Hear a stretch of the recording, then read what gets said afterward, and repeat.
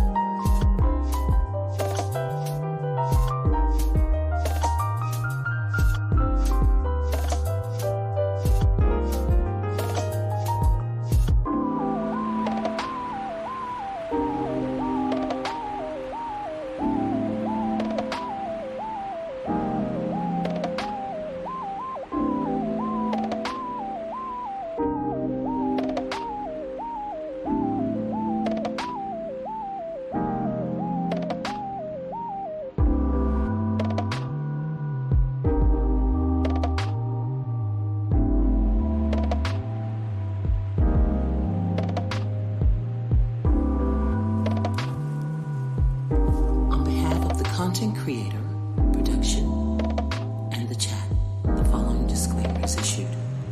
There is a zero tolerance for cyberbullying, stalking, or harassment, as they are a violation of YouTube's policies and community guidelines.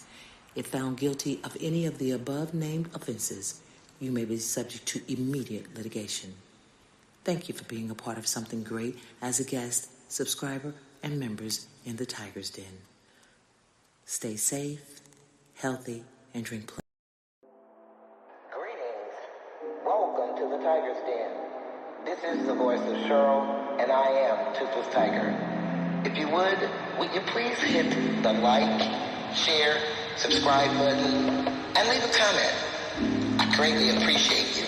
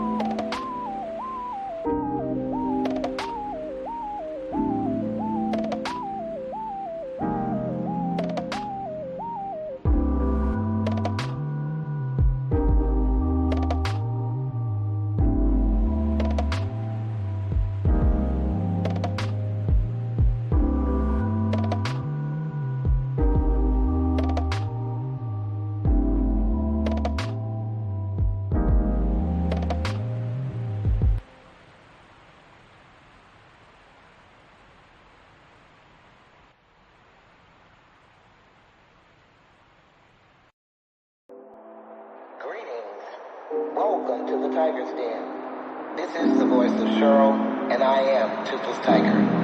If you would you please hit the like, share, subscribe button, and leave a comment. I greatly appreciate you.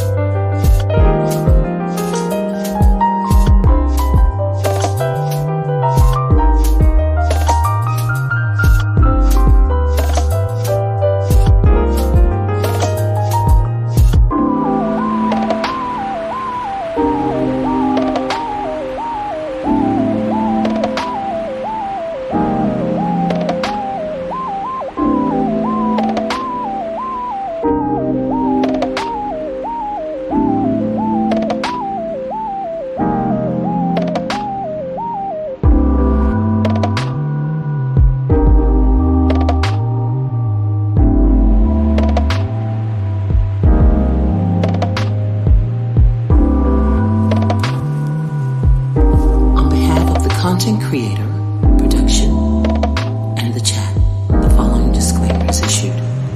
There is a zero tolerance for cyberbullying, stalking, or harassment, as they are a violation of YouTube's policies and community guidelines.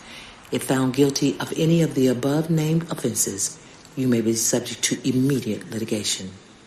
Thank you for being a part of something great as a guest, subscriber, and members in the Tiger's Den.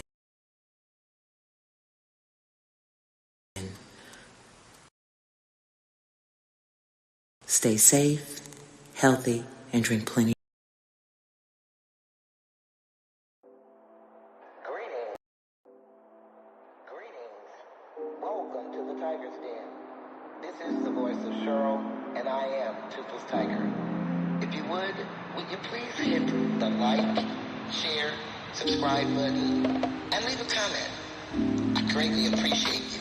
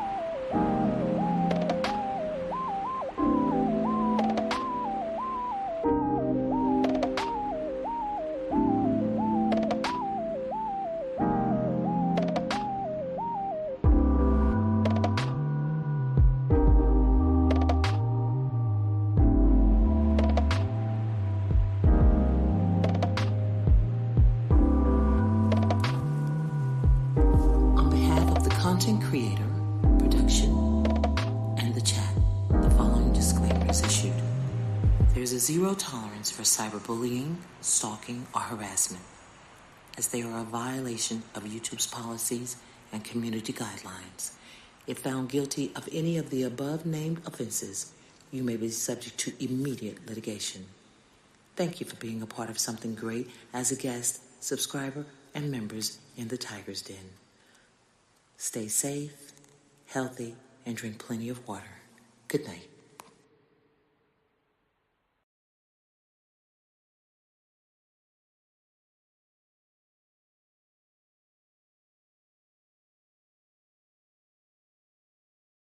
Good. I don't know now. I don't know now. I don't know now. Content creator like me, that's hated on like me, with subs of 1,450. I don't know now. That do the things that I do, that hated on by you, and I don't know why. I don't know now.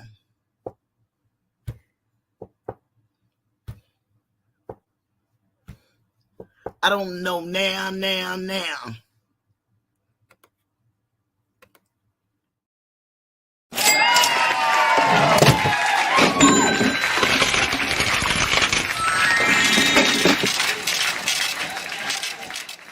Your face.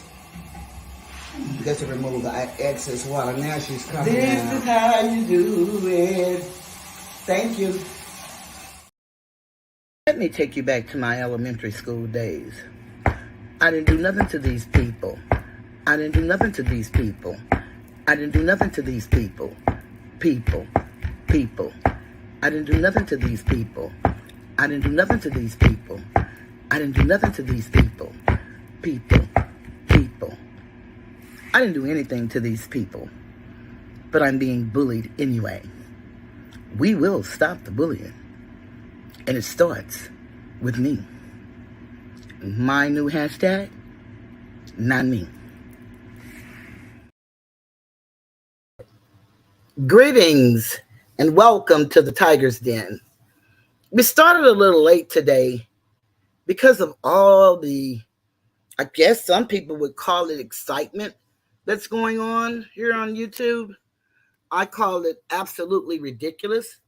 And yes, y'all, I think that it's getting very fearful for content creators and subscribers. I think the things that are going on are very serious. I don't understand the dynamics behind it. I can't tell if this is a skit, if this is reality. It looks like reality to me. But, you never know. What you come to find on YouTube is the more you trust, the more you're unable to trust. And that may not make sense now, but the only thing I can tell you is to keep coming back, especially if you intend to be a content creator and if you have a following, people that subscribe to you and believe in what you're saying and doing. You will come to know that people that came to you to say that they helped you, build are the very people that would tear you down. And so I say thank you, Polly, and that was the thank you that I sent before I came on for your donation. I greatly appreciate that. I appreciate everybody for being here. I just want to say greetings to everybody. Polly, Ryan, Madria, Nafai, Sky. I want to say thank you to Alicia. I'm so glad that you all are here.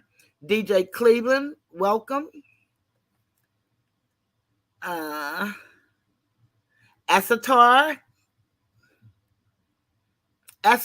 the man of the hour. Asatar is our guest. Hey, Shabaka House. Hey, so glad to see you here. And I got your message. I'm sorry I haven't called you yet, but I've just been going through some things. Hey, Lazy, I'm so happy to see you.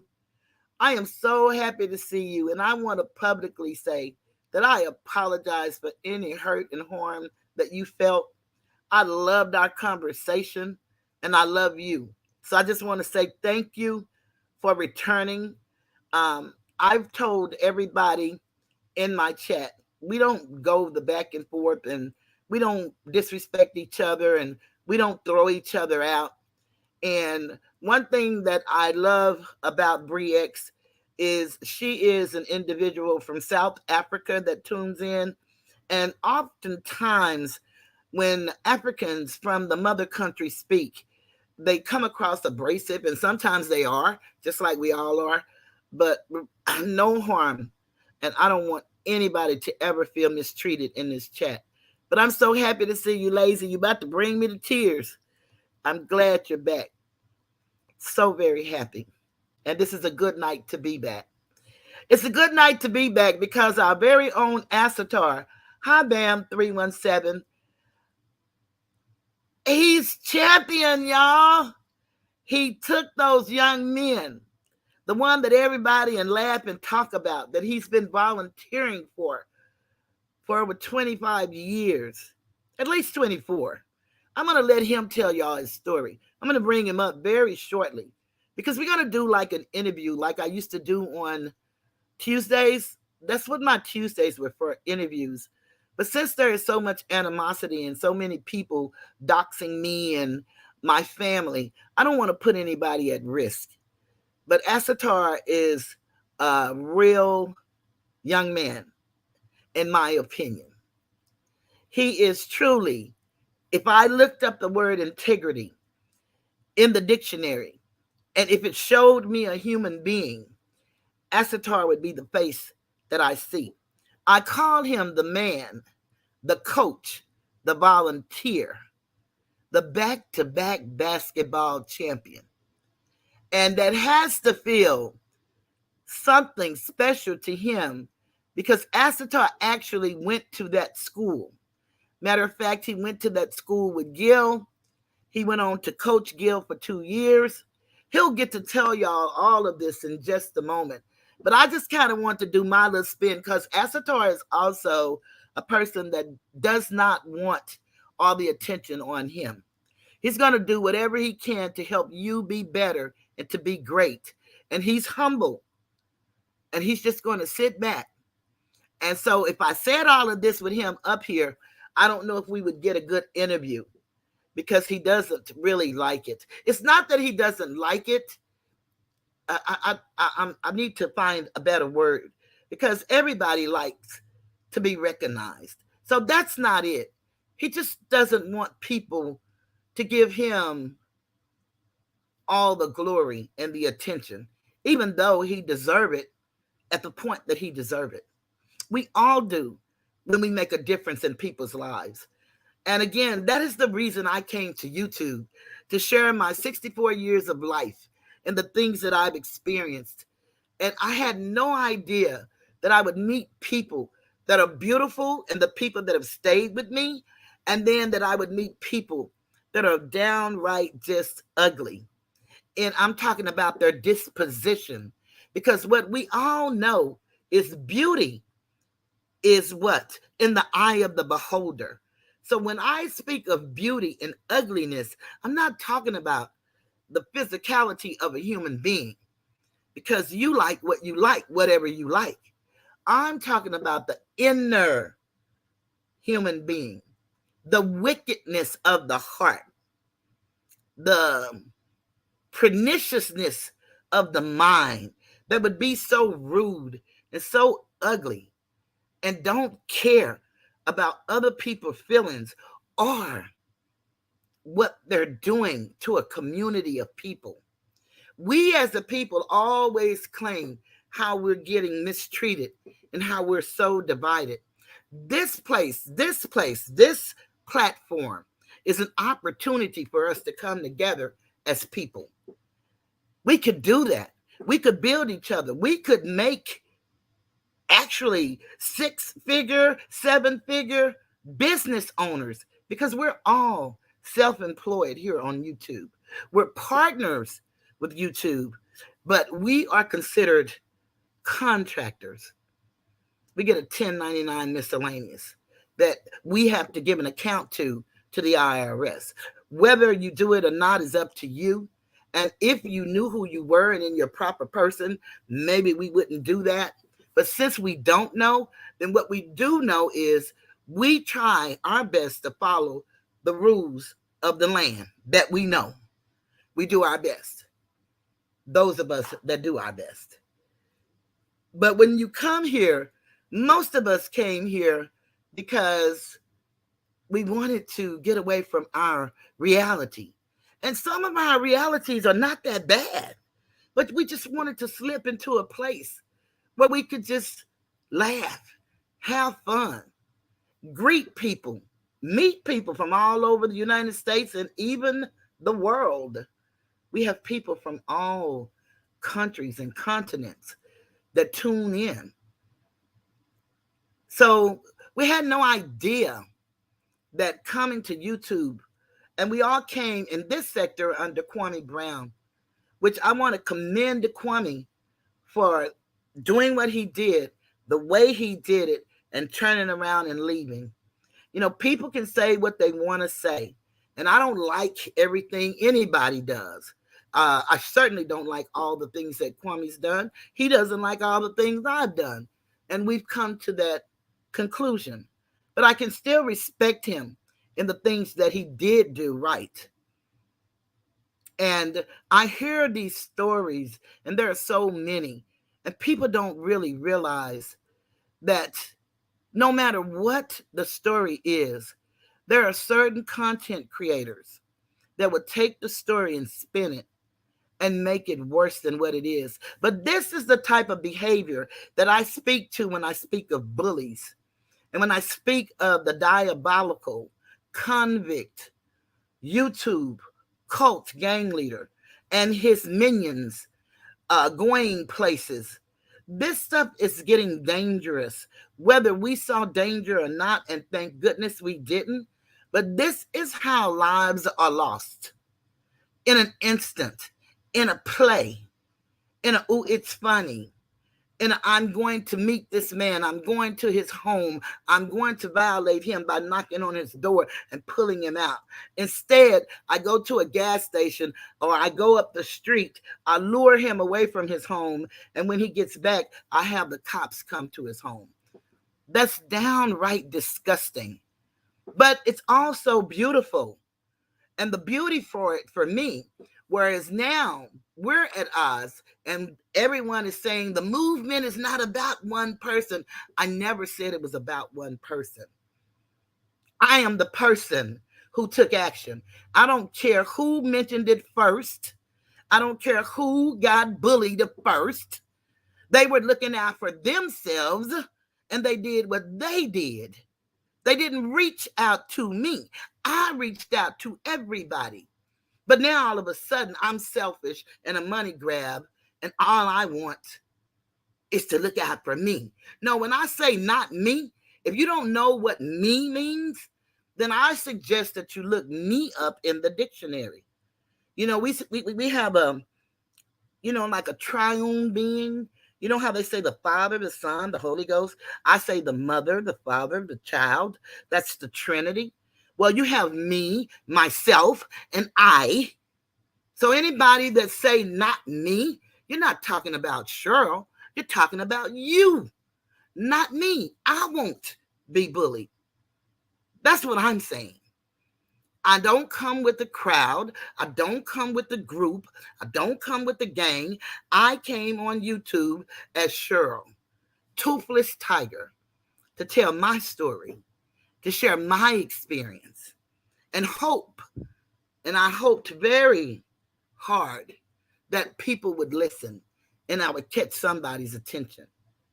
And I did, and I have, and I thank you all for being my supporters. I would ask you also, if you would like to continue to support me, if you want to give me something, if you would hit my Cash App, Toothless Tiger, because I'm getting flagged on every video now on my songs, and YouTube is not paying me advertisement on my videos. and on one of my songs. So if you want to give me anything, I will humbly take it. But do know, as I told y'all from day one, I didn't get on here for the money. And I'm not willing to do anything for money. I'm not willing to cross anybody for money. I'm not. I worked all my life. Since I was 12 years old, I started working. Since I was 12 years old. I retired at 52 on disability. I was born with a 3rd-degree heart block that I didn't find out about until I was 22 after I gave birth to my son. My only son, who's 41 years old. He'll be 42 this year. So I don't come here with game. I don't come here begging. I don't come here asking anybody to do anything that they wouldn't do for anybody else. I ask if you like what I do and the work that I put in and you want to donate to me, please do. I appreciate it. That's what I ask. If you'd like to hear a particular song, it's not that I'm not going to play my songs, because I will. But if you want a particular song, I ask that you donate. Again, that helps me. When we have to give with YouTube, they take a percentage of our money. And I'm not angry at them for that, because they give us the platform to do what we do. We should be doing much more with these platforms. We should be building each other up, not tearing each other down. I'm not a person, you know how people say, I don't see color, I see all things. But I'm not a colorist person, because that was given to us to keep us divided. I see human beings, and we're all human. I see that. I know that. Hey, Bree, I see that. I know that. So I don't see you as a white guy. White, black, those are legal statuses. Black is dead in the eyes of the law. Whether you want to believe it or not, look at the criminal injustice system and you tell me different. I only came to share my knowledge, not all of the knowledge, because I don't have all of the knowledge. I'm not a 5%er. I'm not a Moore Science Temple member. I'm a Moore by bloodline from the ancient Moabite. I am not an organization. Although we needed the organization in order for the Honorable Noble Drew Ali to get the message out. We don't even know our history and how he bankrupted this country, because so many of us sought our nationality. We are Asiatic by nationality. Why? Because we are indigenous to the land. All land mass is Asia. And if you don't understand that all of these places got their names from the conqueror who conquered it, then I'm sorry. You're miseducated.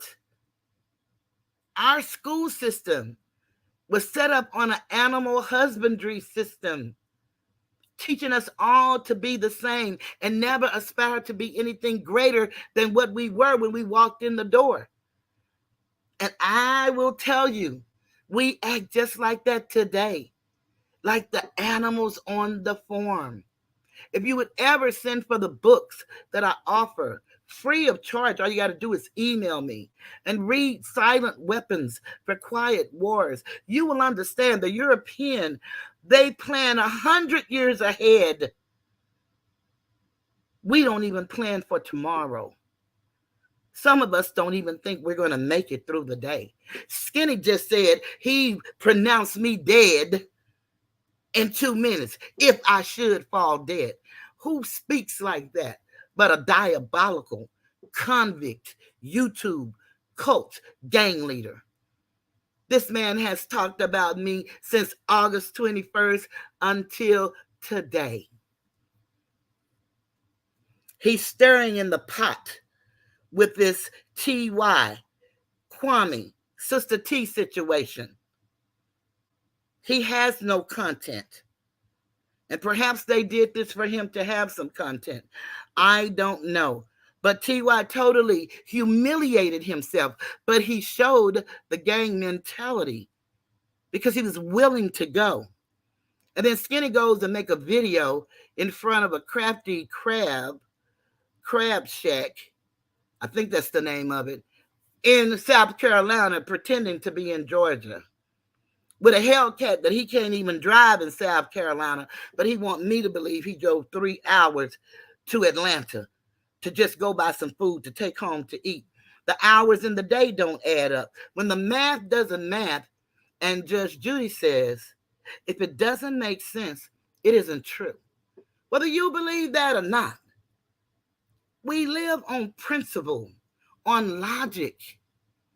And if you don't use your mind, my daddy taught me that a nigga take your mind and use it against you.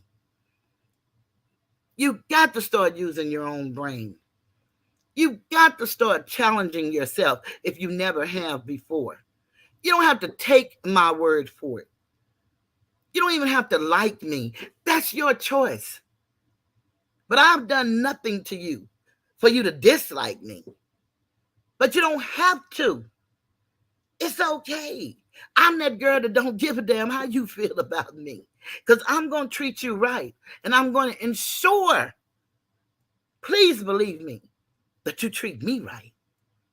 That's how that works. I believe in reciprocated love. I had enough love where I was the giver and never receiving what I gave in return. You see, there's a time in all of our lives when we don't know who we are, and we could have the best parents in the world, give us the best love and the best gifts, but until you come into your own, you are just that. A child fumbling through, trying to figure out their way. I'm trying to tell you something, y'all. We're better than that. And everybody that suffers from post-traumatic stress syndrome, I hate that for them. But guess what? We all suffer from post-traumatic slave disorder. So we all suffer from something. We really do. See, all of us have been colonized here on this continent and in the mother country. A lot of people want to know about why the Mexicans got to come over here. This is America. This is their land. This is their country. We all are the same people. And until we start learning jurisdiction, until we start learning the 7 liberal arts, the economy, until we start actually knowing what these things mean, linguistics. There is a difference in connotative linguistics and denotative linguistics.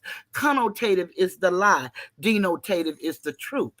We've got to learn these things. I'm not going to take you back to Kemet and to ancient Egypt. You can do that on your own. I just want to try to teach you how to go through this system. That's why I'm taking Skinny to federal court, and he lies and he puts stuff on the board and he puts what he wants people to see, and he's trying to shame, intimidate, and embarrass me. And I have those feelings, but only for a fleeting moment. Because see, I learned how to walk through pain. I don't run from it. I don't go under it. I don't go over it. I don't take nothing to make me feel better. I feel it. I feel it. And I move on. It's called feel the fear, feel the pain, and go forward. And I want to thank you for the Cash App.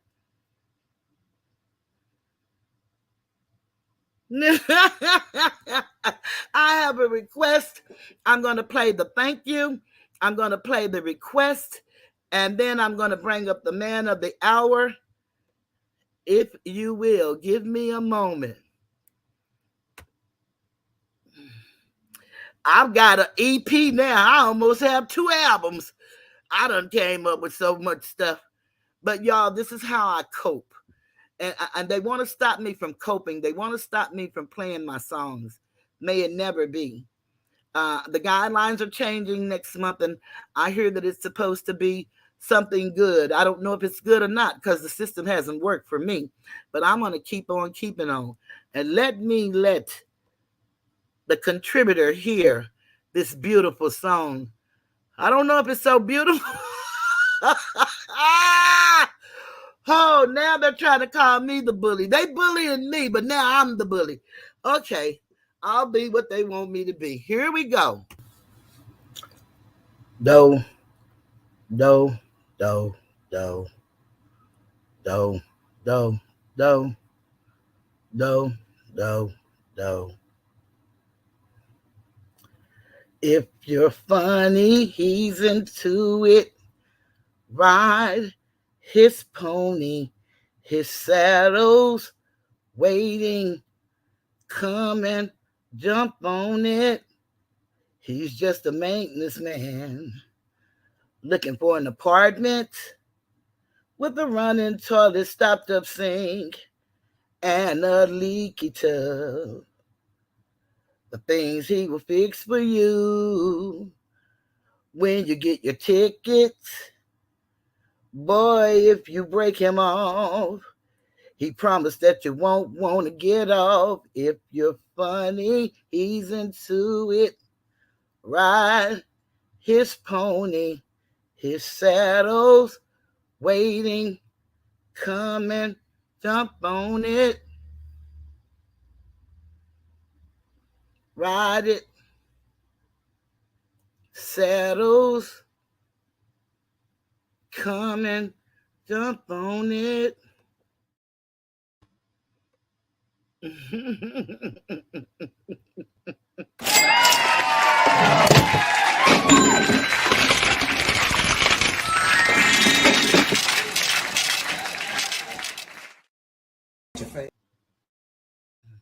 Your face. Because to remove the excess water. Now she's coming This out. is how you do it. Thank you.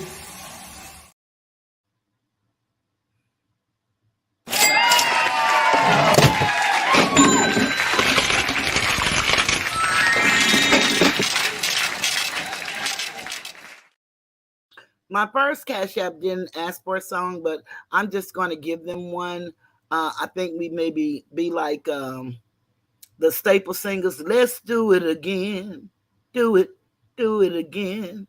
Do it again. Do, do, do, do, do, do, do, do, do, do. If you're funny, he's into it. Ride his pony, his saddle's waiting. Come and jump on it. He's just a maintenance man looking for an apartment with a running toilet, stopped up sink, and a leaky tub. The things he will fix for you when you get your tickets. Boy, if you break him off, he promised that you won't want to get off. If you're funny, he's into it. Ride his pony, his saddle's waiting. Come and jump on it. Ride it. Saddles. Come and jump on it. Oh, y'all about to bring me to tears. I just want to eat. That's all I want to do. I don't want no trouble, sir. I just want to eat.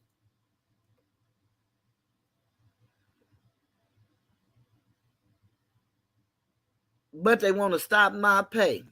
Skinny! Skinny boy! No matter how the skinny gang flag, you can't stop my bag. What did I say? You're trying to stop my pay. What did I say? You're trying to stop my pay. What did I say? You're trying to stop my pay. I can't lose with the stuff I use. What did I say? You're trying to stop my pay.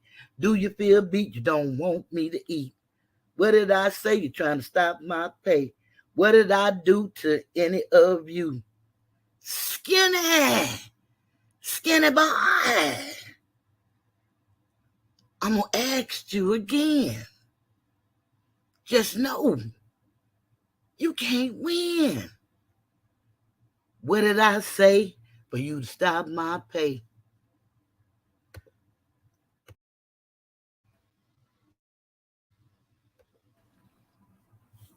We're not against content. We're not against content creators and supportive subscribers. But we are against those bullies, stalkers, and harassers. It's the thuggish, ruggish cons. It's the thuggish, ruggish cons. It's the thuggish, ruggish cons.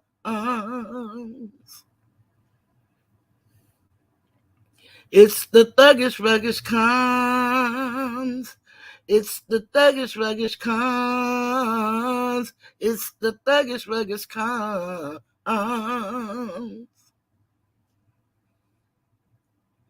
You got Southern Gotti, Tyrone, Texas Stranglers in the house, Shark Boys in the house, and Skinny the Don. Texas in the South, Louisiana in the South, Georgia in the South, Florida in the South. Everybody do the Shark Boy, Shark Boy. Hey, Shark Boy, Shark Boy. Everybody do the Shark Boy, Shark Boy. Hey, Shark Boy, Shark Boy. I said he's sitting on the beach and playing in the sand. The people want to swim and he's snapping at their hand. I said he's sitting on the beach, they're playing in the sand. The people trying to swim and he's snapping at their hand. Do the Shark Boy, Shark Boy. Hey, Shark Boy, Shark Boy. Everybody do the Shark Boy, Shark Boy. Hey, Shark Boy, Shark Boy. I said he's sitting on the beach and playing in the sand. The people trying to swim and he's snapping at their hands. I say he's playing on the beach and sitting in the sand. People trying to swim and he's snapping at their hand. Do the Shark Boy. Hey. I just found it very disturbing that the very day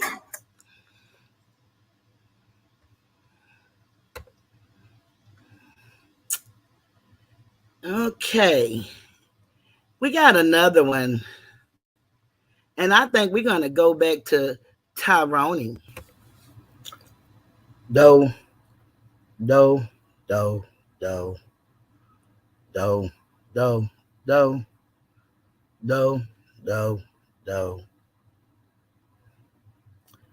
If you're funny, he's into it. Ride his pony, his saddle's waiting. Come and jump on it. He's just a maintenance man looking for an apartment with a running toilet, stopped up sink, and a leaky tub. The things he will fix for you when you get your tickets.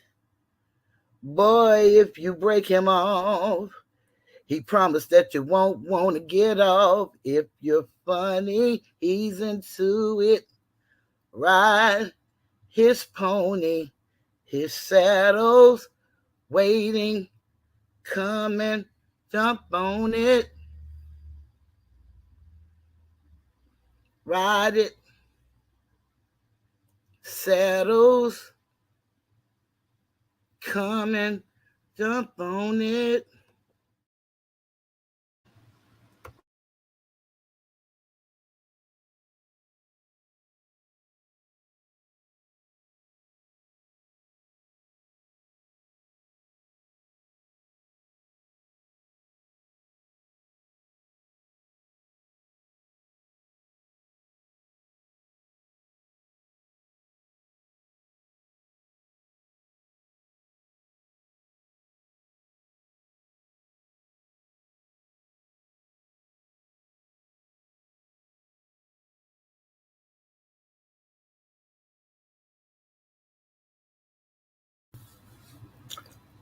Do.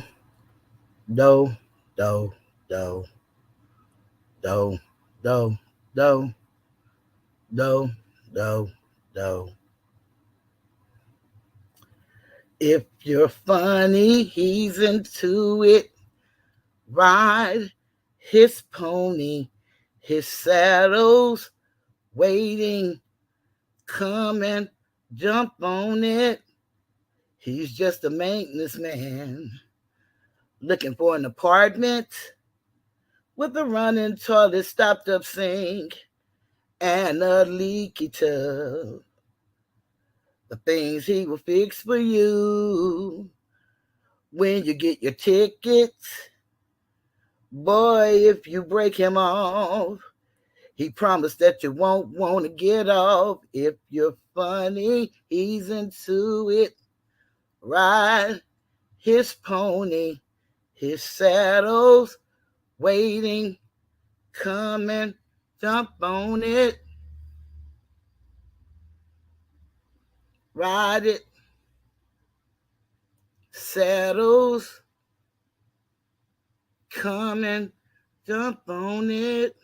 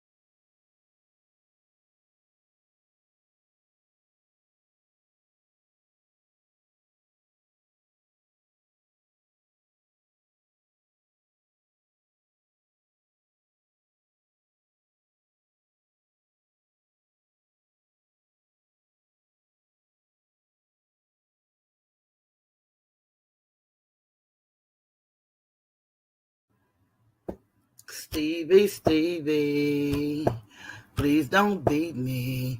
Don't strangle me, Stevie. Don't strangle me, Stevie. Don't strangle me, Stevie. If you ain't gonna love me, please just leave me. Don't strangle me, Stevie. Don't strangle me, Stevie. Don't strangle me, Stevie. Stevie, Stevie, please don't beat me. Don't strangle me, Stevie. Don't strangle me, Stevie. Don't strangle me, Stevie. If you ain't gonna love me, please just leave me. Don't strangle me, Stevie. Don't strangle me, Stevie. Don't strangle me, Stevie.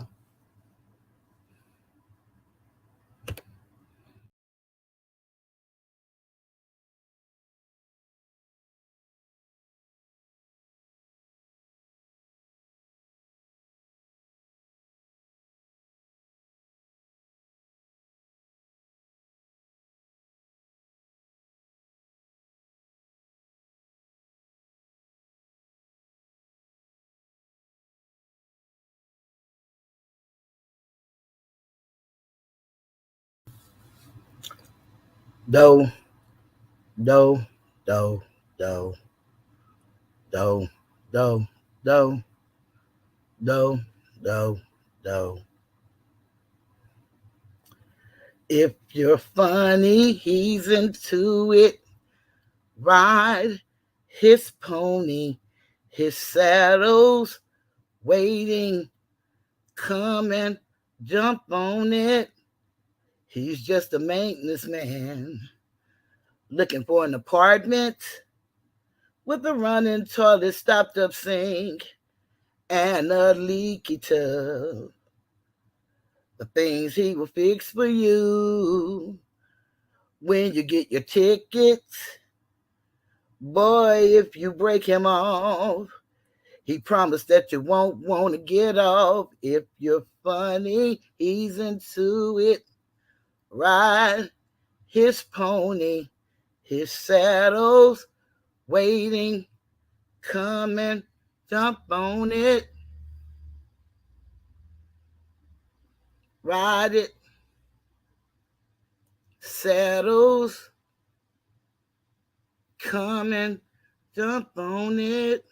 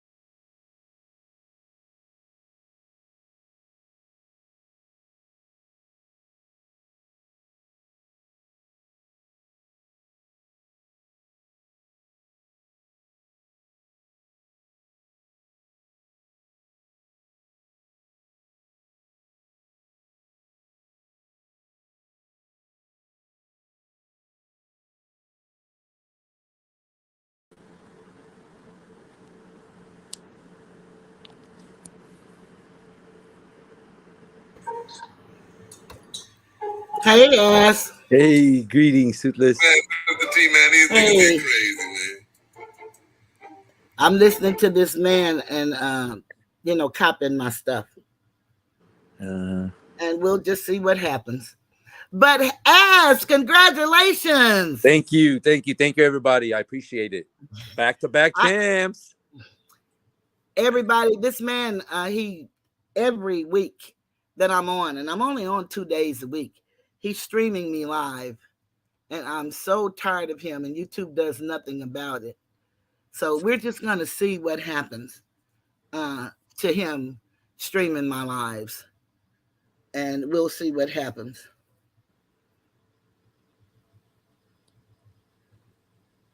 Let me see.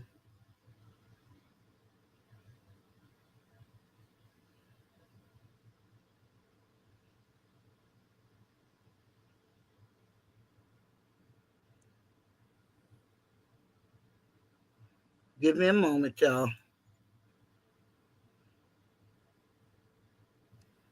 Take your time. What's going on, everybody?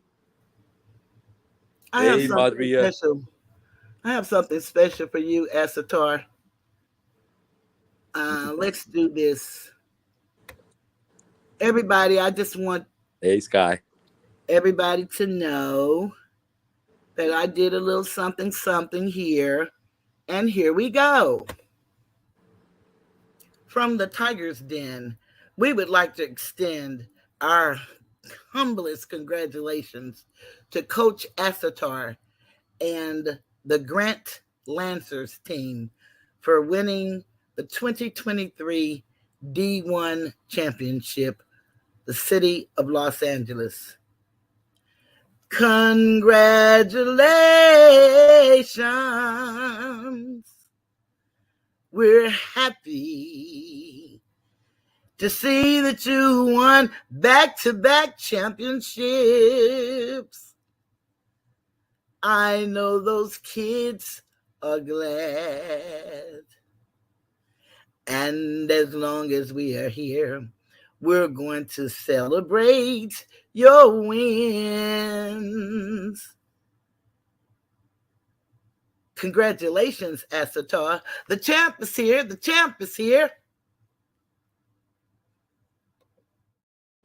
That was awesome. Thank you so much. Congratulations, Asatar. Believe it or not, the love is very appreciated, but the hatred becomes fuel, and it's eventually is love, if you know what I mean. Mm-hmm. It actually, think about it. The people who are hated really are successful, right? Because if you're not successful, what are people hating on? If you don't got nothing, what's there to hate on? Ain't nothing to talk about, right? So, like, You name anyone that people love, I can show you just as many people that hate him. Doesn't faze me either way. It doesn't faze me either way. 'Cause when you know who you are, right, and you know where your heart is, can no one tell you otherwise? At the end of the night, right, when the lights go out, I gotta live with myself. As long as I can live with myself, I'm good. I'm the hardest critic on myself. Yes, you are. But before we start this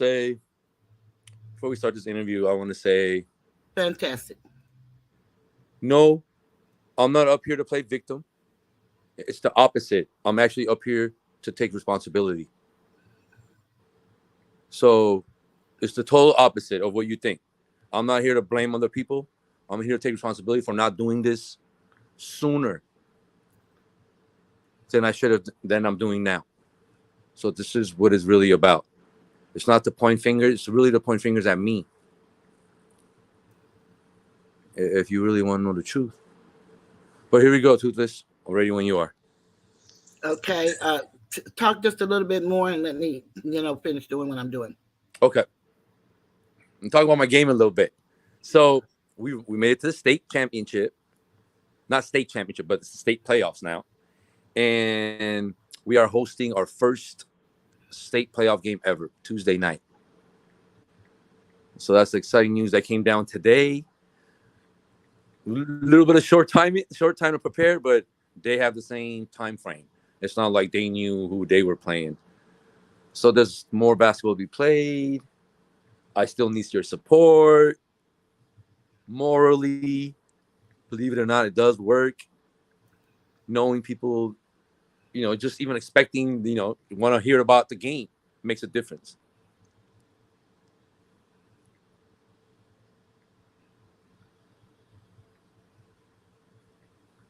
Great. That's all you got to say?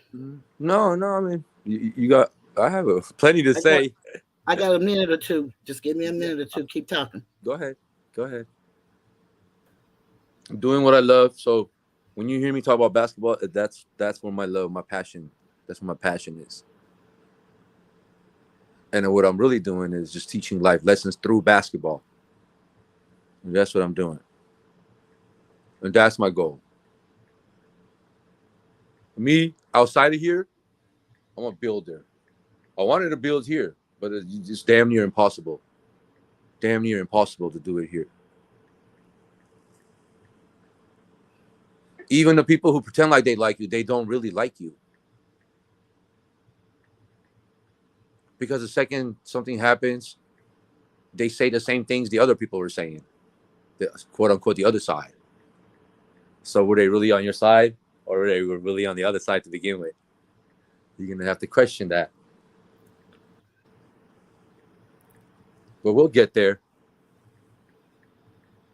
Oh, let me chime in on this, the elephant in the room, which is this whole TY going to Atlanta, pulling up on Armando, talking greasy about KB, talking about, you're going to meet him at Sea Salt. He goes there all the time. And then Kwame pulling up. Now, I don't agree on pulling up. I don't. Too many things can go bad. But I think Kwame made a calculated risk as to, I mean, we can at least admit, right? We can admit that he's the most talked about here. Positive and negative. So you can see how he wouldn't want to set a precedent where people can come to Atlanta and basically talk about pulling up on him. And if we're all in agreement that him and JJ, whether they have a kid or not, or if him and JJ are a couple, you going to where she works, you don't think he's gonna be upset with that? Like, what world are we living in? And then you're over there. The truth is the truth. You're talking about like taking Armando's wife, whether he has one or not, flowers. We could talk about that a little later. talking about going to Armando's daughter's work, Taco Bell. Like, these are the things this is crossing the line stuff. In my opinion. Now, I guess, is it riveting? I mean, is it good content? Depending on who you're asking. It is riveting. I'll give you that. It's like a train wreck. It's pretty sad. I saw I'm blocked in all the chats, obviously. Nobody likes me. I'm the boogeyman. But I saw the chats where people were egging people on. Egging Armando on. Egging TY on. It's a little weird. It's almost like you guys really want to see somebody get hurt. This is supposed to be just fun and games and jokes on YouTube.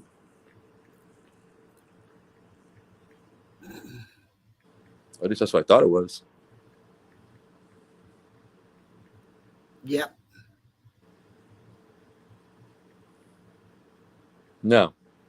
How people have said things where you're so angry that you would pull up in that heat in the moment, yes. But you would hope that you're grown up and then cooler heads prevail. But like, for example, TY made plans like a month and a half to go to Armando. If he was mad, if you're mad that somebody says something, you just go right away. Like if it's a heat of the moment. Like planning it out. It's like you're basically doing content. You know? You don't plan it a month in advance for something that you're mad at a month ago.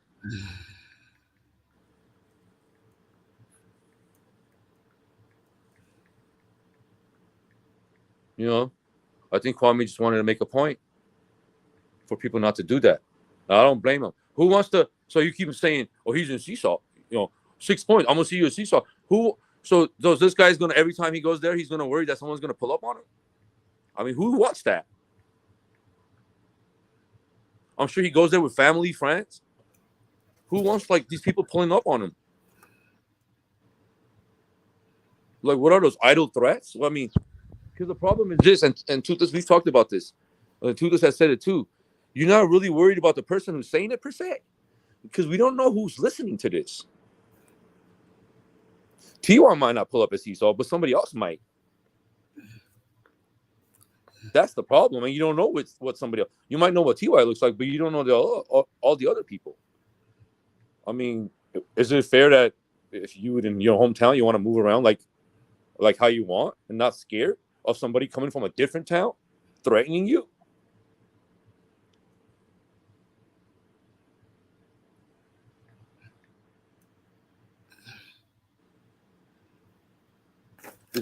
Yeah, I'm sorry, Ass. Go ahead. Yeah, he just made a statement a minute ago saying that, yeah, this bitch scared now. Now she knows straight talk may pull up on her ass. You know. You see what I mean? He's just putting people into it. Like, and he keeps egging them on to do things that he wants them to do.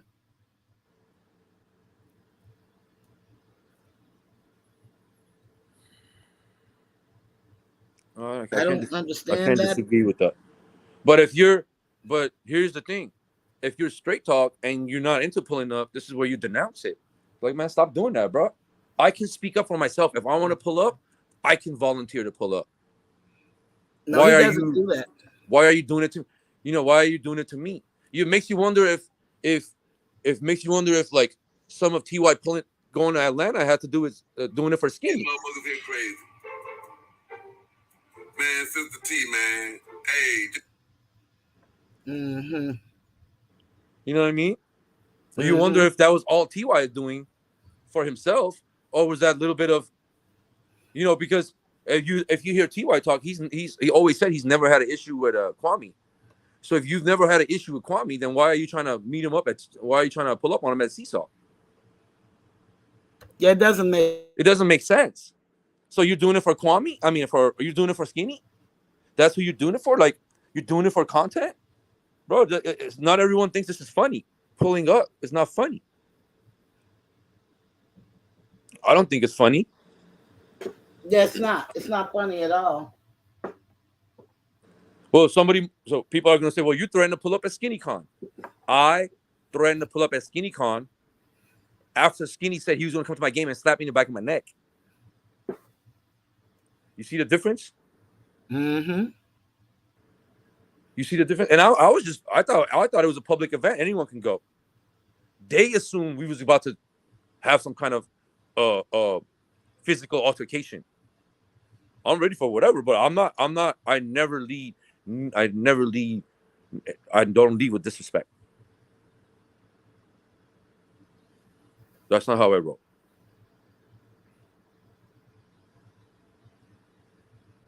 No, my Yes. disrespect, I might counter with some disrespect, but I never lead with it. Ain't no point. I don't ask for problems. I'm not afraid of them, but I don't ask for them. I don't go walking around looking for problems.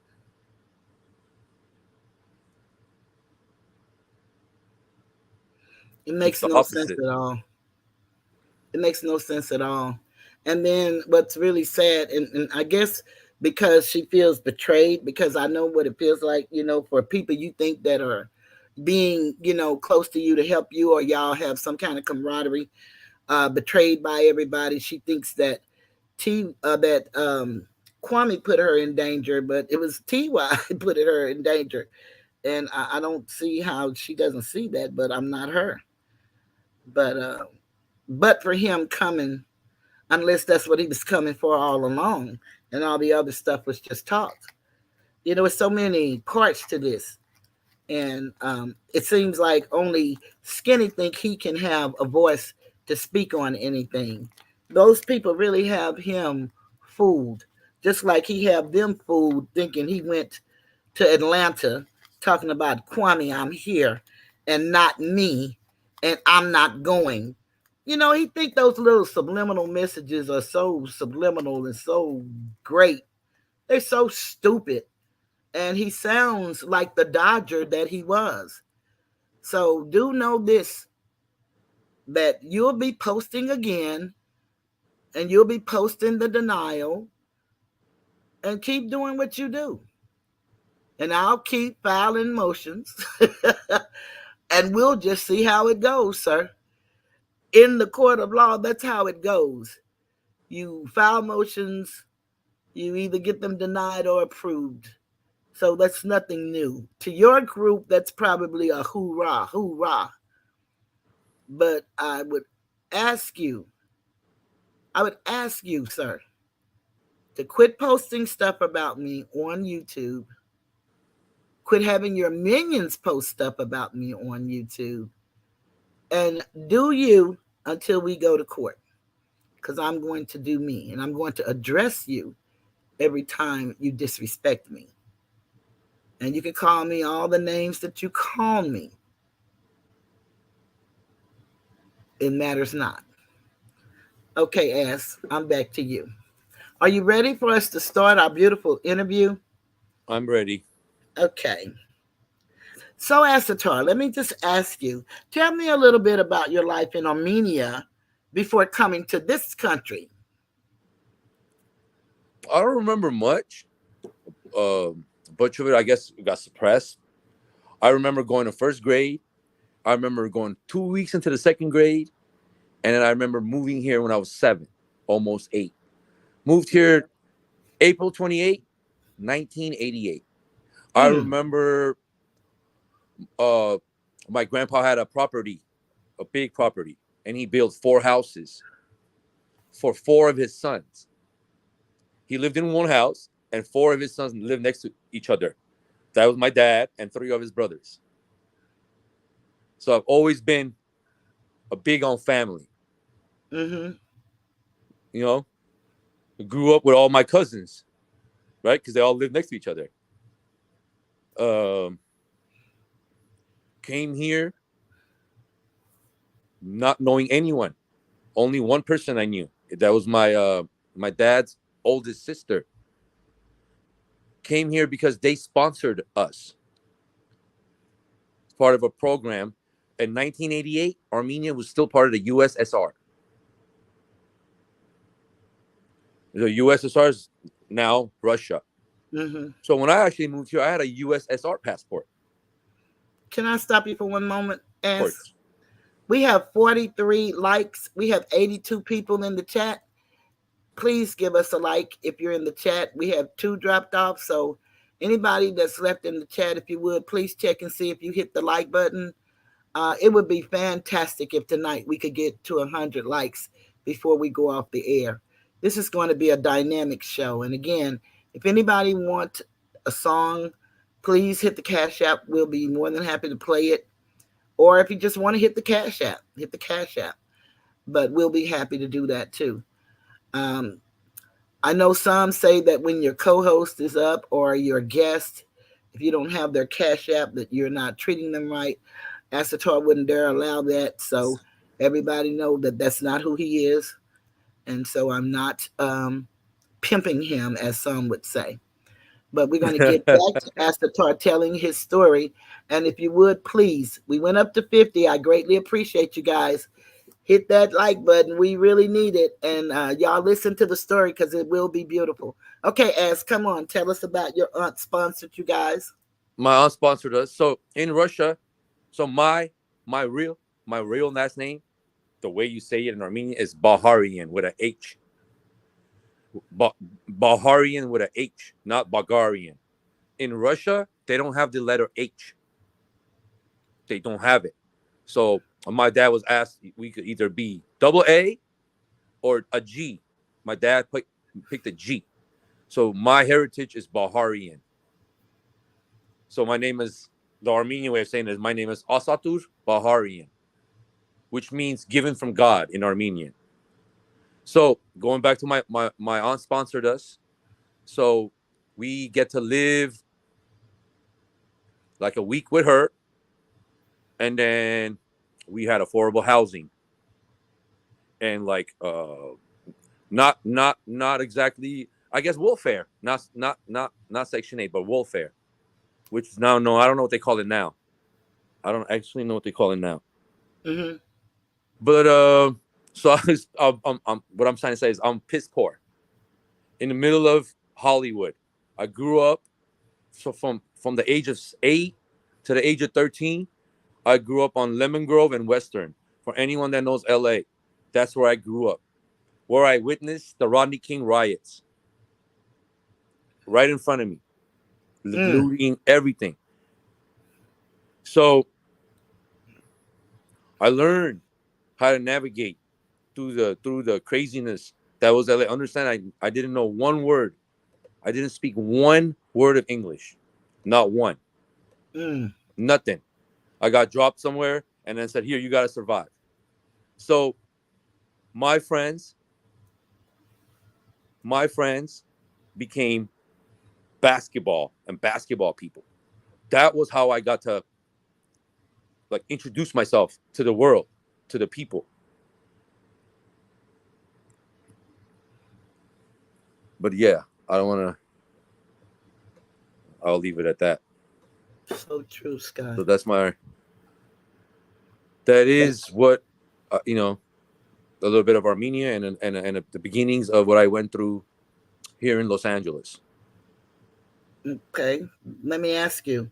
Mm-hmm. So, how did you feel coming to a foreign country and having to adapt? And is there one factor or thing that you can attribute that helped you with that be where you were in the conversation? Mm-hmm. Basketball and to be honest, there was other Armenians that were in my school. So what happened was my local school, which would have been Santa Monica Elementary School, they were so full they would only accept elementary kids. So if you weren't an elementary kid, you was going to be on a bus and bus somewhere.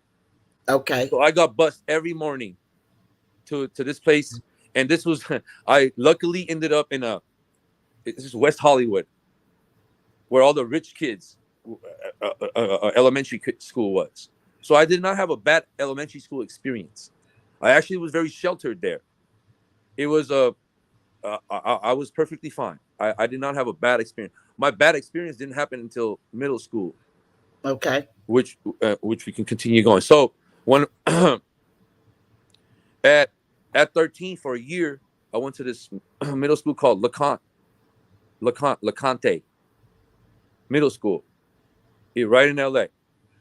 And man, if this wasn't a war zone, and I don't know what it was, we would have about 2-3 stabbings a day. Every lunch period, we would have all the Armenians stand on one side. I'm talking about real police, not school police. The police stand in the middle, and then every other race you can think of on the other side, including Asiatic and Hispanic. Every day. That's what I went through. Every day for a year. Mm. And but I have friends on the other side. This is what I'm trying to say. I was actually safe to be on the other side because of my basketball. Right? Okay. That's how I made friends. Okay. I was never in a situation where people would get jumped left and right. Nobody would jump me. Not because I was a Billy badass. It's because of literally basketball. I had gained people's friendship through this game that I didn't even know existed when I was in Armenia. Now, let me go back a little bit. The first time I saw basketball, the first time I ever saw the game in 1988 when the Lakers won the championship, when I went outside and touched that ball, it's almost like I already knew how to play. Like somebody in prior life had taught me this game. I knew things about basketball that no one ever taught me. I just knew them.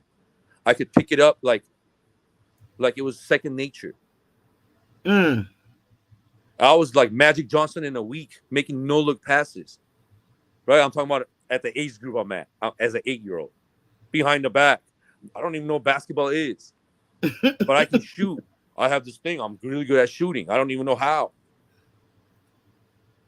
Right? So, like, it's almost like I found my calling in life. And I'm doing it. Yes, and I've been doing it ever since. Yes, you are. Question. Since Gil is a huge part of this sector, I think my audience would love for you to tell us how you and Gil met. All right.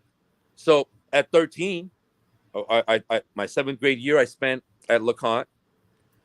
I go first week I'm at LeConte. People are asking me, "Why are you here?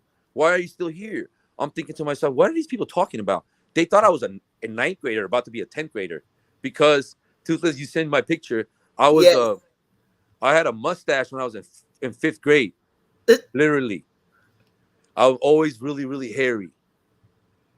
So people thought I was a 9th grader when I was a 7th grader. So moving on. So I go for a week for LeConte for 8th grade. Then we move on to the Valley, to North Hollywood at that time. So I go to a middle school called Madison Middle School.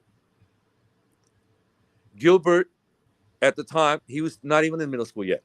But everyone played at the same park. He has, if you look up Gilbert and his story, he has a whole story about this park where he still goes and gives money to people. Just walks up to people and just hands them money to homeless people that are around the park. We call it Valley Plaza Park. Everything I'm telling you, you can look up, Google all this, years and everything. This is all facts. So I was 13 and he was 11. He was playing on his dad's team, Gilbert Senior's team. His team was called, very, very fitting, the Dream Team. Because at that time, the Dream Team was in Barcelona. They just came back, 1992, right? This is 1993-4. So they were called the Dream Team. And that's where we met every day. So what Gil would do which is really smart, and everyone watching, go challenge someone. Now you're gonna say, well, you're talking big about yourself. Well, I was 13, he was 11. I was a better basketball player than Gil at that time, and I wasn't the only one. Gil will tell you himself he blossomed later. We'll get to that in a little bit. But what Gil would do is he would come every day, ask me to play one-on-one because I beat him yesterday, because I beat him the day before, right? So we became friends. I went to Grant my sophomore year, because when I went to high school, that's the last year where you could choose to go to high school as a freshman, as a ninth grader, or as a sophomore. Most people here that are older, they only went 3 years of high school. 10th, 11th, and 12th. That's how they had it. It used to be 1st to 6th was called elementary. 7th and 9th would be middle school now, but they would call it junior high school. And then it will be 10th, 11th, 12th. That would be high school. At least for people in the West Coast, that's how it was. Mm-hmm. So as a 10th grader, I'm playing basketball at Grant. Gilbert's playing basketball and he's a 9th grader at this time. He's playing basketball at Birmingham High School. He plays now, as a freshman, he played JV. Didn't even start. I played JV. I didn't even start. Now, we're talking about an NBA player. Didn't even start as a freshman on JV. It wasn't that he shouldn't have. He should have. Not every coach knows what they're doing, sadly to say. So Gil finishes his freshman year at Birmingham, and the varsity coach tells him, I don't know how to tell you this, but you're not going to play varsity here next year. I don't know what person in their right mind would say something like that. Somebody that doesn't know basketball. So Gil's dad thought this is crazy. So he brought him to Grant. When he brought him to Grant, the only person he knew at Grant was me, because we played at the park together. So we had an instant connection. And we went on to play 2 years. So I played my junior and my senior year on varsity. I got moved up halfway my junior year on varsity, and Gilbert's sophomore and junior year, and then I got to coach him for a year. That's where the confusion comes in. Well, how do you get to play with him for a year, 2 years, and coach him for a year? I was literally coaching the same year I graduated high school. I just knew my passion. I knew what I was going to do. I had a great mentor, great coach, Howard Levine. Both, if you look up Gil and his show, Coach Levine makes an appearance there. He has a whole segment, a whole show about it. So, Gil goes on to the NBA, goes on to college, goes on to the NBA. We're proud. He goes on to sponsor Grant High School's basketball program for years and years, as long as he was with Adidas. So that's how we met. When I was 13 and he was 11. And I'll be 43 this year. And he'll be 41 next year. Oh, wait a minute. No, he just turned 41. I don't know shit. I don't know. It's all bunched up. But hope that answered that. Okay. My next question is. Oh, let me say something real fast. There's this. It's either, okay, you guys got to make up your mind. It's either I don't know Gil or he's my best friend. Right? So it's neither one. He's not my best friend. Right? And I obviously know Gil. So that's the answer to that. But go ahead. Okay. And you don't talk to him every night on the phone? I don't talk to him every night. We don't pillow talk. We can go months without talking. But it's all love every time we see each other, and we see each other often. Did you see each other last night at the game? He had to run quick because his daughter had another game. But did you see him at the game? I saw him at the game, yes, in the stands, but he was there. Okay. Absolutely. So,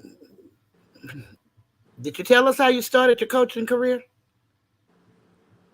I was my senior year, and I was working at a basketball camp, a winter camp for kids.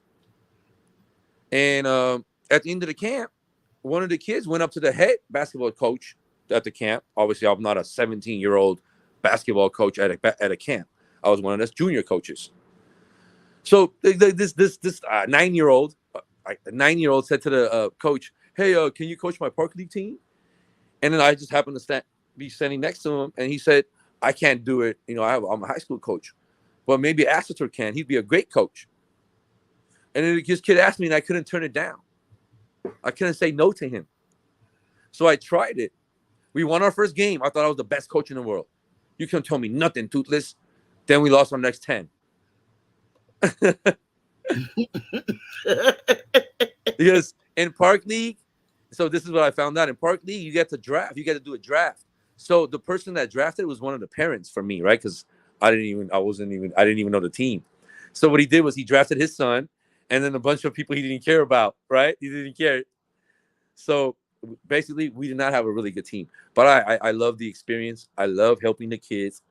And then every coach will tell you I got the coaching bug. I got the bug. So I walked up to Coach Levine when the season ended, towards the end of the year. And I said, hey, I'm thinking about coaching. He said, I thought you'd never ask. You'd be an amazing coach. And that spring, I was assistant coach on the varsity team. And then that next spring, I was already the head coach of the JV and the freshman and sophomore team. So as a almost 19-year-old, still 18, I was coaching 3 teams. And I loved it. And I couldn't get enough.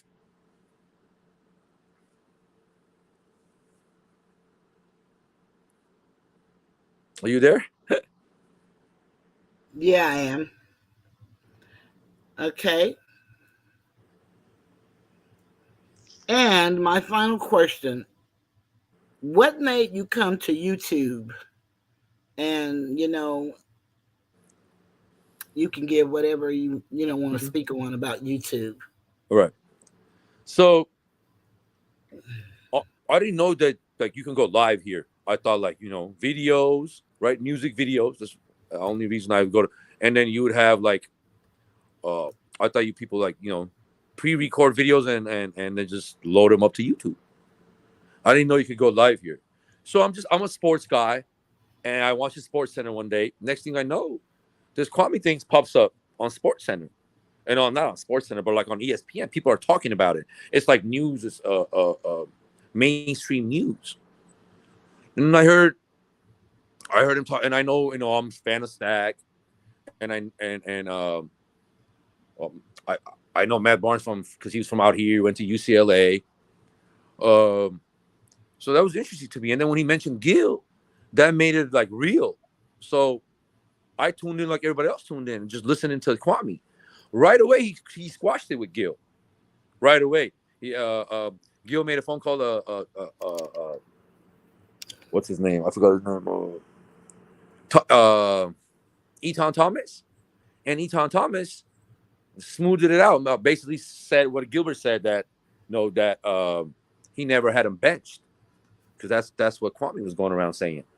So they smoothed it out, and I had no issue being in Kwame's chat. I was in his chat.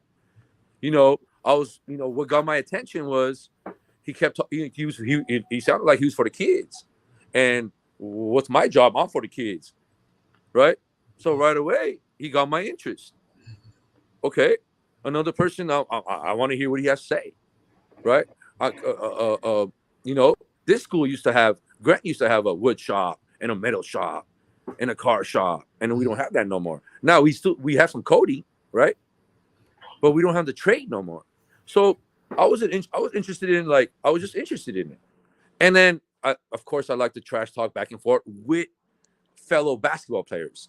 It was very interesting, right? You never hear this kind of talk, like open and honest talk from these athletes, right? They're very guarded, right? They're always worried about sponsors and this and that. So you never hear this honesty. So the honesty was very refreshing. It was very refreshing. So that's why I came here. And then he got into it with Gil some more. So that's how I showed up. That's how I got here. I didn't come here for start no mess. I never thought I was going to hit a panel. Never knew any of this. I didn't come here for no clout. I have nothing to gain by doing this. Nothing. What am I gaining? Somebody told me, please tell me, when do I gain? I'm not starting a channel. For all of you, he's going to use this, Matt K, to start his channel. No, I'm not, Matt K. I'm not going to use it to start my channel, bro. I don't want to be part of this. I don't. This isn't my idea of building or even entertainment. It's gotten boring. It's the same 3-4 people that everybody's talking about. It's now that it's gone to the point where doxing is normal. And now pulling up apparently is normal. You know? So that's why I came. That's why I came here. Because I was just interested in the conversation surrounding guilt, not for anything else. Now, I know everyone's here to hear me, quote unquote, in Armando's career. I'm just here to speak the truth. And if the truth leads to whatever it leads to, that's what it leads to. Now, this is where I need you guys to understand that I have a lot of responsibility in this. Now, whether my heart was in the right place when I did it or not, the end result is still the end result. I enabled the person to do some of these things that he's been doing.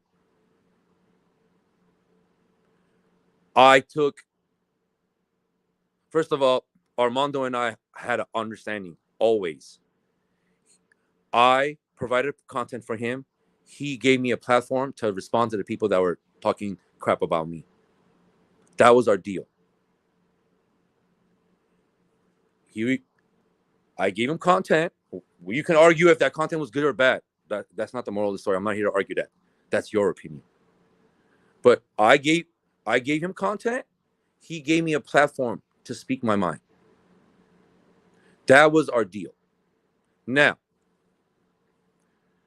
there were times where I took my personal issue with whether it was with Skinny, the crew, Randall. I took my issue with them over basically my morality or what I would consider somebody that I would rock with. Because he provided me that platform, I let this motherfucker run amok, knowing a lot of the times he was lying. No, I would never lie for him. But yes, you guys would ask me questions, and yes, I would deflect. I did do that. But I never lied for him. Nor did I add to his lie. I would just stay quiet, which is just as bad.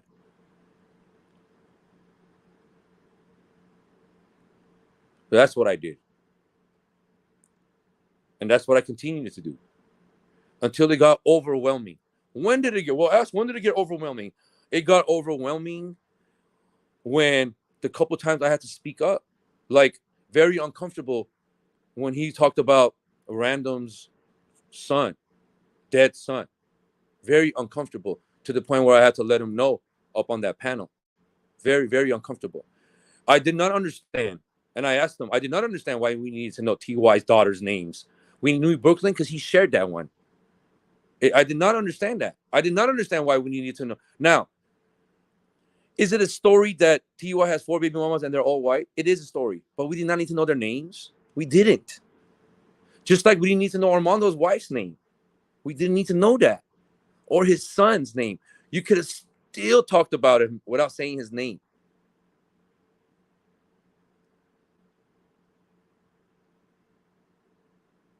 You could have still made our point about him having 4 white baby mamas without naming them. Now, where do I want to go from here?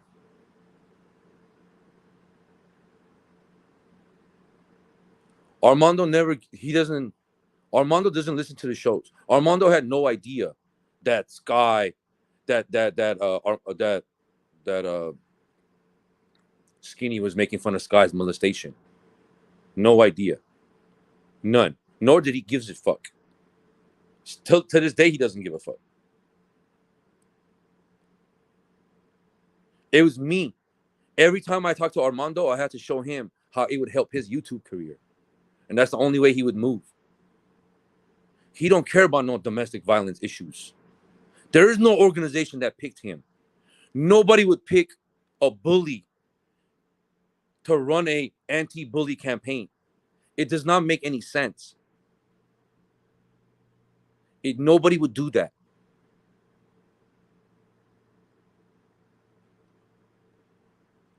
I can name every woman. He said, Lonnie, your husband fucks your cousin. Sister T, you stole your husband from your mom.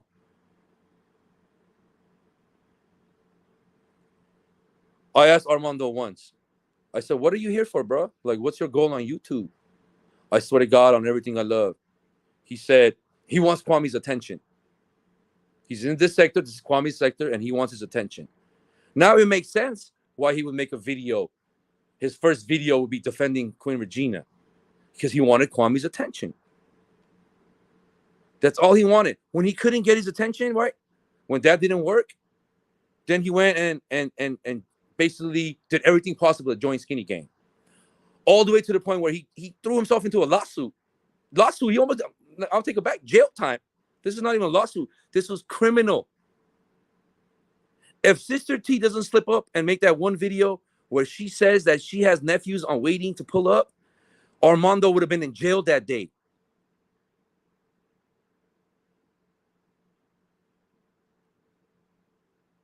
That's how much fuck shit he had done in the back end to these women, to these two women. It's just that the judge couldn't do nothing to him because of what she said, because she would have to put her in jail too, because that was the same kind of bullshit that he was doing. So no, you don't get to bully. You don't get to, for months, keep the change you bullied, doe eyes. You made fun of Mom Boss. All the shit that you said about Queen Regina. You don't get to all of a sudden, now you're the good guy.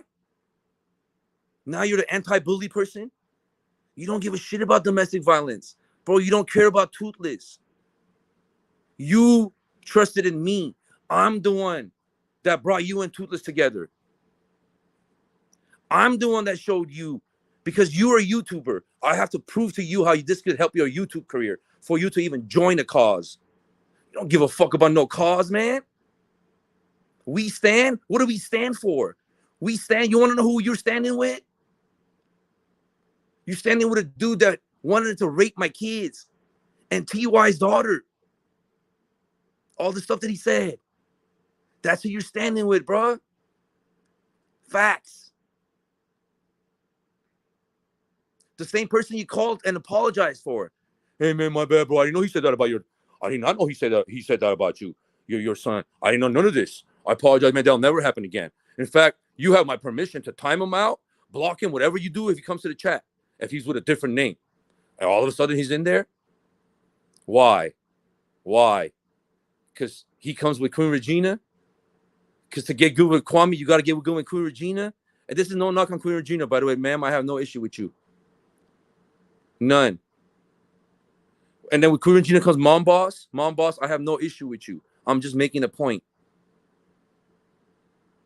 You flipped on me, bruh. You went on your word. I kept my word. Facts came in. I timed them out. You told me to let him live. You forgot you called and apologized to me? And I left. You lied. You said we could have handled this in the back end. Bro, we did handle this in the back end. I spoke to you 30 minutes before I hit Toothless panel on Wednesday. I told you exactly what I was going to tell her. I said, I'm going to say we had our differences and I'm moving on. I even said I had no issues with you. We had people, even Bree was saying stuff in the chat I said I disagree with.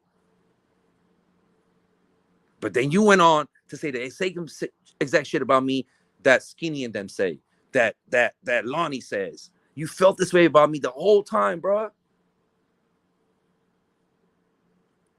You flipped on me.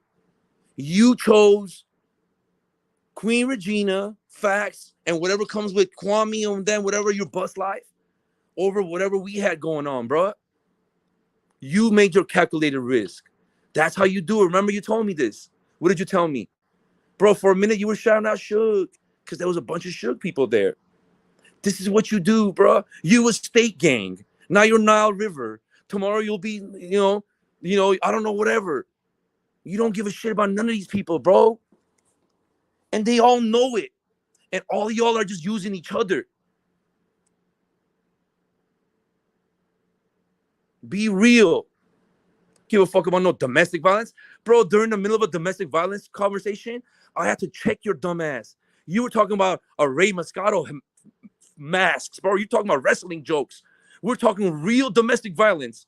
We're trying to have real conversations. We have real movements, and your stupid ass is making domestic violence jokes to the point where Skinny has to bring that up and talk about, look at these guys' movement. Who kind of person is talking about you're making jokes about domestic violence? You don't care that you didn't even know what he said about Sky or Toothless, the molestation. Nor did you care. You only cared when I mentioned that you could have a movement. You could be part of one, idiot. You can actually do good instead of just doxing, instead of just faking it. No, you never had files. You have files now. I wonder why. I wonder why you have files now. All of a sudden, you have access to LexisNexis. And then, you know what you're doing also? Okay, what you're reading is right? You have a police report, you're reading it. Bruh, you're adding your bullshit into it. That's what you're doing. You're adding extra. You're adding extra stuff, bro. So you're not just reading what the police report says.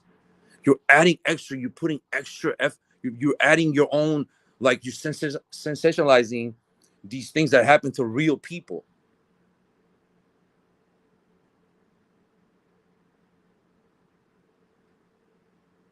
That's what you're doing.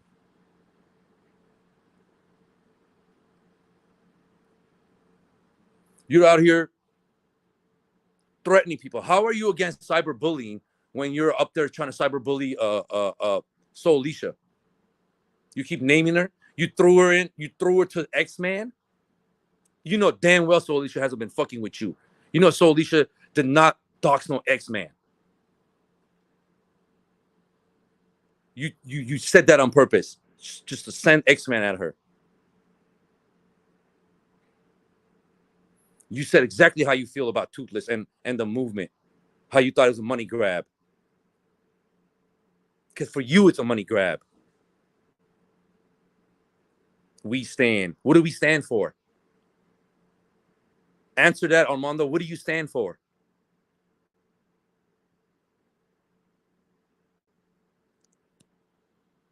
We're getting a little too serious. Here, I'll give you one of the revelations. Now, this is coming from straight me. This is coming from me. This is not even an Armando story. This is my story. I'm the one that broke this news to him. Let's talk about that tooth. One day I'm door dashing, like I always do. And I see TY said, oh, we got him. He had a camera slip. We got him, camera slip. So what do? I right away go to Armando's lot. And I see he dropped two short videos. Like one was 6 minutes, the other one was like 12 minutes. So as I'm watching the video, I said, you know what? I'm not even going to finish watching these videos because I'm going to call him right away and let him know that he had a camera slip and that like they got him with his teeth. So I call him. He answers the phone. As I'm talking to him, I tell him, yo, I'm watching a video. TY's over there talking about you had a camera slip. And I'm watching the video. And I paused it just to let you know, bro, you better take that video down. I think you had a camera slip and you can see your teeth. He goes, what video? I go, I'm looking at the video right now. He goes, he starts laughing a little and goes, what video? He does that little plausible deniability. So I go over there. Now the 2 videos is 1 video. The other video is gone. So I go, bro, what happened to the video? He goes, I don't know what you're talking about. I go, bro, there was another video here I was watching. Don't call me crazy now. He goes, there was never another video. It was only 1 video. I go, bro, I just paused the second fucking video, and I'm over here talking to you. So to let you know that you should delete it or whatever if you don't want that out there. He starts denying it to me when I'm just the one that told him about it. So now, ladies and gentlemen, have I seen his missing teeth? I have not. But where's the second video? Why did it get deleted? If there was a camera slip, what happened to the second video? It was never answered to me. To this day, he'll deny it. There was never a second video. Nah, I'm not crazy. I watched the video. He was showing his dashboard, and he flipped the camera, and then that was it. And that's what he was doing. And then he got caught. And if you guys know, I have yet to talk about this. You can't show me one screenshot where I have confirmed or denied his teeth. Because I don't lie. I just won't redress it. I just let him live on it. So when you guys made fun of his teeth, I was laughing with y'all because I knew it. Because what happened to the video? Why would he delete it?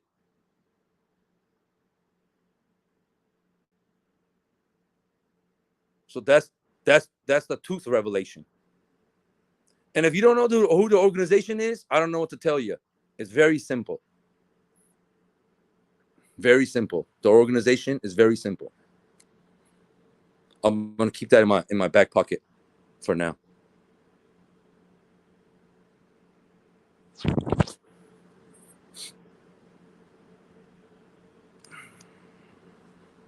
But I should have stopped him.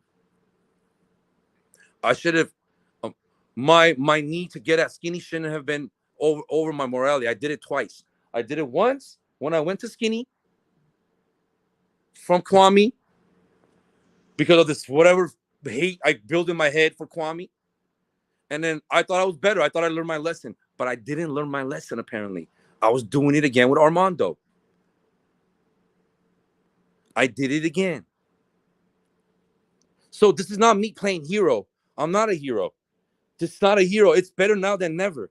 It's one of those things. I'm no fucking... A hero would have stopped this a long time ago.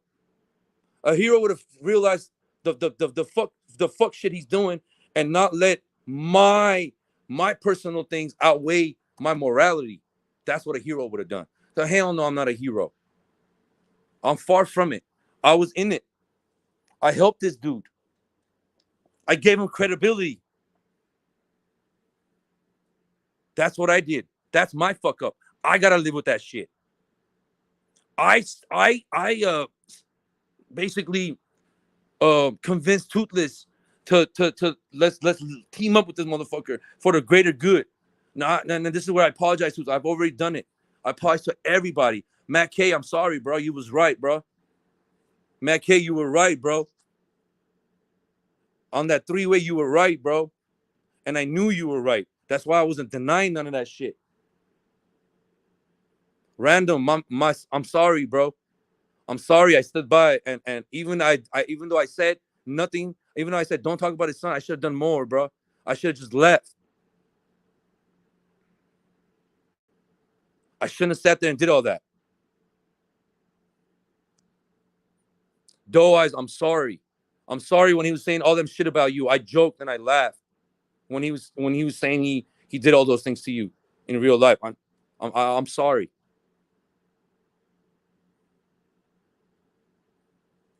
And everyone else, and whoever this dude continues to do it.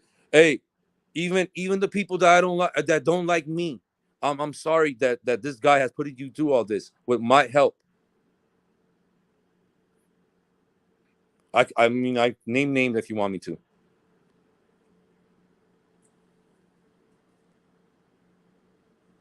So no, I don't need a pat in the back. I don't need none of that. I'm not doing nothing heroic.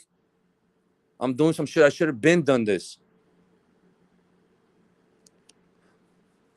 Everyone there knows this. Whatever I'm saying there, everyone there knows what I'm saying. And they're doing what I was doing 3 weeks ago. It's not even everyone there. He barely has people. Everyone knows it. All you gotta do is go to Social Blade. Who the hell loses 60,000 views in a month?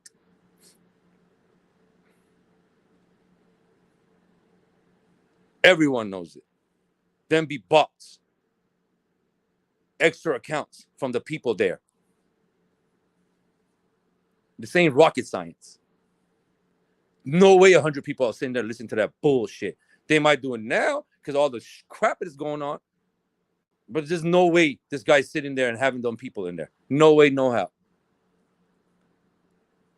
This is why he has to move like this. He goes where the wind blows. He goes where he thinks he can gain the most. He's not lying when he says he's back home. That's where he wanted to be all along. You think this dude cares about me? How can he say, how is he bust life? How can he say, he knows I can't be, how the fuck can I be bust life? He knows I'm Gilbert's fan, so he's putting me on the spot. I don't give a fuck. He putting me on the spot. We bust life over here. No, I don't have a problem with Kwame. I ain't no motherfucking bust life. The fuck?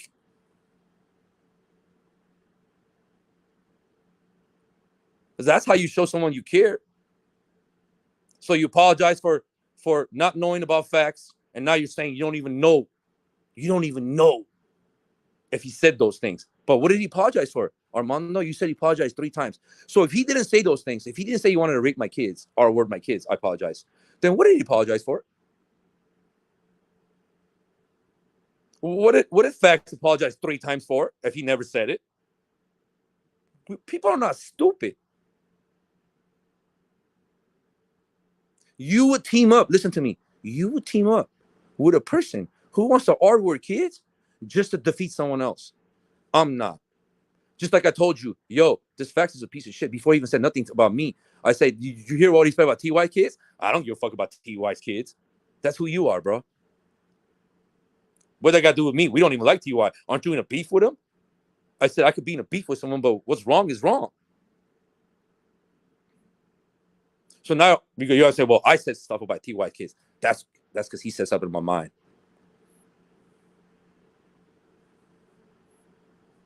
That doesn't excuse it, by the way. But that's what it was.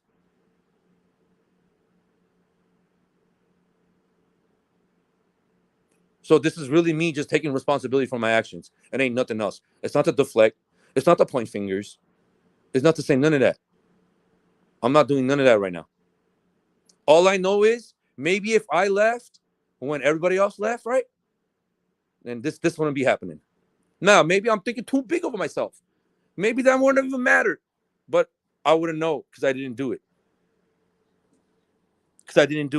Because my get back at Skinny or at the crew or at Random, that's how it started, with Random and Matt K, was more important than that's just my morality. Just to be honest with you guys. I let this YouTube bullshit, I need whatever get back I was getting, make me behave in a way that I wouldn't. And I'm ashamed of that shit. And I'm trying to correct it now. Some of y'all say it's too late. I can't argue against that. But like I said, the moral of this live is I'm not a hero. I've been should have done this. This is I've been should have done. And that's it. And there's other revealing things. I don't need to say them. This is my last time talking about Armando. The last time I'm addressing him. I would suggest everyone else that's in the beef with this guy. The way you let this dude do is die out. I'm talking about his content. Do not give him air. Don't give him light. Do not talk about him. Let him buy his bots. Let him say whatever shit he's gonna say about you. Let him make up his lies and move the hell on. Let him take his ass back to his sports show. Move the fuck up, bro. Nobody want that. You're the motherfucker that nobody wants here. That's the real truth. Now, a lot of people don't like me, right? But I guarantee you a lot of people don't like you either, bro. So I take responsibility for what I did to help the bullshit that's going on right now. Because it is bullshit. Hold on 1 minute, Ass. No, Yafai, you don't have to pick sides. Let me just interject here. Ass is just speaking to what happened between Armando and he, and how Oh, I'm glad Armando that came up. I'm glad and that how came up. he brought it to the forefront. But let me just say this, Ass. But I don't have a side. Let's get that straight. When I came to YouTube because I was inspired by the things Kwame was saying. But, I've been helping people all my life, and I advocate for people. And I've had many people ask me to come to YouTube, and I never came. After seeing and hearing Kwame and all of us coming together in a kumbaya moment, I started my page. I've had my page since 2013.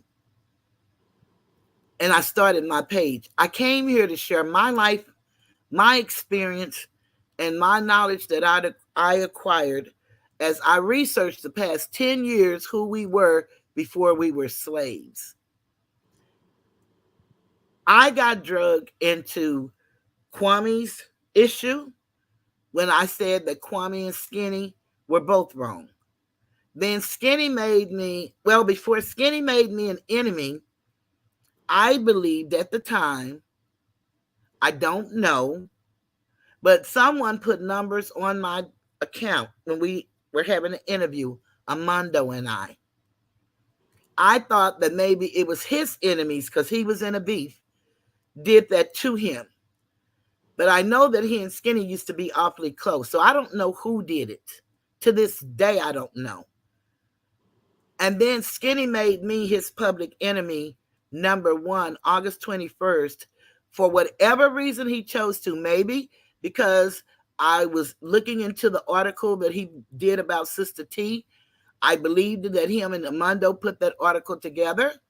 I don't know that to be true. That's my belief because of the name of the person that did it, the chat that she used to be in, and Skinny told the story.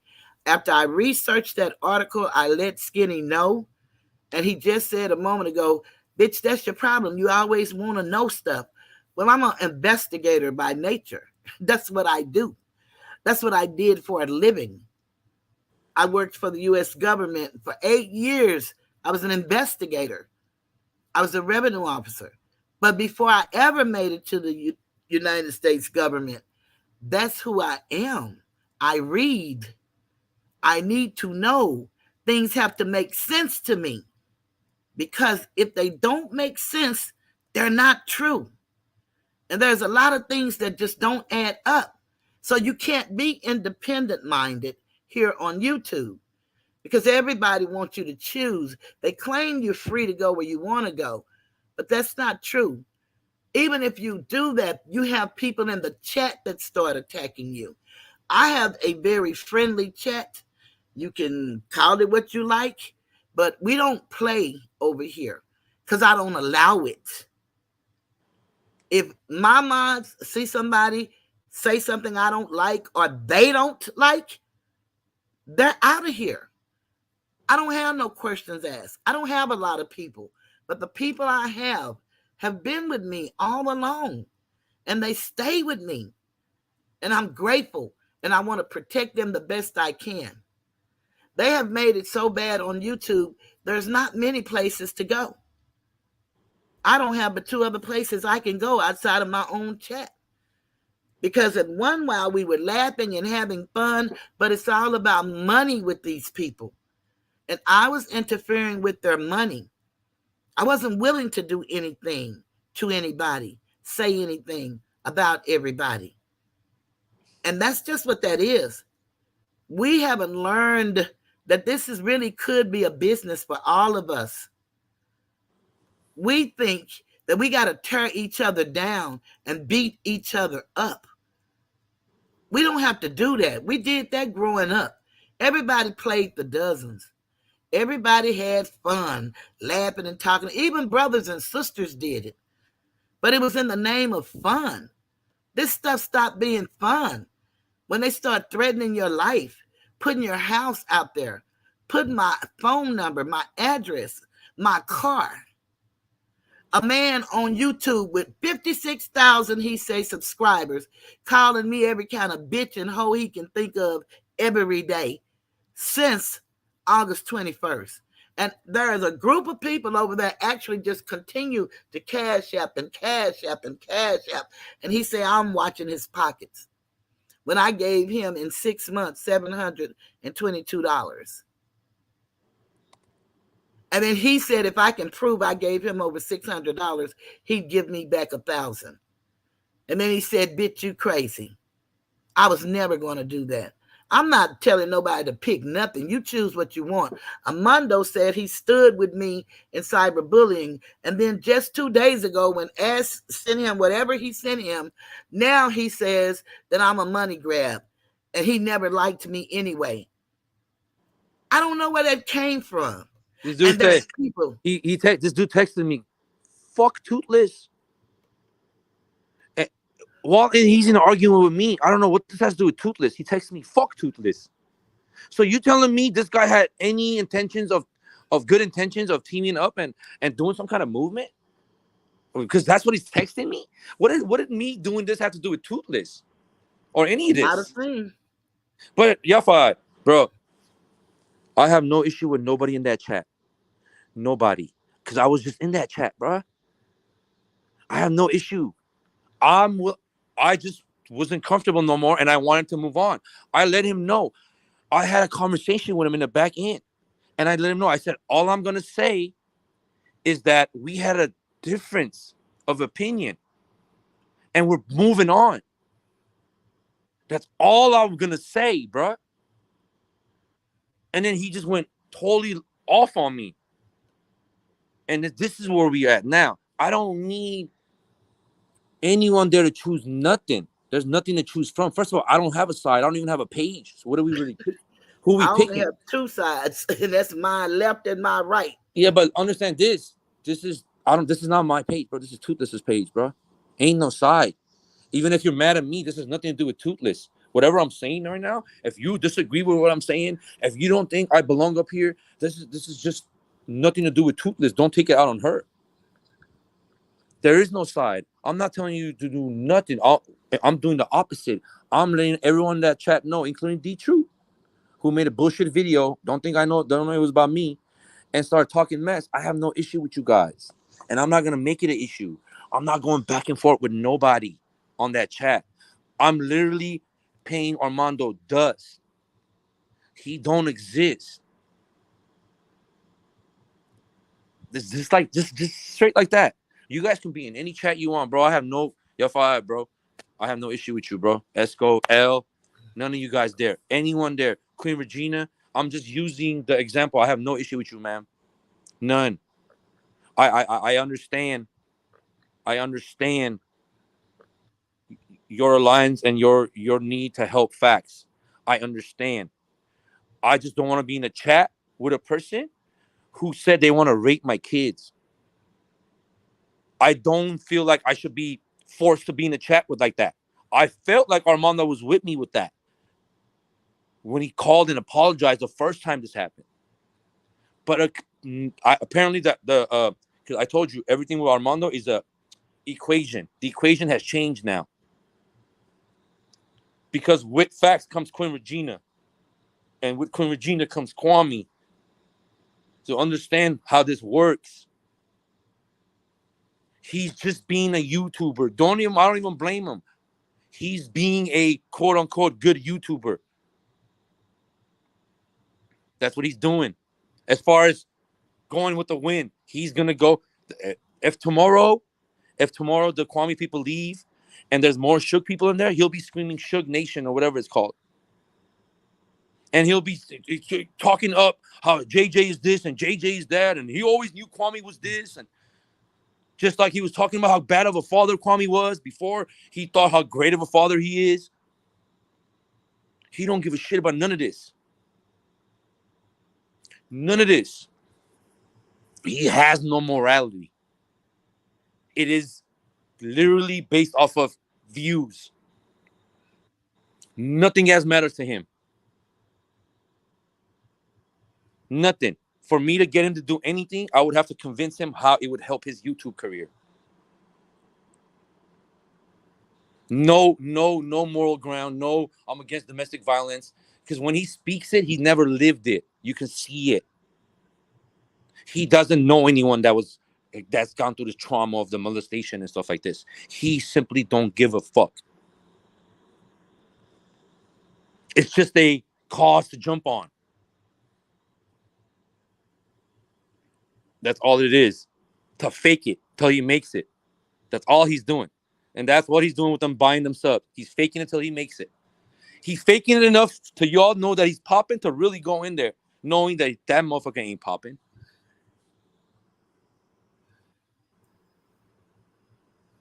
Why didn't I say this before? For the new people that are coming in, it's selfish reasons. He was providing a platform for me. As sad and as crazy and as ashamed that is to say, he provided a platform where I can talk my shit. So he was right about that. But that was our deal. We was never best friends. He didn't give a fuck about me. And he don't give a fuck about nobody. Nobody. Maybe just the truth. Maybe just the truth. Maybe just the truth. That's it. Nobody else. Everybody else is just numbers.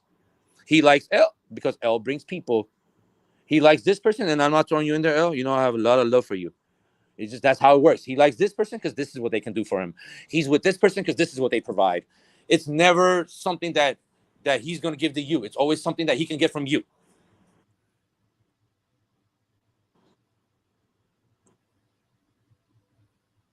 And then when he's done with you, he just tosses you to the side. You never done shit for him.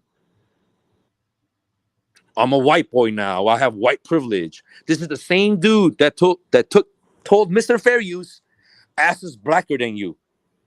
But now I'm a white boy with white privilege. How do y'all sit there and listen to that shit? Now I'm saying it to you, and I sat there and listened to it. Think about it. I was just blacker than Mr. Fair Use, but now I'm a white boy with white privilege. How? How do you... So which one is it? Just like Kwame was a bad father, but now that Kwame's with him, oh, he's a good father. Just like we had a story about JJ drugging. A whole thing, we did it. I was on the panel. And then all of a sudden, he doesn't know if Kwame even knows JJ. What the fuck?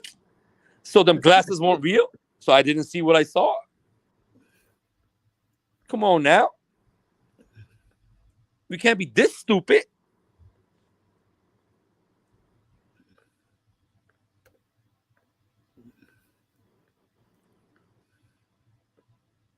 But this dude don't care about none of y'all. If you want to continue, you don't want to believe me, you're going to be in my shoes in a week, or in 2 weeks, or in 3 weeks, or in 4 months, if he's even around. Yo, the crew, TY. I know I don't mess with you guys. But if you want to get rid of this dude, stop talking about him. Stop mentioning him.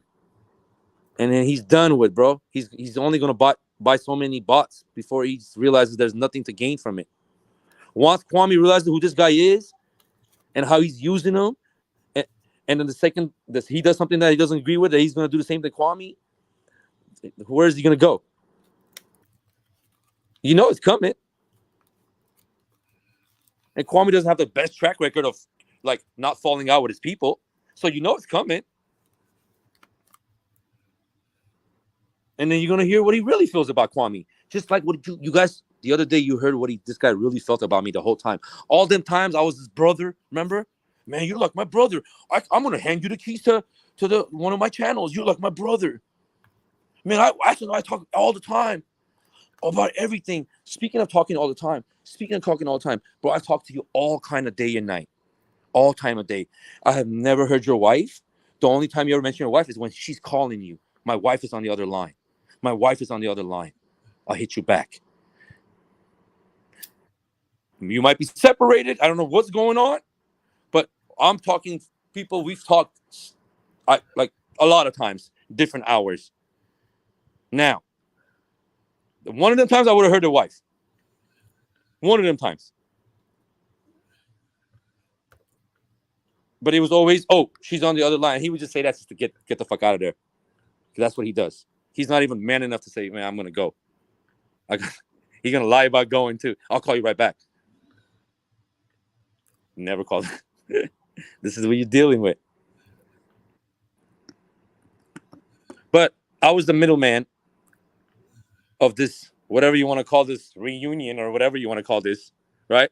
And then, again, until this, I apologize to you. In the back end, I'm going to do it again, right? I know you trusted in him, again, because of me. You trusted in me, not him. That's true. You trusted in me, not him. And he trusted in me, not you. So that's why I feel so responsible. I'm more responsible than you guys would ever know. Well, I know, and that's all that matters. Because, like I told him, I never let him not know how I felt. I respect him and thank him and will always, for him coming along, I always put you in that equation. Because he was the only one with a platform. And the reason why Suge did not, like I told him, I asked him not to. They didn't make him not, but they made him feel a lot better not having to. He was going places, and he's doing things. His parents were sick. This is YouTube for these people. This is real life for some of us. My son warned me about this kind of stuff happening. I never dreamt I would be in the middle of any of this kind of stuff because my content wasn't roasting.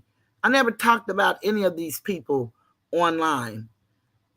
They never talked about what we talked about offline until Skinny decided to make me an enemy. Now that everybody that ever talked to me, she said, I told everybody I know, I'm no different. I talk about everybody I know, good, bad, or indifferent. Now, why aren't the people that they telling this stuff to not wondering why they talking about them if they think that I was doing so much talking? But these people don't care. They like bullshit. That's what they like. They support it. Skinny's Cash App that he doesn't have. His super chats ringing off the hook. Mine don't have to ring off the hook. But you damn sure would love to hear it ring every now and then. And every now and then it does. But I didn't get here to beat nobody out no money, to scam people as I'm accused. They put documents up on the wall and the people won't even read the documents. I was not refunded any money. Those people really went out to Skinny's house 3 different times. And that same Hellcat that he can't drive until Easter was sitting in the same spot. But he won't put that document up. And then today, like I said, he made the statement, yeah, bitch, now you're scared because you know Straight Talk might pull up. Straight Talk didn't denounce it, but Straight Talk, I ask you, sir, don't be no fool. Because Skinny is trying to get somebody hurt. Maybe even himself. I think he definitely want himself hurt. But he could do that himself. He don't have to elicit nobody else to do it. Mm-hmm. But that's what he keeps doing. Yeah, that's ridiculous. And then you got these women that get behind these men for whatever reason. They get behind them. And they believe that they're telling them the gospel truth. And they're lying to these people. And they think they have all the answers. They don't. These guys are lying. Skinny, I always be honest. I'm always up front. One minute he said he wasn't dodging anybody. I've never been served. He said that January 31st. The first time they went to his house was January 25th. So that was a lie. And it's all on the court's records. First, they said this was a fake lawsuit. These are fake papers. This is not real. Oh, first it's supposed to have been federal. Now it's state. No, you don't switch courts like that. It's still federal. We haven't even begun. And he's putting all the business out on YouTube. But that's not going to stop what's happening.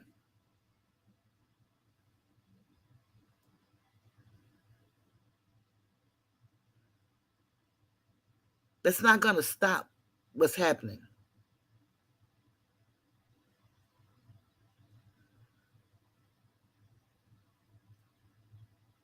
And that may be true. But I don't believe that. It's people all over YouTube. It's millions of people.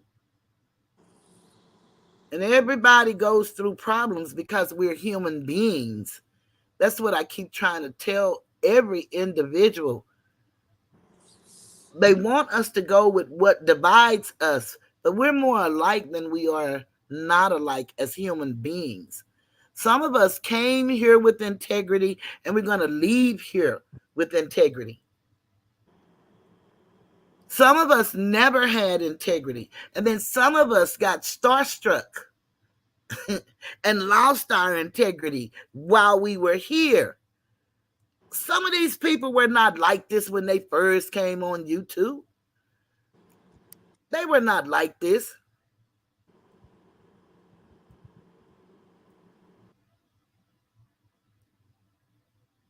Well, like I told Straight Talk, he threw all that talking about he's going to kill my son and my nephew and all that. Pull up.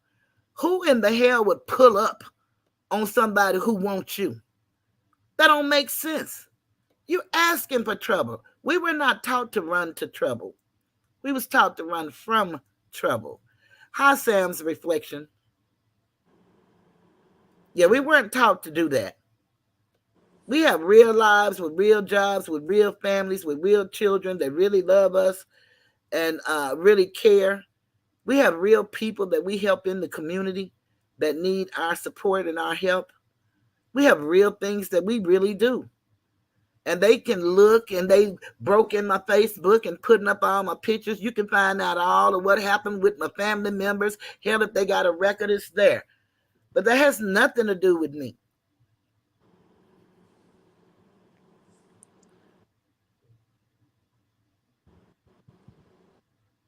No, absolute. You don't get your money back.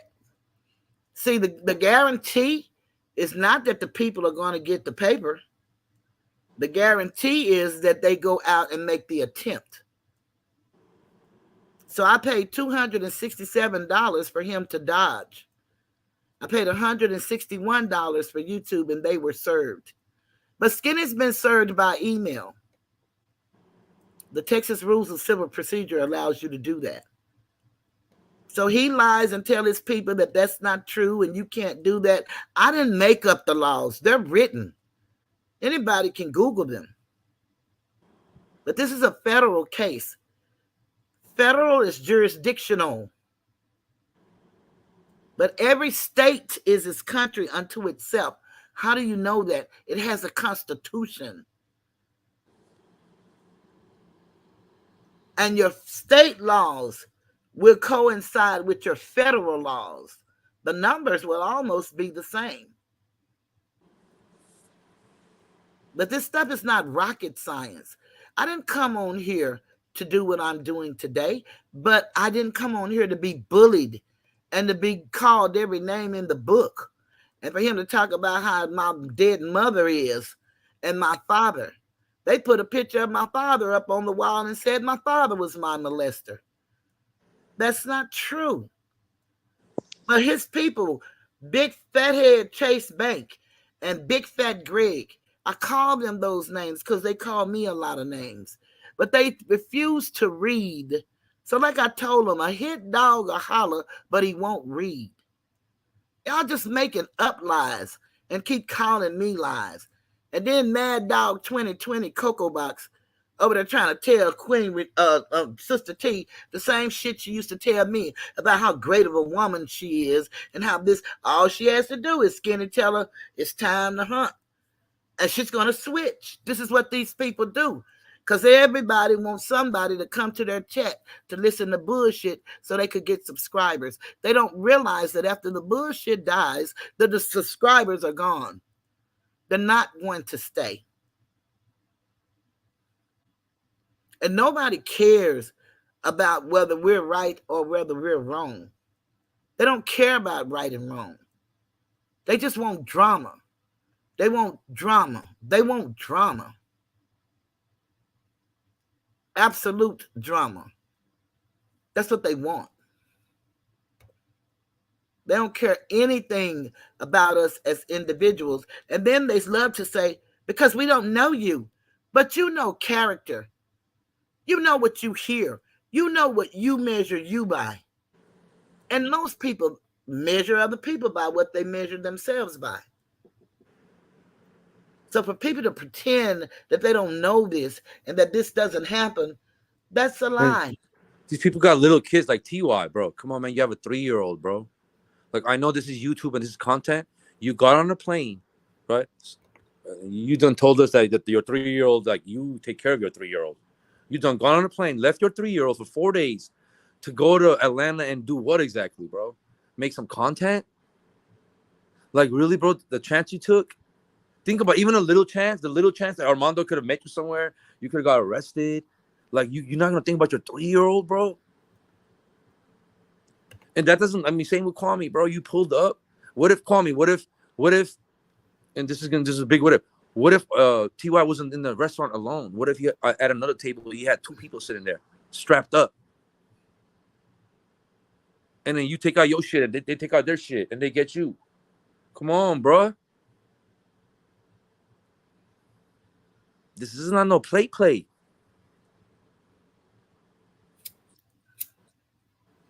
We got to stop that. God, just like the jokes on the mic, they're fine. This is YouTube, not pull-up tube. Armando is funny as I'll get up on the mic if he just keep it on the mic and on roasting. But his grandiosity won't allow him to do that. He has to go way beyond the pale. And it's not necessary. But these people don't. And Sister T, sorry, Sister T is right. Both of y'all, and if she's not, if she doesn't think that, she will. Both of y'all put her in danger, and then a little bit she put herself in danger.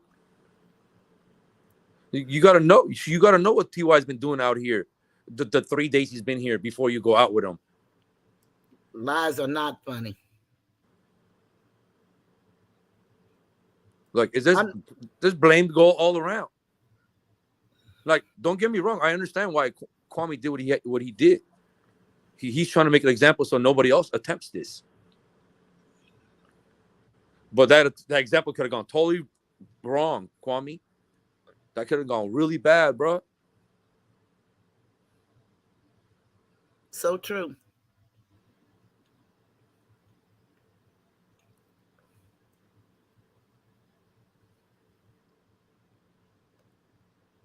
It's all just no excuse. I think we're all adults. Instead of the egging on, right? And this is going to deaf ears because I'm saying it. I egged on, whatever. We're adults. Instead of the egging on, how about we bring adults back into reality? If enough people told TY, you have a 3-year-old, bro.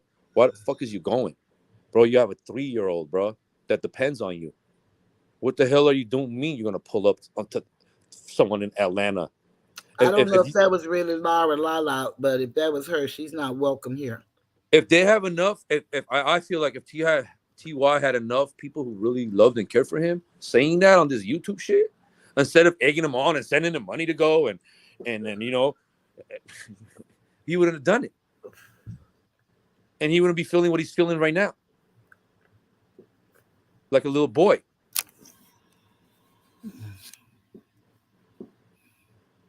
Made no damn sense.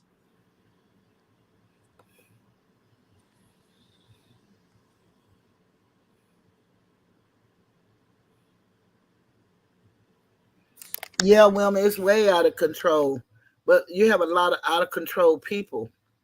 And they've been doing this to people, terrorizing people on YouTube. Everybody don't go through this on YouTube. Every sector has issues. But you have a group of people that's doing all of these skits and stuff, and they're not telling people that they're skits.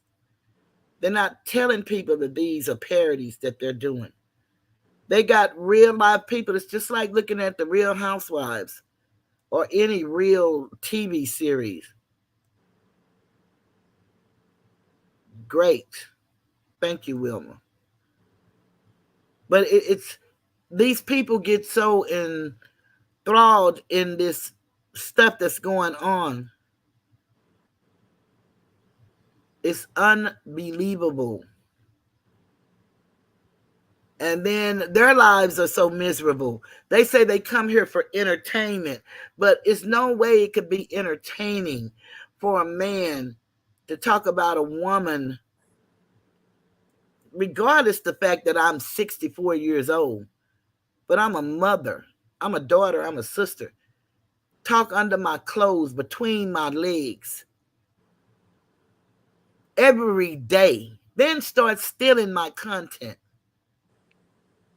And I am the content for him.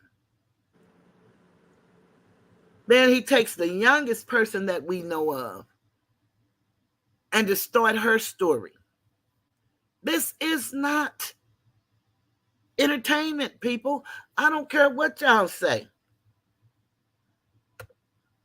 I just cut my camera off mainly because he's looking at me backstage. You know, it's crazy.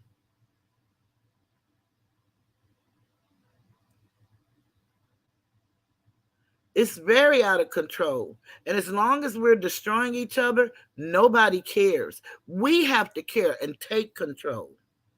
We must stop the madness. And we need to do that by whatever means necessary. And it ain't picking up no gun or getting no ticket, flying to no city.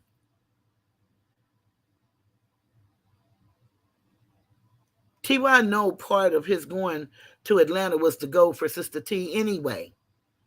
Probably was his real reason. All that other was just so that he could get the cash apps and the donations that he got to go to talking about what he was going to do with Armando. And he could have very well drove in his neighborhood. But he also could have went to Google Earth. Those pictures zoom in just like the ones that Straight Talk put up of my home. Straight Talk put up those pictures based on a lie that Skinny told him. Straight Talk don't look at my videos. He admits it proudly. And when I was on Armando's show, it was ironic. That was the day that Armando told Straight Talk's name. And then he said, I gave Armando his information. No, I didn't. Armando got it himself. I told him the public data website that anybody can go to if they pay the fee. I don't give a damn how many conversations that Armando tapes and he plays. Because if I was talking about your ass, do know I was talking about you. And see, he think he wants all kind of wars. And as I tried to warn him, they ain't got nothing to do with no picking sides. We're adults. You do what you do. But it's like my brother used to ask me, how could I listen to Skinny? And I'm like, it's no excuse, but it's for reality. The disdain I had for Kwame at the time overruled the common sense I had to know that the shit Skinny was saying ain't funny to nobody. But he was funny as hell to me. Yeah, that's what got me, Majestic. The police report in advance. That's what got me. But T.Y. still got to leave Atlanta and made it home.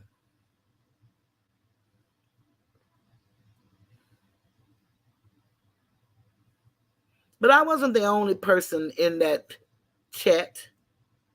We all was in that chat. All of us that used to support Skinny, that no longer support him. And some of us here still do. And I don't judge you. But I might talk about you, but I don't judge you. I judge me. Go ahead, Ash. You were about to say something. Ask yourself this. You don't have to answer out loud. This is going to answer to yourself. How many of us, I'll say us, so you don't think I'm just talking about you guys. How many of us really wanted to see some kind of physical confrontation? Whether it was Armando and TY or Kwame and TY or any other combination. How many of us actually wanted to see a physical confrontation? I'm going to answer out loud. I don't want to see that with nobody. I don't even like to see dogs fight. Because there was a lot of us in there egging it on. And I was in the bushes. It was a little, it was a little weird. Yeah, he's at Chevron. Yeah, go. Oh, you got 15 minutes. Oh, no, he's coming back. So you got, come on now. It was a lot of that middle people that are not really one side or the other. They just want to see some, I guess, violence. That's the only thing I could think of. Really? From old senior citizens. Really? Like, but you want, no, not even that. Like, do you want violence? Yeah, with each other? You want it like, this is crazy to me. Aren't we over here talking about the issue with the crime and us being like good to each other and ain't this Asiatic on Asiatic stuff that we don't need this. Ain't this what that is? Aren't we egging that on? And then we'll say, oh, look at it. Look at these people. They're fighting each other after we egged it on. No, we won't say nothing about that, but we'll say something when the police shoot somebody down.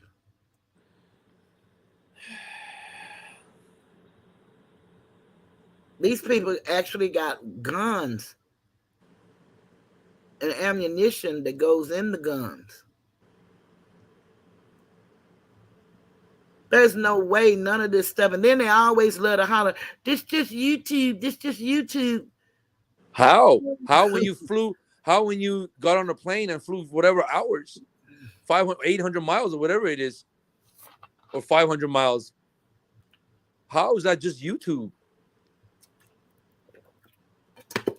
How is it YouTube when you're parked in front of somewhere talking about that's the Taco Bell that Armando's daughter works at? I'm going to go in there right now. How is that YouTube? How is it YouTube when you're going to go fill up a prescription at the CVS where Armando's wife works at? Now this is going to be like, well, are you defending Armando? I'm talking the truth. Y'all don't knock whoever smooth sailing now, because I don't know why he would say that, but I would say that he's telling the damn lie. I don't know nothing about no doxing. I can tell you what happened to me, but I don't know nothing about doxing. I wouldn't do that like that, no way. If I did it, you would know. I don't perform like that. But you see what he's doing? Muddying the water. He said that about Alicia. Yeah, well, he sent me all of that X-Man stuff, but I don't know no damn X-Man, and I don't give a damn about no X-Man. You see, everything I'm doing is through the courts. Armando is very upset because I did a civil lawsuit. I am not a prosecutor, and I have not gone to the federal prosecutor. But the crimes these people are committing, when I lay my case, I can't say what's going to happen to them. I filed a civil lawsuit. Defamation and slander is civil. The actions these people are taking is criminal. But I don't make that determination. But y'all show me, I'm like Ryan, show me anything I've ever doxed of anybody. Anything.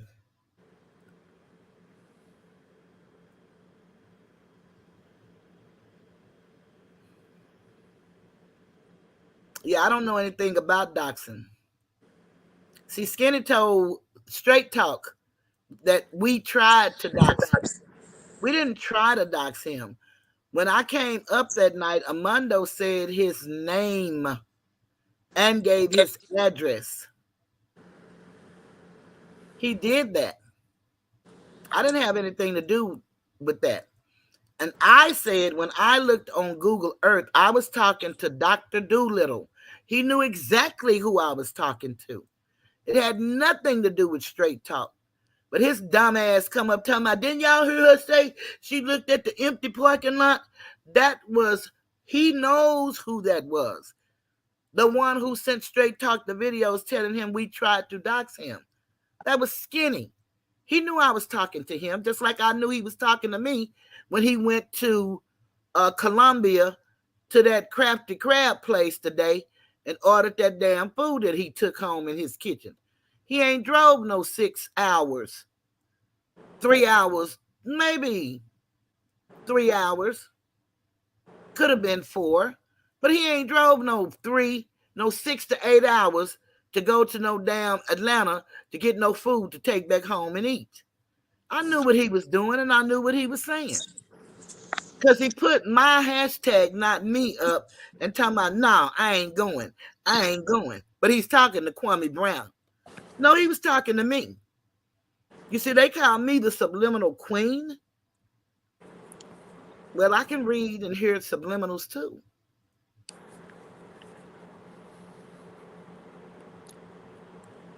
But I've never doxed anybody. I don't know nothing about no doxing. Again, I didn't come here for none of this shit. This is what these people do. Before Skinny made me his enemy, and before they started flagging me this year, I've never ever had a flag. Rarely did I ever get a dislike, even if people didn't like me. They just didn't look. All of that started with the Skinny thing. I don't have nothing to do with that, and I can't control it. And I don't try to. I control and take care of me.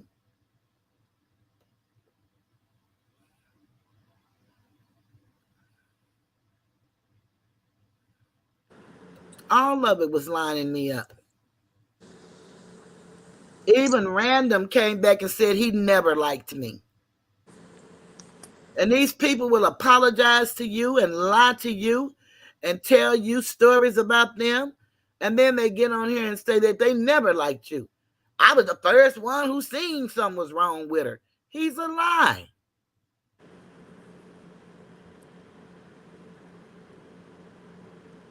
But they want to be a part of something. They don't want to be a part of something great. Because my show is great. They don't want to be a part of nothing great. They want to be a part of bullshit.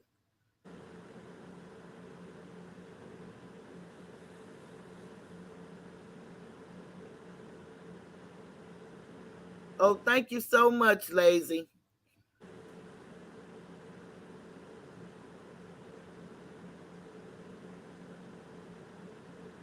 Now, it didn't make sense to me either, Smooth Sailing, but I think he may have heard me say, thank you, Absolute. Thank you very much. If you guys would just go back and look at my videos for real, before all of this craziness started, you guys will see for real. I didn't talk about none of these people, but I supported them all because I thought that's what we did. I thought we were building. My son told me, be careful. You don't know these people. People are cruel. He's seen all of this kind of stuff. And then they're upset because my son won't get up here and talk shit with them. My son is a professional. He didn't go to school for a bachelor's and an MBA to be on YouTube talking to some damn strangers he doesn't know. But he knows his mother. And he trusts his mother. Oh, they say my son don't love me at all. I chose a dope fiend over him. My son lived with his mother. And his father was an alcoholic. And my second husband was a show-enough crack addict. And my son has always been my only child. Smooth Sailing. Smooth Sailing. I basically told Armando, I don't want to rock with someone who rocks with someone that wants to rape my kids, right? R-word my kids. And he just wasn't having that. He said, that's fine. Can you just go away without saying anything? I said, no. I've been a big part of your show. People are going to ask questions. Why am I going to continue defending you? So I'm going to tell people the truth. You decided to have a person in the chat that wanted to R-word my kids.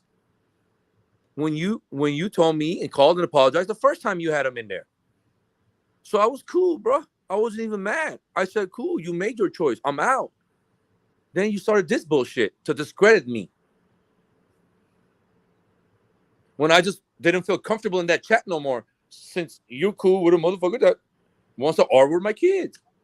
It's that simple. Stop adding other things to it. Stop adding other things to it. And then the straw that broke the camel's back was the your bus life.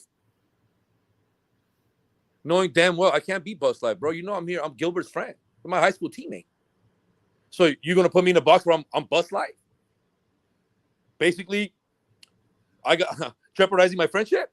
That's which is never gonna happen, but that's what you're trying to do. Now you're having me what? I'll either gotta pick you, bus life, or just my friend. What kind of stupid ass shit is that to do? And mindization. Why does he have to have video proof of the man saying that about his kids when the man admitted he said it? Hold up, Toothless. Monetization. If he didn't say that about my kids, then what did he apologize for? When you get that answer, then I'll answer yours. What did he apologize for 3 times that Armando made sure to tell me? Hey, man, he apologized 3 times. On the air, he said this. So you go find out what did he apologize for me for if he didn't say nothing about my kids. So what was he sorry for?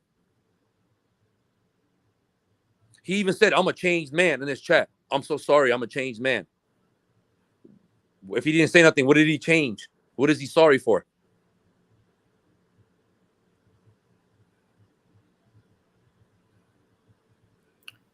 Exactly. I don't know about y'all. I don't apologize for something I didn't do. I don't go walking around saying sorry to shit that I didn't do. 3 times, especially not 3 times. I don't know why people need you to give them proof of everything when they don't believe you and they don't like you anyway. Exactly. So I done showed proof. I showed proof when he lied on me. The dude lost 10 channels. He's talking about facts. The dude lost 10 channels, basically. Okay. That's what he's talking about. He's talking about me, not you. He's talking about where's the proof that facts that he wanted to R-word my kids. That's what he's getting at. Okay, I understand that, but I'm just talking about these people on YouTube, period, that need proof always. But I have proof. But I have proof. Proof means nothing. The proof is the guy apologized.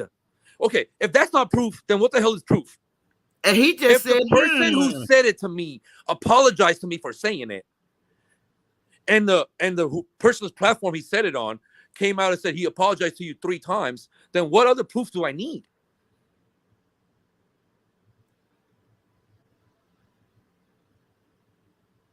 Go find out what he apologized for and then come back and then let me know. And then I'll give you further proof. I just want to know what the proof gonna prove. No, I just want to know what he apologized for. Toothless, aren't you curious? I want to know what a motherfucker apologized for to me 3 times that I was told if he didn't do what I'm saying he did. What was the apology for? That's what I want to know. I thought they said he made a video apologizing to you. That's what they said. Where is the video apologizing? Go ask them where the video is apologizing. That's what they said, Toothless. Thanks for bringing that up.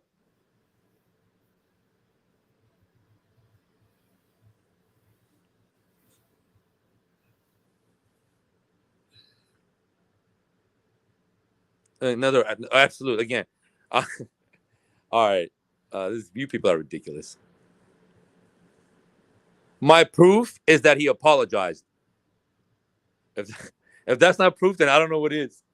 Hey, Toothless, I'm sorry I hit your car. Right? I'm sorry. I'm sorry I hit your car. Where's the proof I hit your car? Show me the proof I hit your car. You just apologized for hitting my car. No. Show me the proof that I hit your car. Then what did you just apologize for? Don't worry about it. Just where's the proof that I hit your car? Huh? And your car hit. Like, you know what I'm saying? Like, this doesn't even make no sense. Like, what are we talking about? Go find out from the person what he apologized for.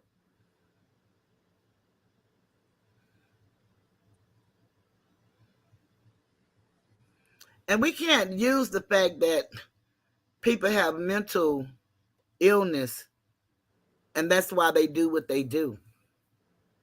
Because we all have mental illness. I mean, you can use it, Toothless. They can use it. I don't have to take it. No, right? Even though they use it, that's still not true. You can try, though. They can try to use it. It doesn't mean I have to take it. We all have, it's kind of like the person that killed somebody and they talk about when they go to trial. They don't look at none of the behavior that led up to this. They get to the trial and talk about how he was from a single parent home and no daddy was in the house. How many people are from single parents with no daddy and not going around killing people? That's a lack of self-discipline in you. Has nothing to do with nothing else. We all, hey, Rocco, we all are suffering from post-traumatic slave disorder. And we're still on that same ship they claim they brought us here on, and we were already here. We still had the same mentality. We still suffer the same ills. We still have the majority of these people on this YouTube talking all this shit, wanting all this proof, don't make $50,000 a year. The majority of the people we know don't make $50,000 a year. But they want to get on here and be big time and big money and big knowledge, and they know it all, and you know nothing. You're just an old woman talking slave talk.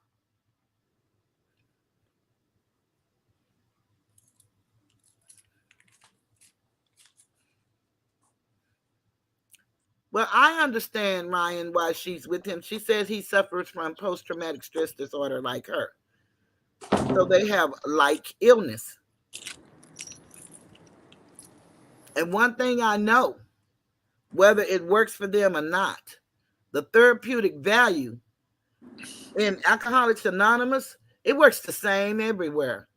It's one person suffering from the same thing. They can reach out to each other better than others, or they can relate to each other better than others. So because he has an illness, I not have to be in a chat with somebody that wants to R-word my kids, and I just gotta be okay with it because he apologized. No, you don't. No, you don't.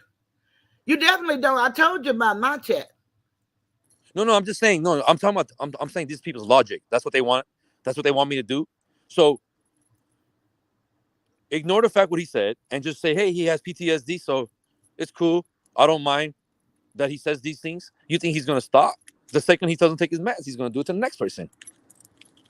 But he's part of the movement to stop cyberbullying, the biggest woman cyberbullier. Telling Lazy Bone to get on the desktop.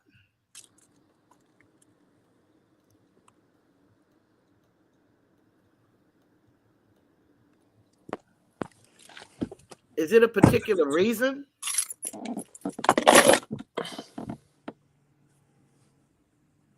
Oh, probably to join.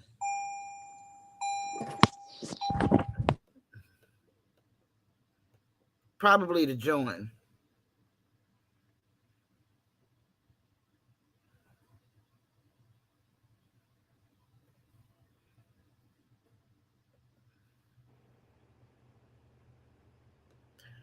Well, it's according to what you call children, absolute. No one should be, but they talk about my son. My son is 41, but he's my son. They called him gay. They make all kind of statements about my son, none of which is true. They say my son don't love me. They say my son has nothing to do with me. They even made a little video where my son interviewed with me. And I would ask all of you all to go look at the interview between my son and I. He had a beautiful time. If you want to know who I am, through my son's eyes.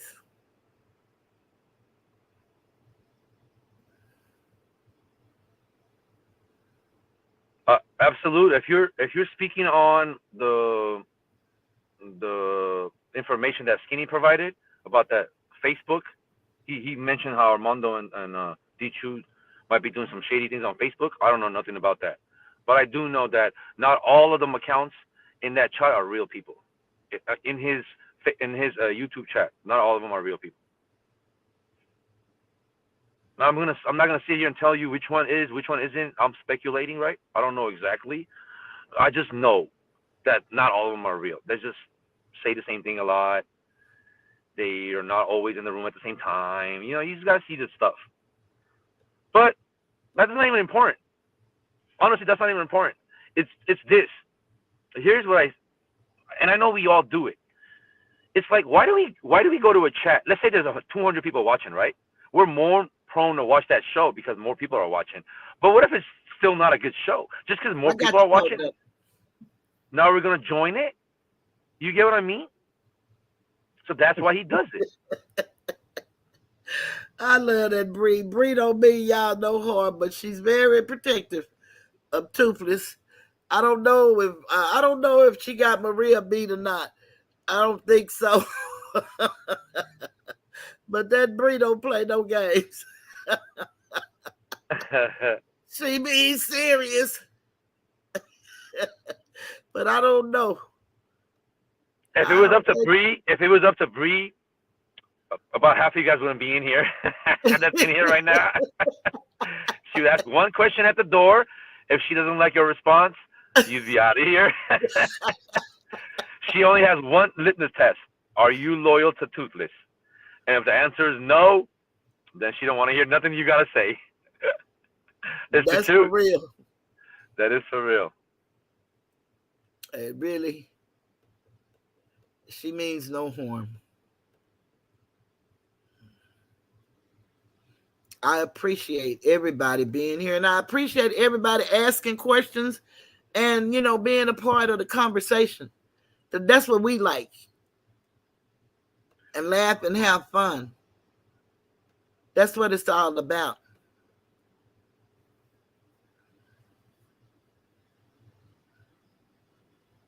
This is how I look at questions.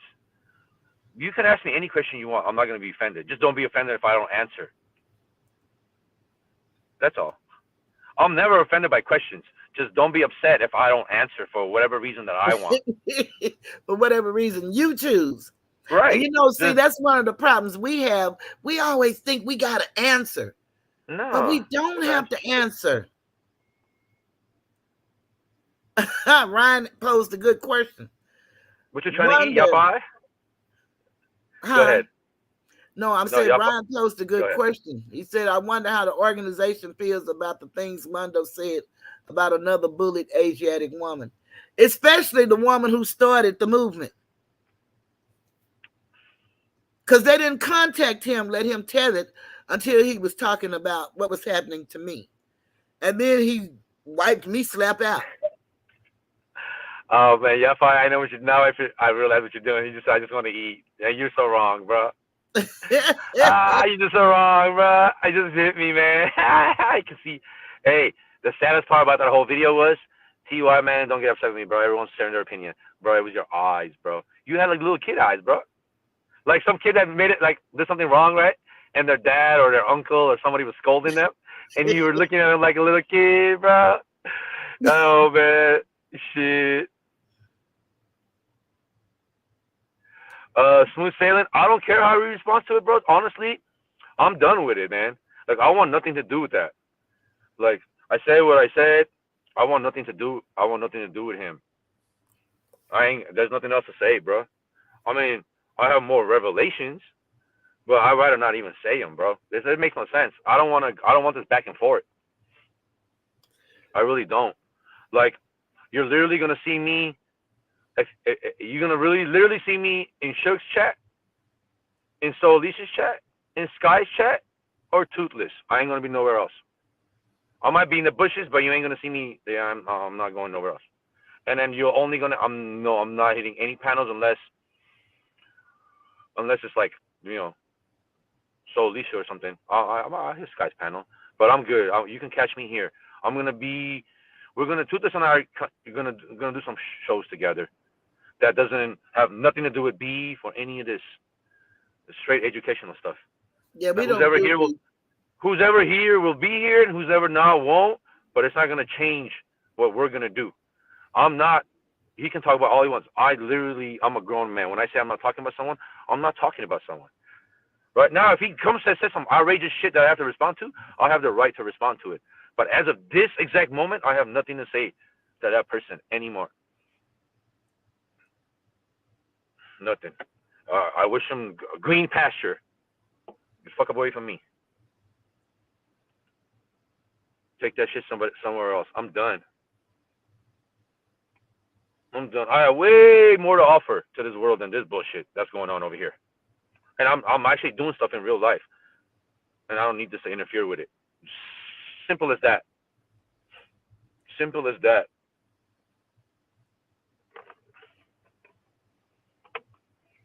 Jokes are jokes, but these has gone above and beyond jokes. Now it's like genocide jokes are funny, right? You know, burning kids' daycares are funny, right? This is the kind of shit that we're talking about.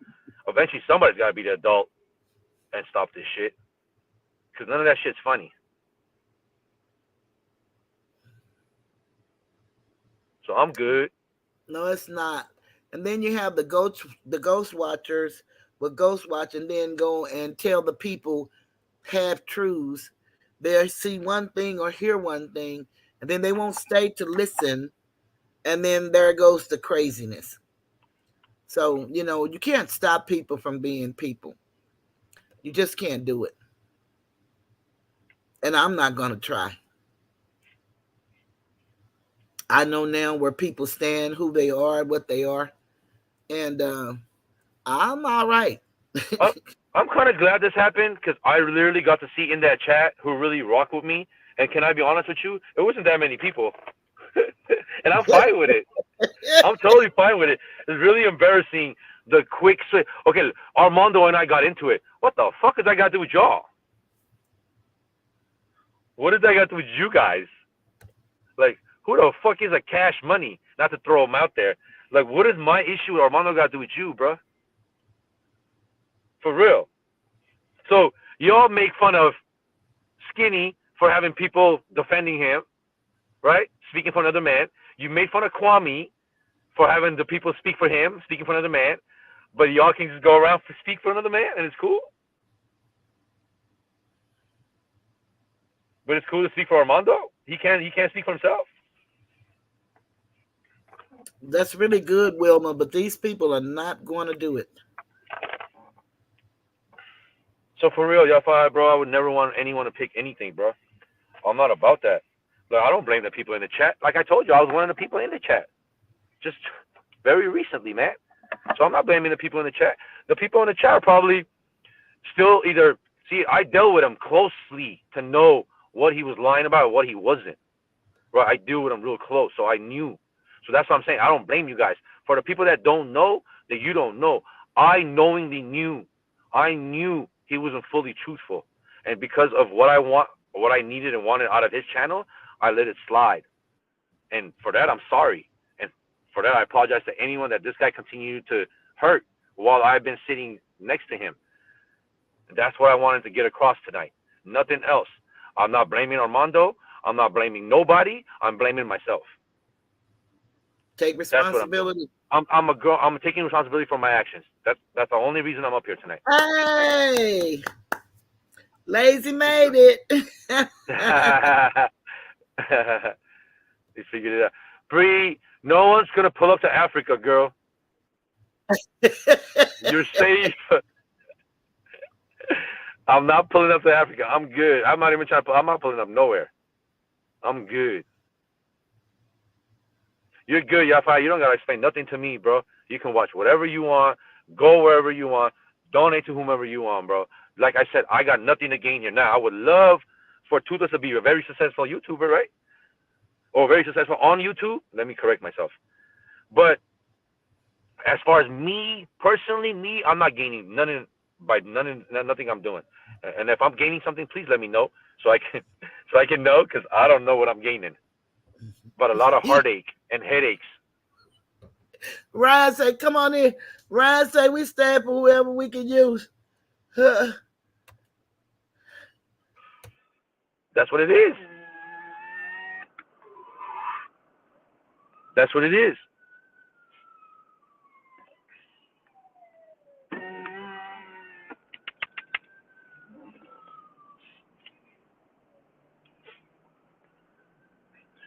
It's whatever you got to use to get whatever you need out of people. And I don't want to do that. That mentality, that's never been me. Shit. I've been the opposite, to be honest with you. If you do one favor for me, I feel obligated to do 10 for you. That's how I roll. That's everyone in my life. If they've ever done something for me, that means I've done 10 more things for them than they have for me. Not that anyone's counting, but that's how I roll.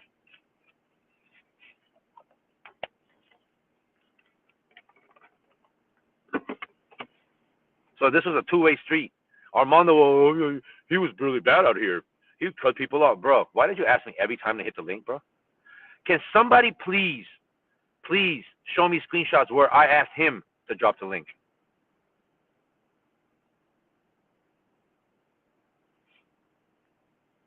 Show me one time where I asked Armando to drop the link. Show me.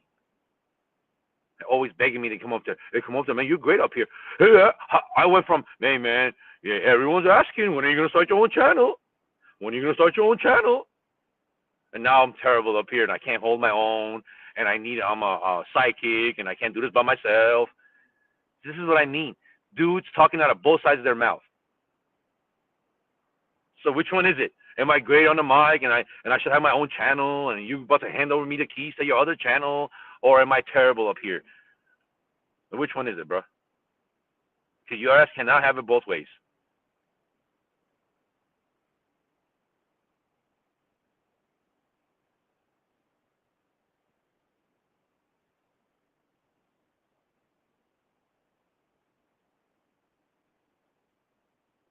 You there, Toothless?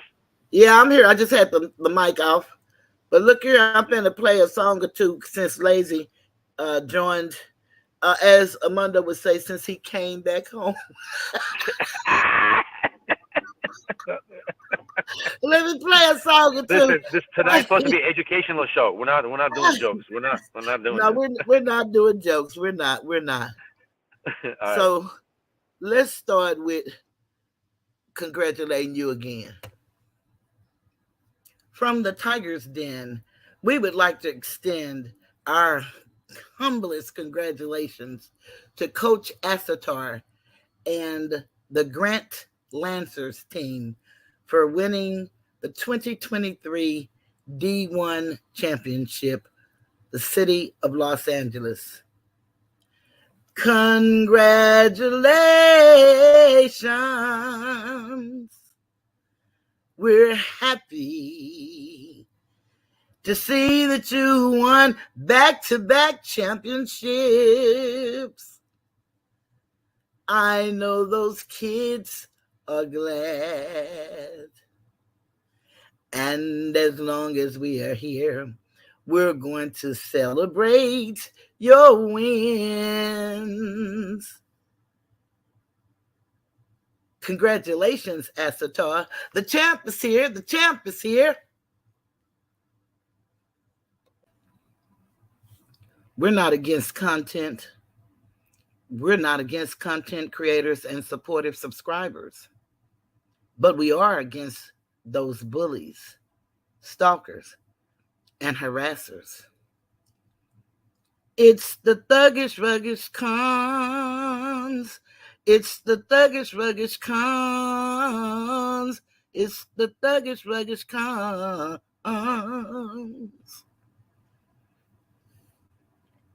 It's the thuggish ruggish cons.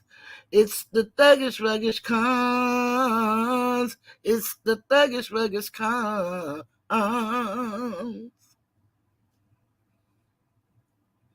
You got Southern Gotti, Tyrone, Texas Stranglers in the house, Shark Boys in the house, and Skinny the Don. I am telling you, I'm not going. Not me, Skinny. You're the worst man I'll ever know. There's no way I could ever go. No, no, no, no way. Look at the fat woman with no teeth. No, no, no, no way. I'm going without you. We're going to court together. And I hope you stay free. I'm going, and you going with me. Ooh, ooh, ooh, with me. You're going with me. Ooh, ooh, Skinny. Ooh, ooh, Skinny. Ooh, ooh, Skinny. You're going. You're gonna go with me.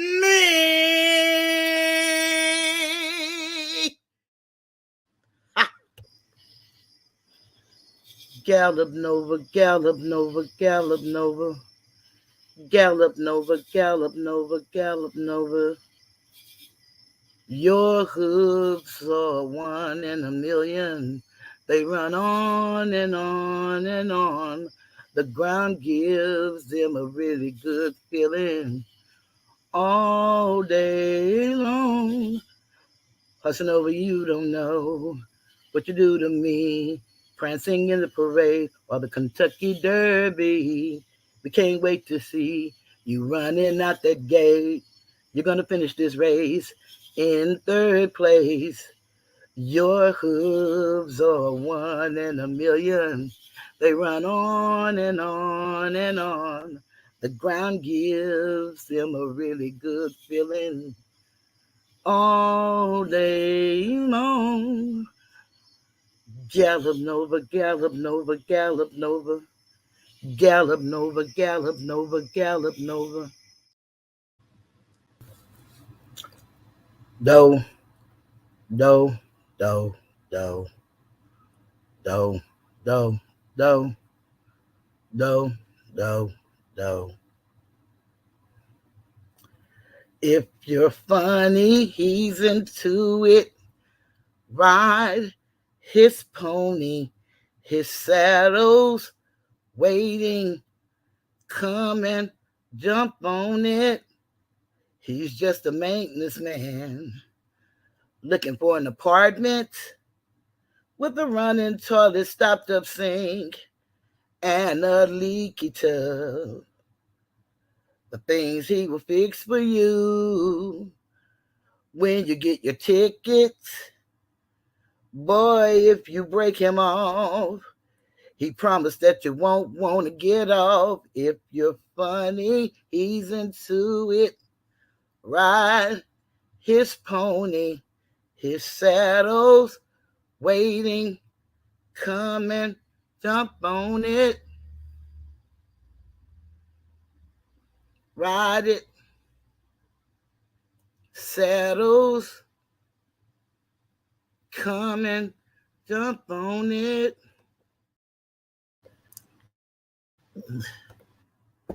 Stevie, Stevie, please don't beat me. Don't strangle me, Stevie. Don't strangle me, Stevie. Don't strangle me, Stevie. If you ain't gonna love me, please just leave me. Don't strangle me, Stevie. Don't strangle me, Stevie. Don't strangle me, Stevie. Stevie, Stevie, please don't beat me. Don't strangle me, Stevie. Don't strangle me, Stevie. Don't strangle me, Stevie.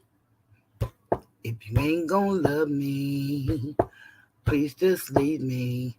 Don't strangle me, Stevie. Don't strangle me, Stevie. Don't strangle me, Stevie.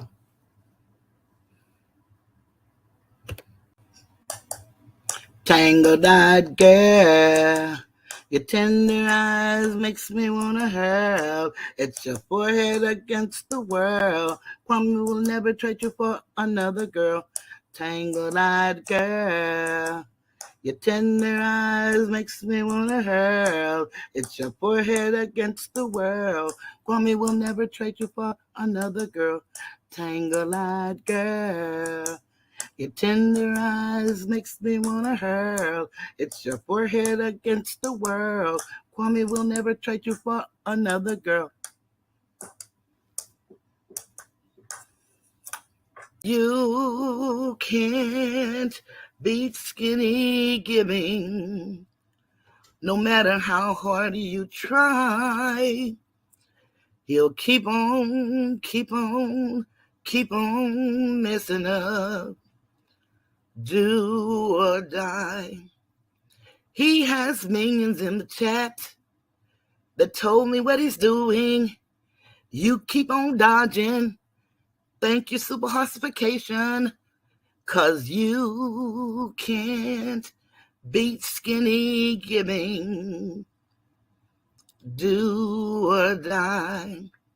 You can keep dodging and dodging and dodging and dodging. No matter how hard you try, but we will meet in the federal court. That ain't no lie. You can't beat skinny giving. Thank you, super horsification. You did it. Yeah, you did it. Hey. My favorite part of that is, yeah, you did it. You did it. Yeah, you did it. He did it. Did you just play half of your album? I said I got a double album. I got a double album now. Oh, Boy, man. I got so many songs. I didn't know I had so many. I know you do. Yeah, these folks here. They But can't this stand is my how, songs. and this is how you cope. This is It what is. people gotta understand. This is how you cope, and there's absolutely nothing wrong with it. Better that than all the trash things that they're talking about. Yep, they call me every name in the book. And I just don't understand that. I don't even know these people. Ain't done nothing to none of them. They love to tell you how you don't know them. But it's amazing. And we don't know them, but they know everything about you. Everything, let them tell you. Everything. But we got Everything. to tell. We got They to tell know the like witch that doctor. you can't roll over. You gotta get rolled over. They know that you can't wash yourself. They know everything. I'm in a wheelchair. Right? Don't forget that. In a wheelchair, all that. But yeah, don't you dare say their name, because you don't even know who. Don't you even dare say their YouTube name, right? Not even their I don't even actual know name. their government name. I know. Don't you even dare mention their YouTube name, or it's gonna happen. Don't you dare. But I got to go on and tell the witch doctor that we didn't get to tell the witch doctor, and we didn't get to hear Shark Boy. And I know somebody want to hear Shark Boy. Uh-oh. I got a request. We got to play the request. Uh-oh. Hey, here we go. Now, y'all, I try to cover every genre of music. So now I'm going to go to the part that I really don't listen to. Brown skin lady, where your husband at? When he woke up, you were typing in that chat. He sat up so he could think. Next thing he knew, you were taking skinny link. He left home to be with his side piece. He left home to be with his side piece. He said, baby, this ain't right. I'm gonna leave and go back home tonight. It was about 4 a.m. when he grabbed a handle. He walked right in and you were on a panel. He left home to be with his side piece. He left home to be with his side piece.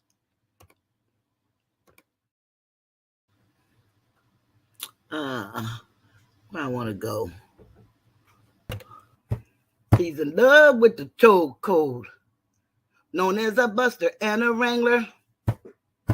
He's in love with the chokehold, goes by the name of Texas Strangler. He's in love with the chokehold. He got his hand around her neck. He's in love with the chokehold.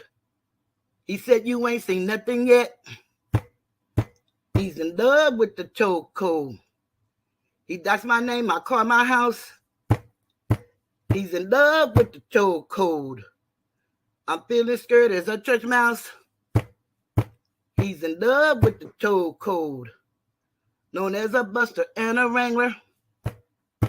He's in love with the chokehold, known as the Texas Strangler. So now we've been reduced to voodoo dolls. I think that's awful. But who am I? So this is what I did, sir. I told the witch doctor, I'm tired of you bullying me.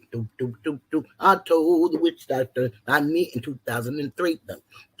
I told the witch doctor, you need to leave me be.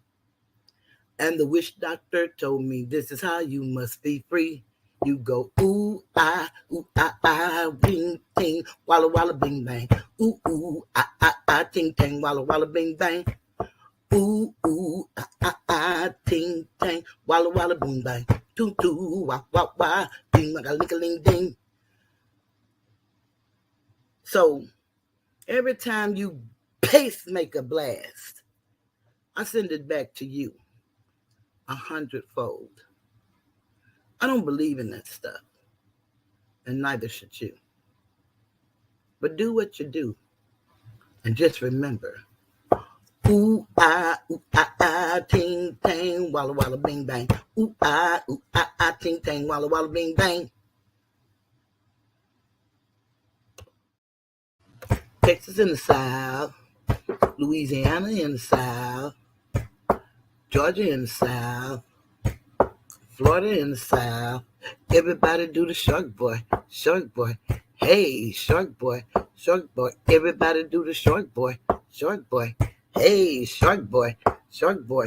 I said he's sitting on the beach and playing in the sand. The people want to swim and he's snapping at their hand. I said he's sitting on the beach, they playing in the sand. The people trying to swim and he's snapping at their hand. Do the shark boy, shark boy. Hey, shark boy, shark boy. Everybody do the shark boy, shark boy. Hey, shark boy, shark boy. I said he's sitting on the beach and playing in the sand. The people trying to swim and he's snapping with their hands. I say he's playing on the beach and sitting in the sand. People trying to swim and he's snapping at their hand. Do the shark boy. Hey.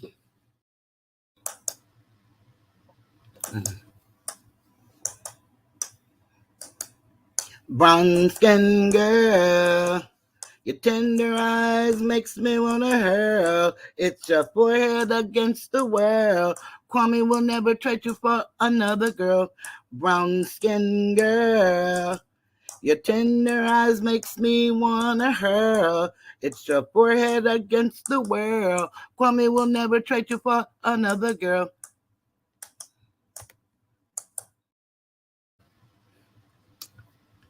Okay, we're back, ass. Are you there, Asatar? Well, I'm here. I was talking with the mute. I said we're back after another 8 songs later. I'm sure that's an album by now. I'm sure that was 16 right there. I probably have about 13 in all. Listen. Oh man, that's Well, awesome. we got to find some humor somewhere. There's That's somebody might real. By the way, that is real life talent. If you guys don't believe me, go make a couple of songs and post it on your thing. If it's that easy, for real, I'm being dead serious right now. If you don't believe me that that's a talent, what Toothless just did, right, or just been doing, obviously she didn't make all that up in one day, right? But if you don't believe that's a talent, you got a week. Go make 3 of those. Something catchy, right? Clever, funny, whatever you want to. I don't know. I can't do it. I don't got that talent. I love me. I have a good ear for music, but I can't produce music, good music. I have a really good ear for it. Like I know when I'm hearing something that's good, right? I know good music. I just don't know how to come up with it from scratch. You know what I I mean? do I don't that got all that. the time. Don't got that talent. Well, cause you, what did you say? You grew up doing it. That's not Yeah, by accident. Beating on that the desks, right? Lunch tables, whatever. yeah, we all That's a did that. that's what I'm saying. That's a learn. That's a learn. Unless you're telling me you were born with it, and you might be. Could If like be. every one of your siblings has it, you guys might have been born with it. Or the elders just passed it on, right? They like doing it, and then you guys just follow them. Yeah, I think it's just in the genes, That's very possible. Very hmm possible. Yeah, I just, I love to sing. My daddy, he used to, hum a lot, and my daddy had a real nice voice. And he used to hum a lot around the house Mm. and sing some of them old Dancing might hymns. be so like my mom, her brother, and all that side they can dance. I got 2 left feet like my dad. I told you. I just do upper body. I'm an upper body dancer. That's all right, long as you can Yeah, keep yeah, I'm on with good. the I mean, beat. I'm good with the beat. I'm good. Like I'm all good with it. I'm just proving your point that it's in the genes. That's just, you know what I Yeah, mean? that's true. It very well could be, but like you said, this was really a serious night. It wasn't to crack jokes on nobody or to be funny because it's not funny at all. In all things, you try to find humor, but it's like you said, even when the professionals talk about people, they have a punchline. It's going somewhere. It's Hmm. not just talking about you just to be talking about you or putting you down just to put you down. Yep, he had on his shoes. I see my shoes. Put that picture up. I With got the picture, my accordion shoes. No, it's yeah, but there. You can see the bottom. I couldn't see the bottom on my thing. I might have to resend it. I can see it on my phone.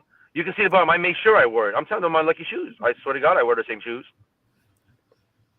Hell yeah. Mm-hmm.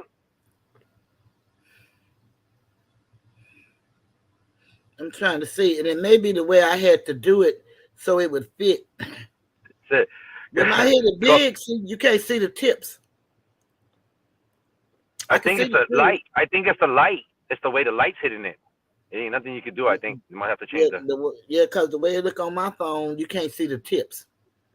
You cut them off I'm just right saying at that your toe. those are the same. I'm just letting you, those are the same shoes, the same accordion shoes that they were making fun of.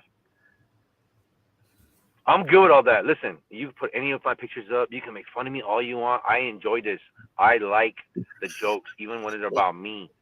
I love jokes. I like being talked about if it's joke related, right? Like just anything, like whatever. It doesn't matter. But it's gone too far. It's gone too far making fun of like you know, genocide and, molestation and like no, this is not funny. It's not No, funny it's no more. not. It's And not I was entertaining. It's just weird.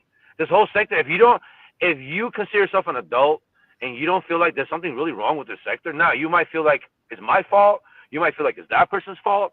But if you are not willing to admit that now you can say all the other sectors are the same way. I can't say otherwise. I'm only been here. But there's something really, really wrong with this fucking sector. And I'm in it. So that means there's something really wrong with me. But there's something really, really wrong over here. And if you're not going to admit that, then I don't know what to tell y'all. I was gonna tell everybody to check Sky out. If you haven't already checked her out, she did a beautiful little piece, and it's a short video, but she put the information to the Armenian genocide. If you want to Oh, did read she? about I it. didn't see Oh that. yeah, it's a very Wow. nice article. Thank She you, put it Sky. out there. Touched my heart. Yeah, Scott, she really did. She did a beautiful thing. So you don't have to wonder what that is or whatever. You can go to Sky's page, and she did it on a little video. And I don't know. It may be something about the person making fun of it, but she has the article there, and all you have to do is just hit it, and you'll get that information. Because, really, it's so much that we were not taught, that we don't know about the sufferings of a lot of people. I have this book that I read, not the entire book, but it's about the genocide of the medicines for us as a people and how they use, it against us. And one thing I didn't know is that they used at one time Filipino women for sterilization as well. And it was I really didn't know sad. that. I didn't know that. Yeah. They got a lot of different things that they have been doing to us, over the years. And so, it's all really collective because we all really are the same people. But This is what I because want to we are talk about. This is what I want to learn. This is what this is what we're trying to get back to. And yes. if you really want it, and if you really care about Toothless like you say you do, you would move this platform towards that. That's what we want to go. That's what she wants to go back to what she was doing. That's all she wants to do. She wants to go back to what she was doing before all this BS started. That's all she was here for, to teach people that want to be taught. No one is forcing y'all. She's keep passing information to people that want to hear the information. And then you can go and start researching for yourself. Because I promise you, if you hear something that's interesting and you start reading on it, you would be amazed how far it will take you. Because then you're going to want to know more. And people talking about already having, this is how desperate people are. Armando already has a thumbnail of some shit that, I'm turning this platform dark. My other home dark. First of all, I'm not turning anything dark. These are people that always push narratives. I'm saying the opposite. We're going back to where Toothless was trying to do. This is not my platform. Let's make everyone clear. This is not my platform. I really care about Toothless and I want her to succeed. But this is not my platform by any stretch of the imagination. I got that, not my platform. So I want what Toothless wants. And what she wants is for her to go back to her teachings. And whoever wants to be here to hear that will be here, and whoever doesn't won't. But that's what she wants. That's it. Leave her alone. Let her go back to what she was doing. That's all she wants. That's it. You go talk about her. She don't talk about you. Eventually, let's say she keeps talking about y'all, right? And then, but you're not responding. Eventually, she'll just stop. So just stop responding. Either way, stop responding and just say, let's be adults. Somebody got to be an adult in every situation. That's right, Curtis Tillman. Welcome. Or we're doing it for content, and let's just say we're doing it for content, and stop making it about something else, and stop getting so personal, and stop pulling up, and be about YouTube. You can't have it both ways. It's either YouTube and we're just talking shit, having fun, or this is real life, and we're not doing that. Because in real life, no one will stand in front of me and make fun of the Armenian genocide. It will never happen. It will never happen. So let's not do that here. Just like in real life, no 30-year-old is going to stand in front of a 64-year-old disabled woman and call her all kind of fat bees and hoes and this. It's not going to happen. Stop doing it here. That's what I want.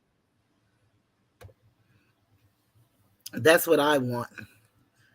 And basically, when I talk about these people, I'm responding to some lie, but I decided with Armando, I will not go that route with him. I don't dislike Armando. I don't like some of the things that he do and say. but I'm not going that route with him. He knows how I play, and I know how he play. And all of that talking about the organization and they got all kind of dirt. I don't give a fuck what they come up with. I don't have no dirt. Okay, don't even worry about that. I want to just hey, Cold Dunk. He said, where is it? He asked me what shoes will help him jump, will make him jump higher. There is no such thing. So I hate to say this, but a lot of jumping ability is God given, or your mom or your dad given, right? That's what it is. It's not. Can you improve? Can you do some leg exercises? Calf. Can you learn a technique where you raise your knee a little higher and you can get a little more boost, right? I can show you some things, stuff like that. You can improve a little bit, but all of that is just natural born ability. That's what it is. Those, like, for example, John Morant, right? He was jumping like that when he was like 7 or 8. When he was jumping over shit when he was a kid, he had mad bounce already. He was just born with it, right? Anyway, Michael Jordan was doing all that. He was already jumping. He didn't like just, those.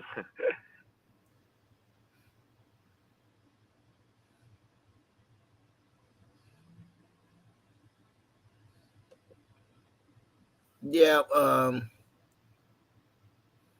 I think pretty much everything really is talent, a gift maybe, and the most important, repetition. Practice, practice, practice. Well, they did have a toothless. They had these shoes, right? Mm-hmm. Imagine shoes with like really high platforms where you can't even touch your calves on. You can't even touch your heel on the floor if you wanted to. They had these. They were just like you're constantly in a calf raise, right? And then years later they came up with they did a experiment and it didn't work. It was a waste of that's what I'm trying to tell you. That's why I'm so sure there is no shoes. You know what I'm saying? There is no shoes. There's nothing. It's just you get in the gym and you do calf raises, and then you learn. You get your lower body strong, and it's like a technique to jump in. You got to learn the technique. It's very important.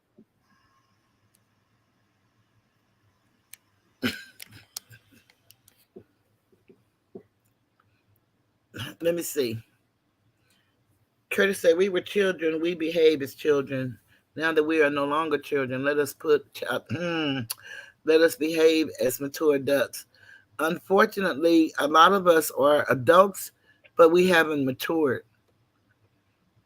And I'm no psychiatrist or no psychologist, but one of the things that hurt us is the trauma that we experience. And then people later use it as an excuse. It's not an excuse, but it truly is a factor in who we become as adults. Because normally wherever the trauma happened, that's where you stop maturing in the mental. It stops and you're stuck. And a lot of people, let's just say if you had a parent that was one way and you didn't like the way that parent was, if you spend all of your time saying, I'm not going to be like that behavior, because you're going to be talking about the behavior, that's the behavior that you're going to display. Because instead of you working on not being it, you keep reminding yourself of what you're not going to be. And that's what you become. It's human nature. But a lot of people on here and in life are hurting. We all are. That's true for all of us about something. And a lot of us don't want to deal and take responsibility because we've spent most of our lives depending on something outside of us to save us or to change our circumstances. But everything we need to make our lives whatever we want it to be, our Creator gave it to us, which is our mothers. And she gave it to us at birth, unless you were born with a birth defect. And that's just the truth. But with the education we received, which was animal husbandry training, and that's docility training for animals, It's totally different from erudition, which is education for human development. So we didn't get the necessary tools that we needed to help us be competitive. And we so busy competing against each other, and we're all pretty much in the same condition. So I taught my son, as I learned, the only person you compete against is yourself. And you just try to become a better you. Facts. Every day you get a brand new mercy, a brand new opportunity that you wake up to be better than you were. You don't have to go back 30 years, just yesterday. If you just woke up, it's some shit that you can do better today than you did yesterday. You don't have to always go back trying to write something that you can't write. You just can't do that. But if you learn who your competition is, you'll get better because your competition is you. One of the problems these people have here on YouTube, everybody is looking for the spot that only carries one person. Be number one to yourself. You don't have to be number one on YouTube. If you're number one with yourself, you are number one on YouTube. And it doesn't matter about the people with millions of subscribers or thousands. I have 1,450. And I am the most talked about, misused person that I know right now on YouTube. Now, I'm sure there are other people who feel the same way. But I don't even have 1,500. My numbers don't move. I get one or two people and I lose one or two people. And in this game, you could lose people for anything. Can't worry about it. Remember, you already said it. That's true, but that's what I'm You telling gotta people. be the better you. Yeah, just exactly. got to be the best you can be. If I end up with 3 people, You that's what I gotta came here with. talk about what you came here to talk about. Why would you? It's like I like basketball, right? Let's say I want to be a basketball coach. Let's say I wasn't good at being a basketball coach. I'm gonna go now be a softball coach. No, right? This is what I do. I'm gonna stick to this. This is what I love. Now, if I'm not good at this, I won't do it. But I'm not gonna change what I love and what I want to do. I'm here to coach basketball. You're here to talk about this. If 3 people hear it, 3 people hear it. If no one hears it, then that's your cue to maybe leave. If you want, maybe you might want to just talk to your damn self. There you go. But at the end of the day, you're gonna talk about what you want to talk about. Yes. What you came here to talk about. And this leads me to say, I don't care. People are here telling me that Armando's live or whatever, making videos about me. I don't care what he said. I'm not responding. I'm telling you, I'm not like this. Like, this isn't, I'm a grown ass adult. Like, I don't have to go back and forth with nobody that I don't want to. It's that simple. He can't say nothing about me. He has nothing on me. Nobody here does. If they did, they would have already said it. Understand how many people here hate me. Now, you can agree or not with the hate, but you know that you have to agree that there's a lot of people here don't like me. Good reason or not. That's not the argument. Meaning, there's been several attempts probably at doxing me, my record or whatever. I have nothing. I'm not worried about no Armando. The only way Armando thinks he can get to me is to get to the people around me, not around my real family, like Toothless, Solisha. He'll attack Sky. He hears that I'm cool with Suge. He already wants to do something with Suge. He's been trying. Suge just paying him dust. He's trying to kiss up to Kwame more. This is what he's going to do. This is who he is. He's going to take on every Kwame beef. Somehow, some way, he's going to be in it.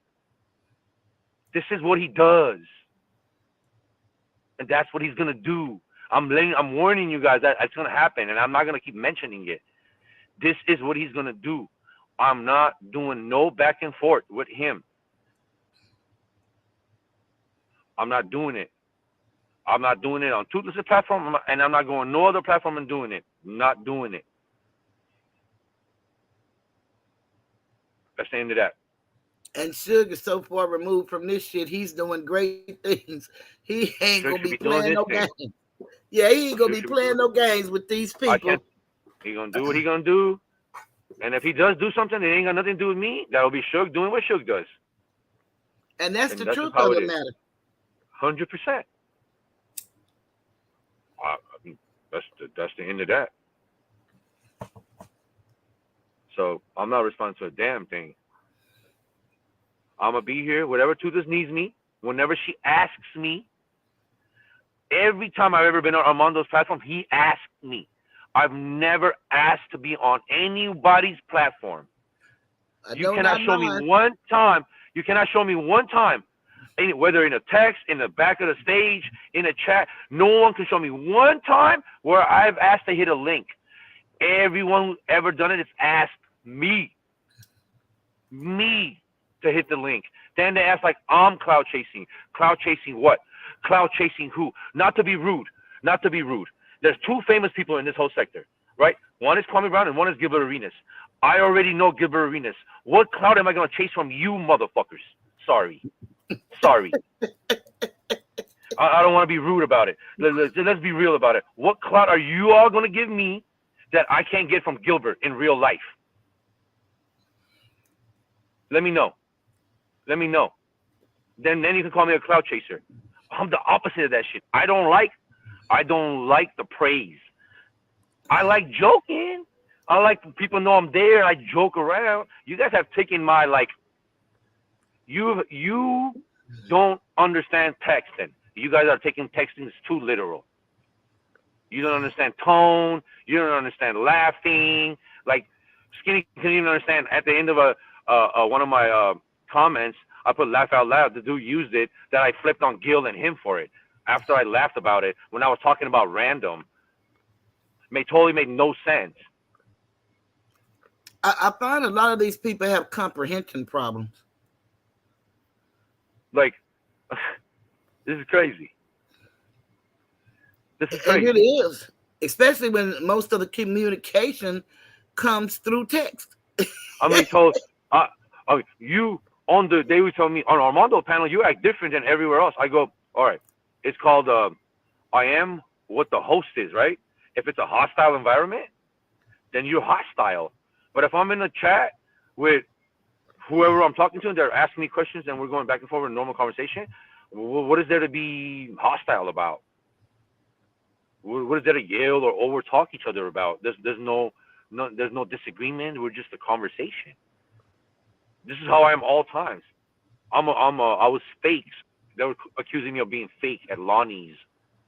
Like, I don't even know what the hell that means. Lonnie was asking me questions. It was 6 a.m. I was winding down. We're having a conversation. I was just having a normal conversation. Well, in the back end, how do I talk? Armando said he talks different on the phone than he does up here. How do I talk different on the phone? Toothless, do I talk different on the phone than I do up here? No. What the fuck are you talking about? Not with me. Not with nobody. We had the same type of conversation. I do not know how to be anyone besides me. I figured I'm really good at being me, so I just do me. I do not have anything. I just do me. Sometimes I'm in a happier mode than others, just like y'all. Right? I have issues too that I go through, and I'm not in the most positive mood too, and that reflects on the way I text and the way I talk, as well as you guys do.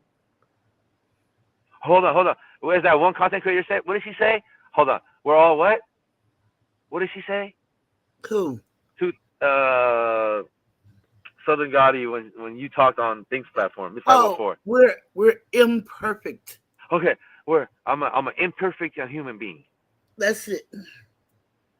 So no, I'm trying to be funny about it, but not you now. Remember, you're different because you're not supposed to be over here in this sector. Remember, bro, I'm not supposed to be here at all, in nobody's business.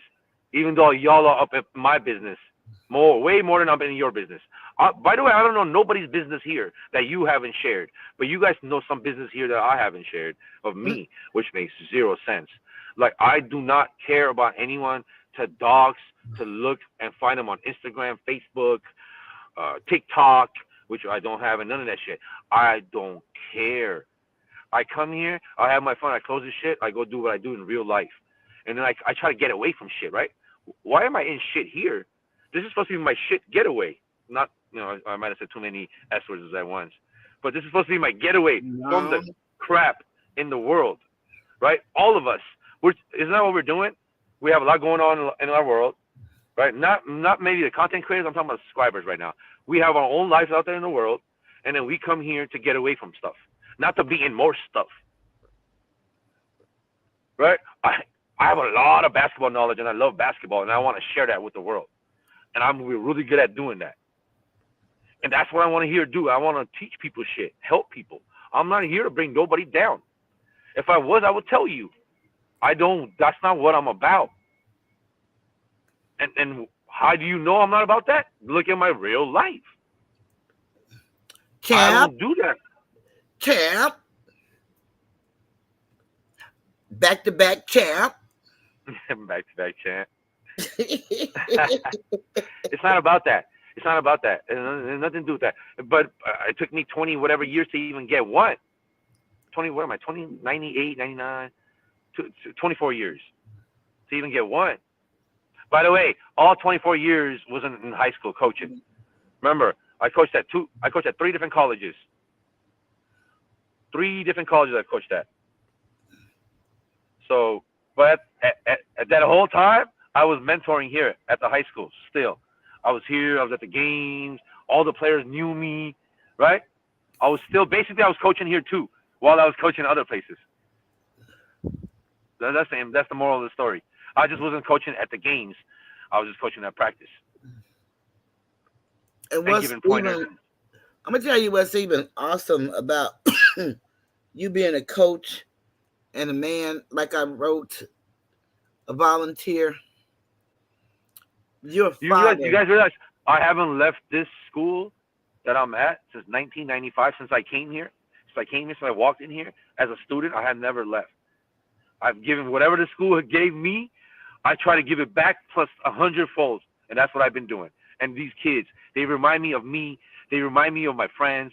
They remind me of my neighbors, and I want to just continue in just helping people until I can't do it no more. And none of y'all can stop that. Yeah, I was saying something when you cut me off. I'm so sorry. That's okay. What I love about you as a man, a coach, a volunteer, and a back-to-back champion is that you're the same way, if not greater, as a father.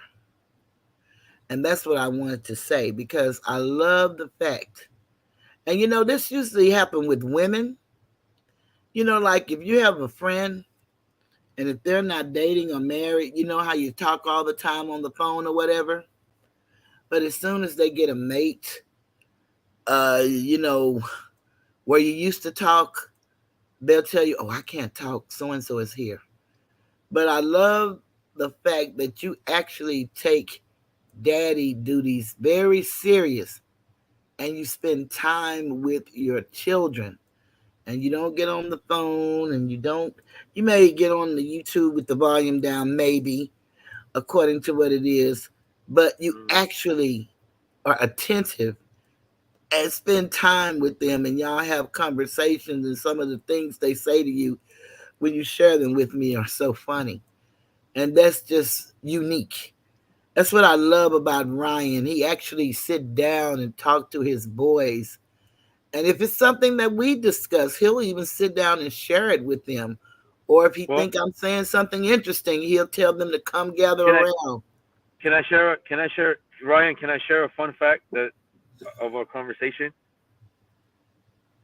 He'll know what I'm talking about. Just give me a second.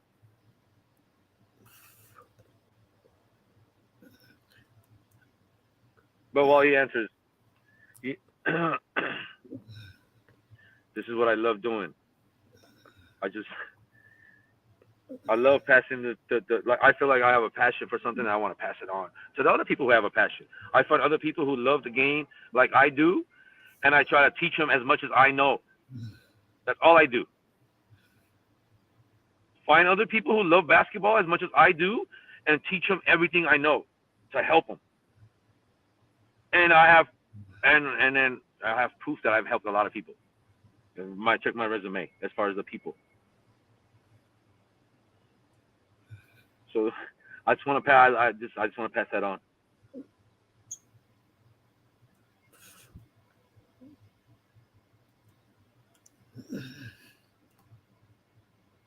I don't know if Ryan is still here or not. Yeah, he's here, but this thing's slow. Yeah, I think I'm 99% sure he's gonna be okay with it. Yeah, he's But anyway, okay with it. I know he is he's gonna because be he okay. told me about it. It was beautiful. Yeah, I was on the phone with him, and I had some suggestions for his son, and he put me on speaker, and I was just talking to him and just passing on my passion. And this is what I do in real life, and I don't need no acknowledgement for it. The acknowledgement that I get, well, you're gonna say, what do you get out of it? And when I see someone succeed, and I know that I played a role in it, it doesn't matter how big, it doesn't matter how small. I don't even know how big I played a role in it. I don't know, and I don't need to know. I just need to know that I played a role, and then that's what I'm proud of. That's what makes me happy. I mean, I don't know. I'm happier for other people than I am for myself. And if you really knew me, you would know that.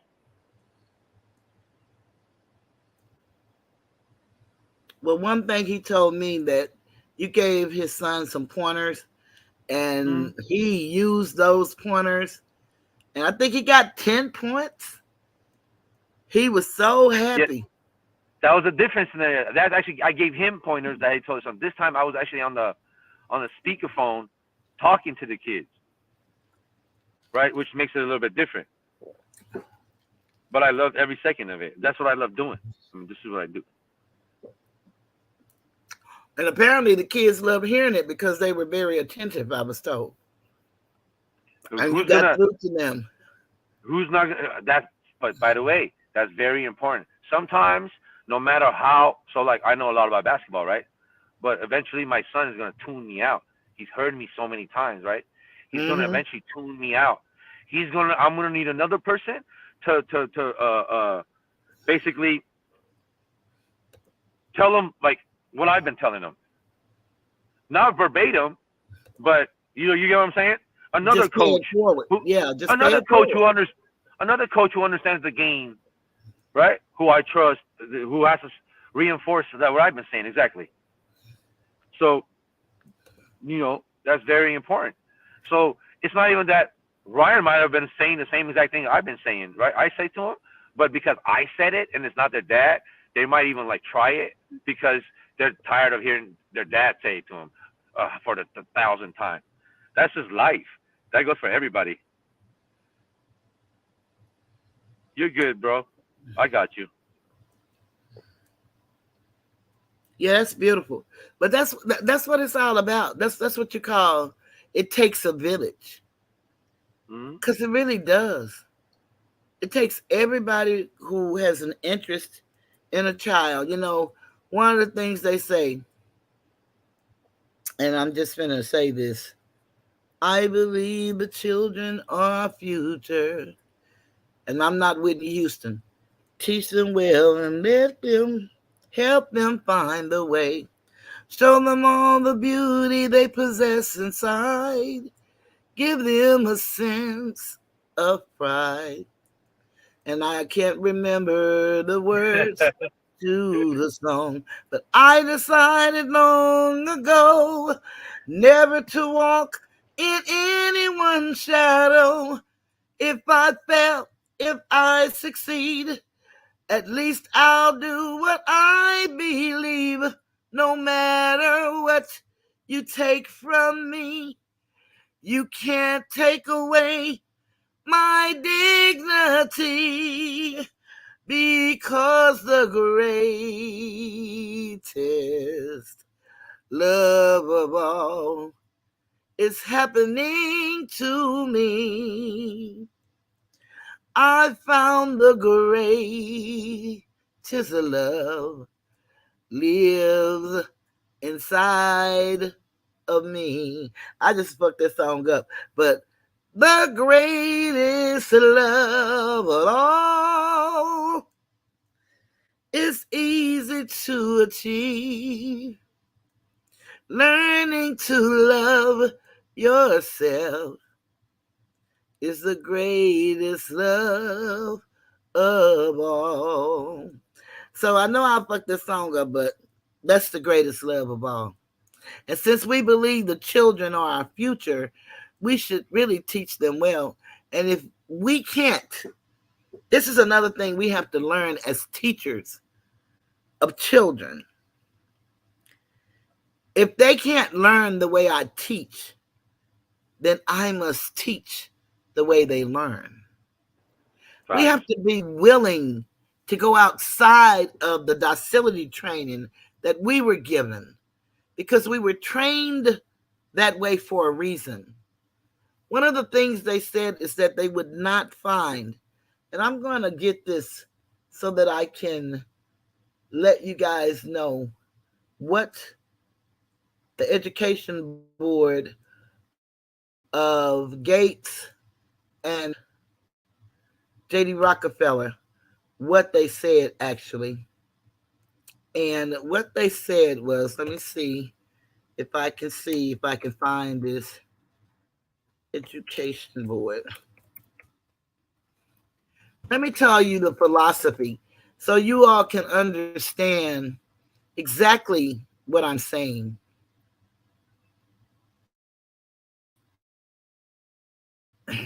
It's coming up.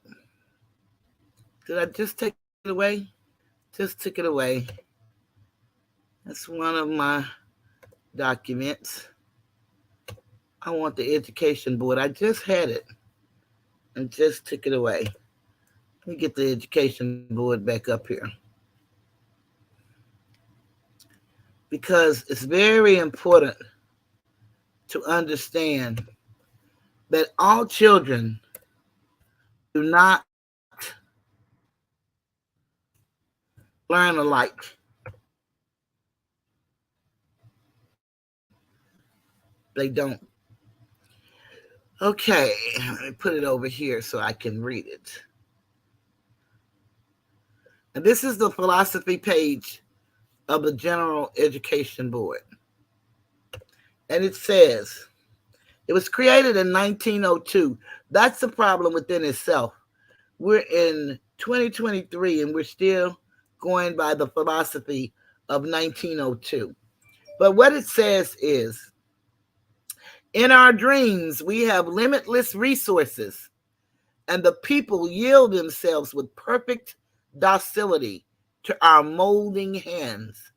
The present education conventions fade from their minds, and unhampered by tradition, we work our own goodwill upon a grateful and responsive rural folk.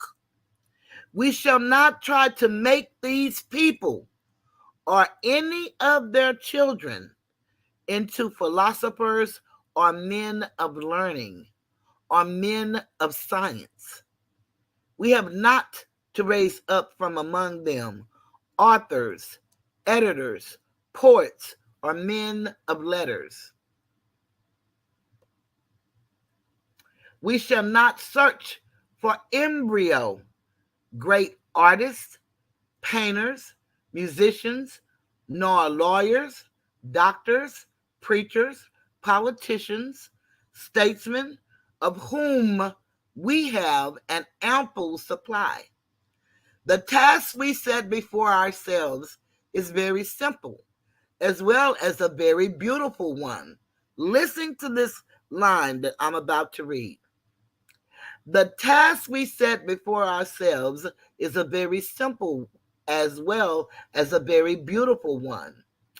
To train these people as we find them to a perfectly ideal life just where they are. So we will organize our children and teach them to do in a perfect way the things that their fathers and mothers are doing in an imperfect way, in the homes, in the shops, and on the farm. Once we realize that this whole system is designed to train us in a perfect way to be perfectly happy right where we are. They're not looking for doctors, lawyers, preachers, politicians. And they said, they're not looking. They shall not search for the embryo. So what we have to start then asking ourselves, look at the learning curve and look at the things that they use to measure knowledge by. It has to be a system that is in place that will tell us, because you don't meet this number, a number that somebody gave you, then you don't cut the mustard. In essence, what are they saying to us? Your child could be brilliant, genius. Then you'll hear, you might need to get that child tested. They may have some type of problem. You see, it's a thin line between genius and illness, mental illness. And anytime they see a child, even from birth, when they say they're not going to search embryo, what we as a people don't realize, when they say that they chart us from day one, they're literally charting us by the zodiac, by the moon and the stars and their position, by the longitude and the latitude of such. And they already predetermined who may be and who might not be, and how they're going to be treated to ensure that they don't become one of these things. But we are a people, a resilient people, and we defy all understanding. That's why there are so many tests given to us, so many things done to us. If we would dare to study and ask questions, not of anybody, ask your phone. You're walking around with $1,000 computer, and all you can do is snap pictures and post somebody else's comment on a wall. Your phone is so much greater than that. What you could do is just ask Google a question. Then go back to the books. Get your email. If you got a question about something, send it to the Library of Congress. Do you know that they'll respond in an email? Any question you might have about history? Thank you, Curtis. I'm so very glad. I hope you join us. Subscribe and join the membership. We would greatly appreciate that. And if you don't want to join the membership, keep coming back. It's all about us, for me, helping one another. And my thing is just telling you my story and who I am and what I've learned. I just drop keys. You do your own thinking. I never would have dreamt that I would be where I am. And I'm not talking about with the craziness. I'm talking about just here sharing, and people are actually listening and are interested in what I have to say. I've been interesting my whole life, but that's on a very low scale. To have 1,450 people at any given time tune in and listen, whether it's live or it's a playback or it's a video. But to actually have people to let me know that because of a book that I reviewed, they purchased that book and are reading it, and they're happy to know. To hear about, we really have unalienable rights. We really were born with the nationality. There really was colonization, and that's why we're in the condition that we're in. We really could change our current situation if more of us got interested. It is strength in numbers, and that's why so many people attack you. These people see greatness, and this is a great place to be. I don't try to outshine anybody. I shine. And if you don't let your light shine, that's on you, not me. But it's enough sky out here for all of us to shine. You just need to find your lane and get in it and then stay in. These people like to cross lanes without cutting on a blinker. And high velocity speeds. And you know, when you learn how to drive, I took driver's ed. When you learn how to drive, they teach you to get the big picture. You have to see everything.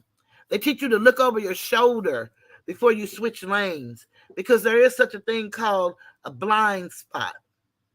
And for one split second, a whole big old however many ton vehicle can be out of view for one split second, and it can cost everybody their lives. That's real. It's real. But this is the stuff that I love. Building, not tearing down. We all have talent to some degree. And again, if you don't, you can manufacture talent. How? By repetition. If you're doing something right, repetition strengthens and confirms. Faith comes naturally. If you're doing something wrong, you are repeatedly messing up. So it's up to you to know what you're doing. But we learn by repetition. Okay, Ass, I don't know. I just had to throw that in there somewhere. It just came to me as you were talking. Of course. Sorry for what? For wanting to talk about something on your show? What? No, you were talking. No, I mean, listen, I could be talking, I could be flying, I could be doing whatever. You can do whatever you want on your show. You don't gotta say nothing to nobody. Come to me when you can. Yeah, you can, but you have to do it decent and in order. I'm cool. I got you. But I don't. You know, I don't take any of this. I don't take. At this point, you don't have to like literally insult me for me to be insulted. Like you don't have to make me. You know what I'm saying? You know, a lot of whatever. When I like somebody, everything's like I take it as a joke. I don't take it personal. You know what I'm saying? Mm-hmm. You would have to literally insult me for me to even understand that you're insulting me at this point. I'm being dead serious. It's not even about stuff like that. I don't take stuff like that personal. I'm sure I'm going to cut you off here once or twice and annoy you. You're going to, tell me cut you off 1,000 times. It is no. I'm going to cut you off because we're both passionate. We both want to talk. Yeah, but none of us are going to take it personal. When you yell at me, I get yelled at all the time. I yell at myself.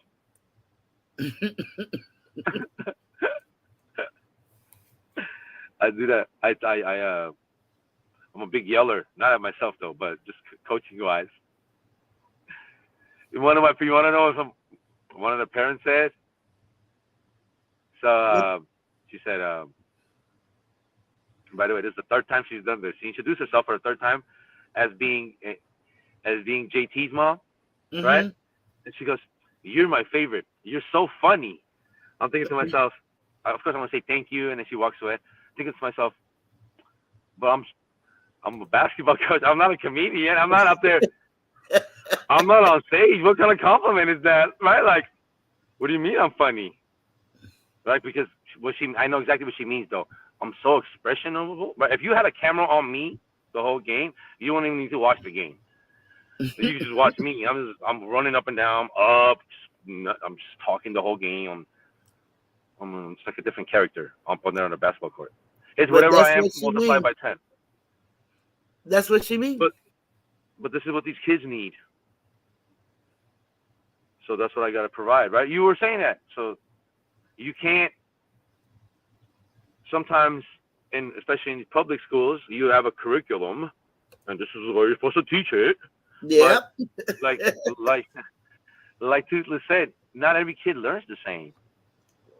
They don't. We already know this for a fact. we notice for a fact, not everyone learns the same. Some people learn from reading. Some people learn from writing, right? So it's not the same. So you can't just, because the way you tried it didn't work, you can't give up, right? When I'm trying to explain how to run a specific play and we don't get it, I don't just say, forget this play, we're not going to do this no more. I try to figure out how to teach it another way where they understand it. That's a good thing. Same thing. Even if you're doing math, it doesn't matter what it is. The person is not understanding the way you're doing it. You just keep doing it the same way. It's not going to help. You're going to have to figure out a different way to read. Just like I can't yell at every kid the same. Some kids I yell at, and they are motivated by yelling. Yeah. Some kids I yell at, and they get into a shell, and they don't want to perform. They don't want to play no more. So that that my job is to learn, the do's and the don'ts. How do I, some people need a kick in the butt. Some people need a pat in the butt. That's just how it works. Both ways work. True. They both work. You just got to figure out which kid is what. You know what I'm saying? So, basketball example. Some of my basketball people. Leaders like Michael Jordan, they work. Kobe Bryant, they work. Guys who are really tough, to the point where they'll fight their teammates in practice. But also leaders like LeBron James work. The guy who pats his teammate in the back, right? To a Michael Jordan, first you got to prove it, then he'll trust you. To LeBron James, he already trusts you, and then you have to prove that he can't trust you. If that makes sense. Yeah, so, that's the way I treat both leaderships, both of them work, right? You just got to figure out which one work for you. Now works for me. And whoever you're trying to help. Yeah, exactly. Now work for me. What worked for me, I don't mind getting yelled at all. In fact, I'm gonna be honest with you. When I'm so this is how I engage. This is how I know if the kids are engaged in the game or not, right? This is how I gauge that. This is how I gauge their engagement level. If sometimes when you yell at a kid and they come right back at you, I'm not saying they're going to yell right back at you, but they have a response, right?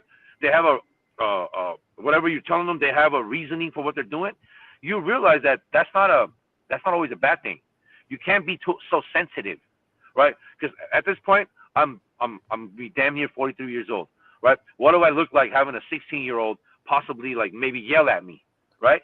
My ego might be hurt, but that's not how this works. It's not about my ego. It's not about my ego. It's about helping the kids win, helping this game, helping them win. It's not about me at that moment. It could be about me later when I talk to him, maybe about how he did it, right? But in that moment, I like that he's engaged. I want that. I rather that than the guy who just shuts down and goes sits at the end of the bench and doesn't want to play no more. You understand what I'm saying? So at least that I know he's engaged. He cares, right? He cares. You have to care to come back at me. If you don't care, then you don't care. You're not going to come back at somebody you don't care. You have to care about the game. You have to care about that situation, the moment for you to engage with me. And I kind of judge it by that. I gauge it by that. It's a psychology tool. What do you guys think coaching is? What do you think teachers do? What do you think? It's psychology. I'm not playing. I got to motivate these people. I got to figure out what motivates them. That is psychology. Psychology and sociology. And that's what's wrong with a lot of people. They don't really have social skills. And they don't know how important they are. Bree, I know you're joking, but these people are going to take screenshots and say, look at this Bree person keeps wanting to ask to pull up. He must have really been mean to her. You know what I'm talking about? She keeps saying pull up. But if you pull up to Africa, pull up. Yeah, but that's what I'm saying. They're not going to say all that part. When they take a screenshot, these people took a screenshot of me laughing out loud and made a thing and quote unquote kicked me out of Skinny Gang because I don't like Gil and Skinny because I said a joke in the comments in a chat when I was talking about somebody else. That's all these people need. That's all Skinny needs. If he don't like you, he needs to find a reason, then he's going to find one. Yeah. That's what he did me. Exactly. But they do that anyway. I never knew so many people like that Miss Archery woman. Well, I gotta go That, mute here. I gave her a promise I wasn't gonna say her name. but you don't have Go to ahead. say her name. Go ahead. But that woman,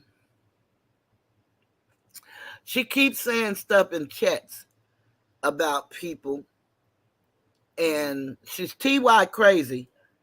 And everybody's saying anything about TY is so disrespectful. Mm-hmm. She wrote a whole dissertation in my chat. I asked her to send me an email if she wanted to discuss something with me. She wouldn't do it, but now I hear she's sending emails all over YouTube. I don't understand these people. I really don't. I don't understand them at all. Thank you, Ryan. Yeah, Tremaine, we really don't talk about people here. We talk about what we're talking about. And I saw your comment. I didn't know what you were talking about. Oh, this Tremaine person. Mm-hmm. This is most likely this is supposed to be one of Armando's. He used to say he knew Tremaine, this person, and he supposedly Armando scammed this person. This is 99% a troll account. They're just in here. This can't be the real Tremaine. His son played for Oregon. He grew up. He went to school with Armando, and the rumor out there is that he scammed this person, or it was a pyramid scheme or something like that. So, well, Tremaine, if that's really you, we hate that happened, but ain't nothing we can do about it. And I don't want to sound insensitive, but yeah, you might need to tell that to Armando. No, because he had. This is like this. Come on, this is a troll. This is a troll because Armando has flipped up and said Tremaine had died, but Tremaine is alive, and that was the joke that they were making fun of him for. But of course, Ryan, I do this for real, bro. Bro, you don't understand. This dude, Armando, he's an idiot, bro. He doesn't know none of this. I watched everything for him, Brian. Bro, I watched everything for him, bro. I looked out everything for him, bro. He's done, bro. I don't have to do nothing else. He's done. He don't watch. He's scared. He doesn't like watching people talk about him. He's one of them people, which is, it is what it is. A lot of people are like that, right? He would have me. Oh man, I don't know how I would know these things. That's how T.Y. would be like, how does Armando know this in real time? He must be watching. No, he wouldn't watch T.Y. He was too scared, bro. He was like, his ego would be hurt or something. He would not watch. So that's why do you think I'm so apologetic up here? I know the role I played in this guy's effery. And this is why I'm up here saying I'm sorry. This is the only reason I'm up here. I'm taking responsibility for helping this dude do all this crap that he was doing. Not the doxing shit. I don't know nothing about none of that.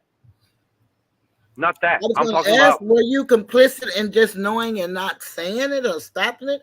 Or were you really doing shit? Because you trying to sound like you was doing the shit. I wasn't doing shit. I was the one listening to the shows and telling him, yo, this is what they're saying about you. This is what this said. Clip this up. That. Stuff like that. I was his ears on the street. Yes. He's not on YouTube. But anything else, I don't know nothing about no doxing. I don't know nothing about looking at anybody up. I've done none of that shit. I don't know nothing about none of that. My help was, I was his ears. I was his strategy. Like, I was like, basically I was, as the time went on, we went a little distance, but at certain points I was his quote unquote YouTube advisor. Mm-hmm. To say it in a better way for you guys to understand. He would run things by me. I would let him know how understand. Stuff like that. Mm-hmm. We I helped him. That's it. That's what I mean. Am I the organization? Absolutely not. Absolutely not.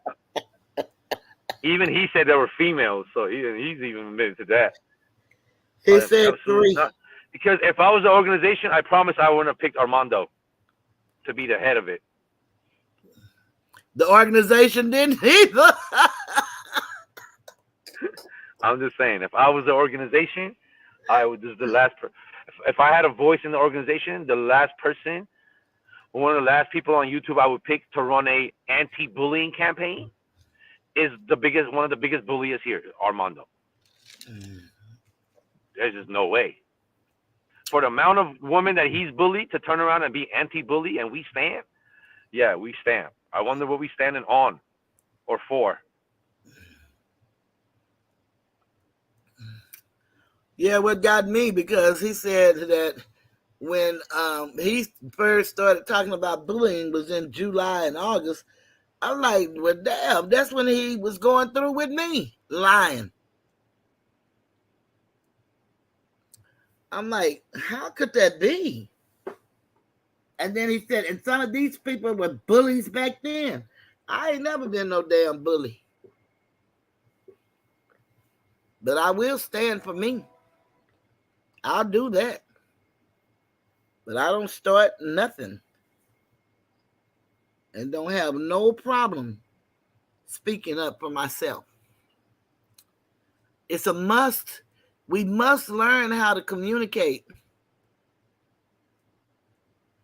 And maybe I'm not the greatest communicator, but some stuff I can't listen to and some stuff I won't listen to. I don't care who you are. I notice a lot of people on YouTube love to say, pull up, hit the link. Everybody can't hit my link. I'm not going to listen.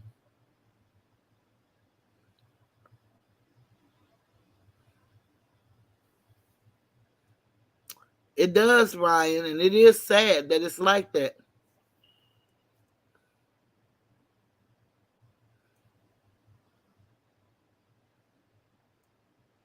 And we must admit when we are wrong.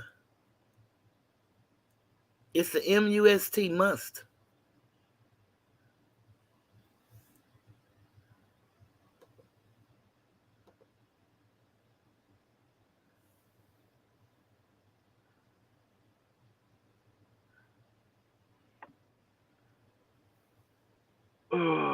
What are we trying to hit? 5 hours tonight? We don't, no, we don't have to hit 5 hours. We just wanted you to be able to say, yeah, we just wanted you to say, everything that you needed to say, because like you said, after tonight, we won't be discussing Armando, and he can make all let me say it one more time.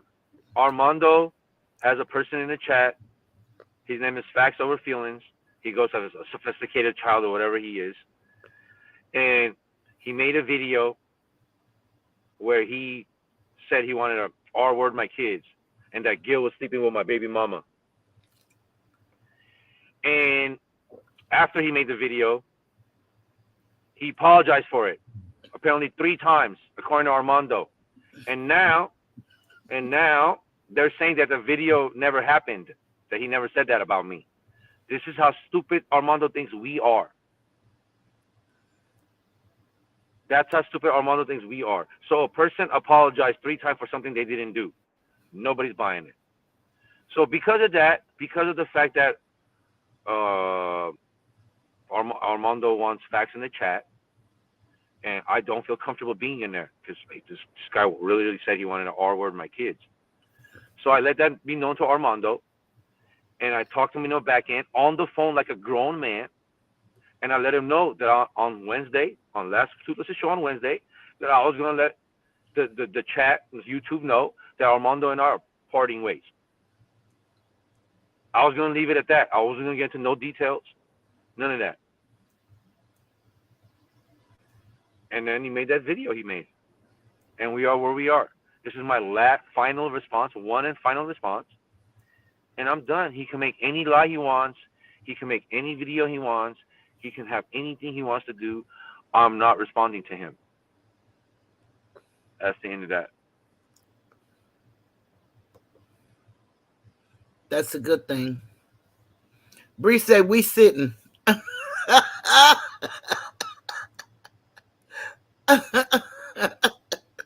Okay, we spent. Yeah. She ain't lied about me. I'm sure gonna be sitting, and they can't wait to smell the chair. I wish that this was a real cause that this Armando believed in, right? that this this whatever cyberbullying that he's trying to do, domestic violence or any of this. I wish that this was real, and if this was real, I wouldn't be doing this because the cause would be bigger than what I'm doing right now. But the fact remains, he don't care about none of this. He doesn't care about none of us. He hardly cares about the truth, and I'll tell you that from personal conversations that I've had with him. Hardly cares about the truth.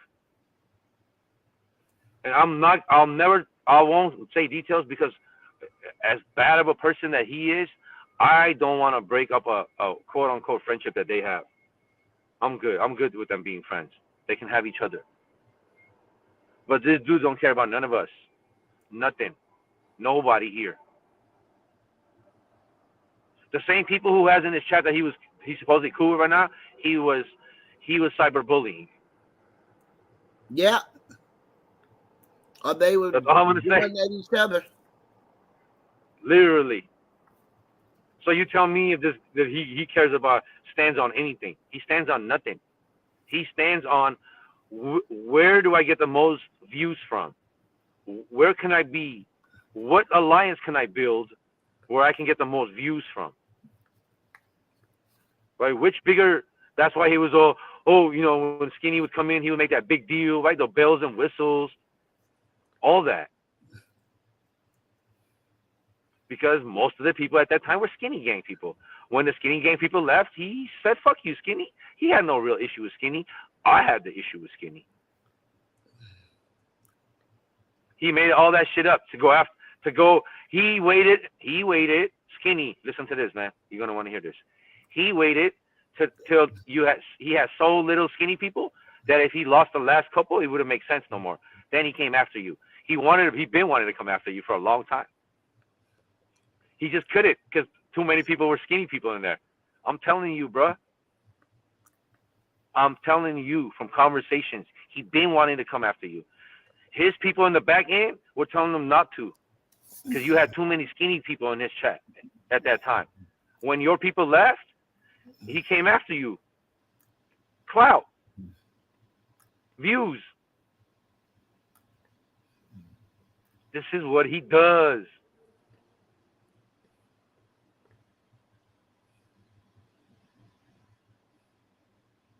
This is what he does.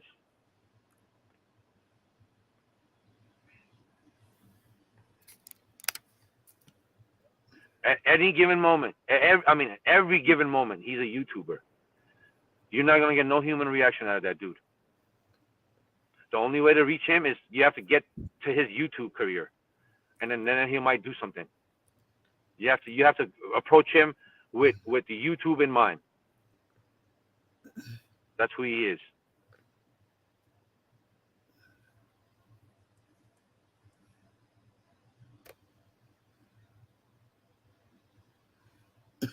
Pretty much,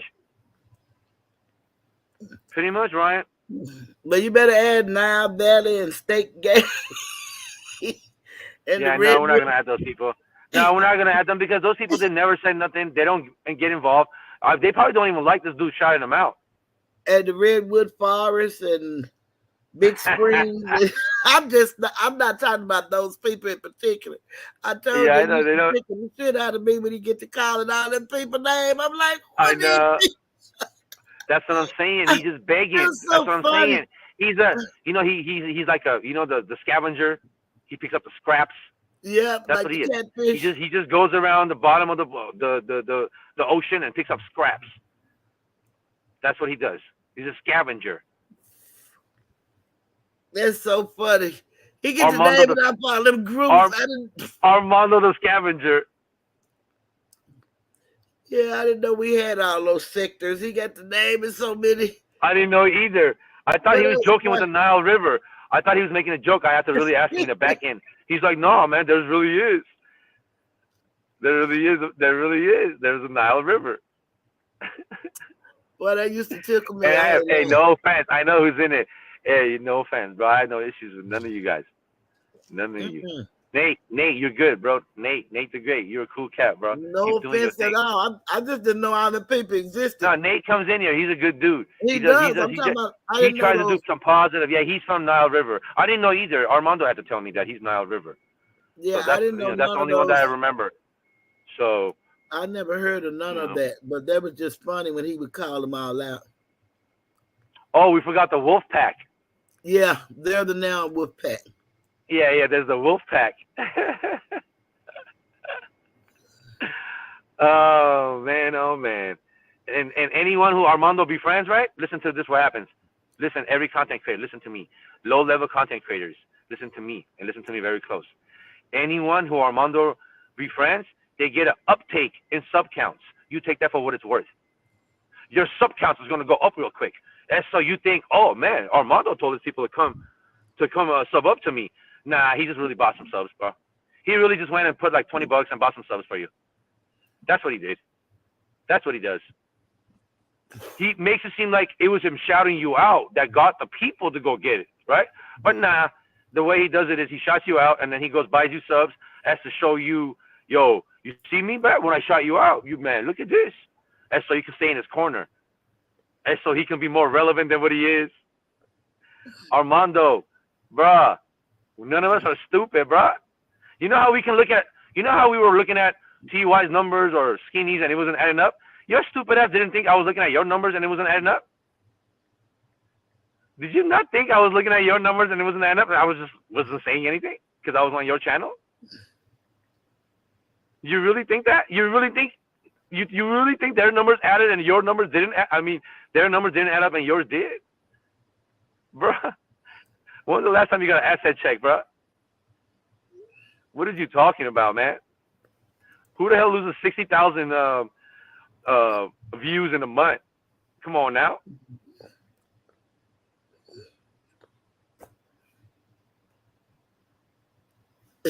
Got you all fooled. This guy thinks we don't know what he's doing, bruh. Everyone knows what you're doing.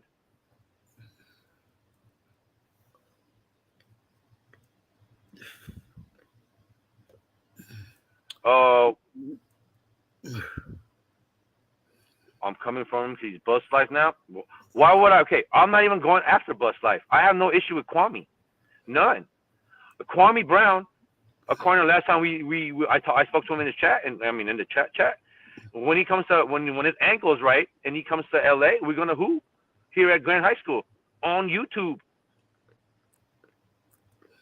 So why would I have a problem if I don't have a problem with Kwame Brown? Why would I have a problem with Bust Life?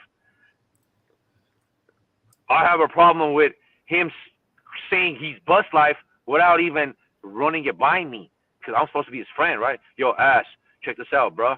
Notice how I have all these Kwame people here now. I'm gonna let it be known on Bust Life. I realize that you can be Bust Life, so you know Gil. That's what a fucking friend would have done, Ryan. That's what somebody who's a real friend would have done. Would have just let me know, not ask me. I don't need it. He doesn't need my permission. He can do whatever the fuck he wants with his platform. Just run it by. Just let me know that you're about to do this.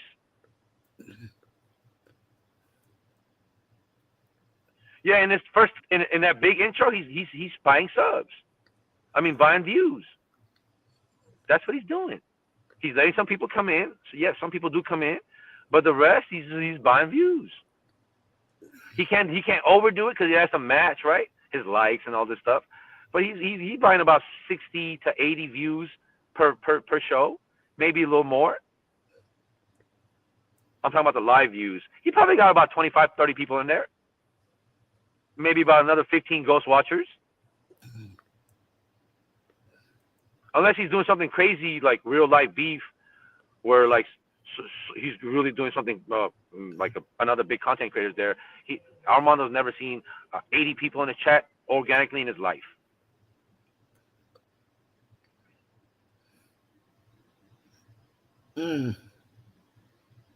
That's cool. Just look at it. I had 81 tonight, but we have 68 likes.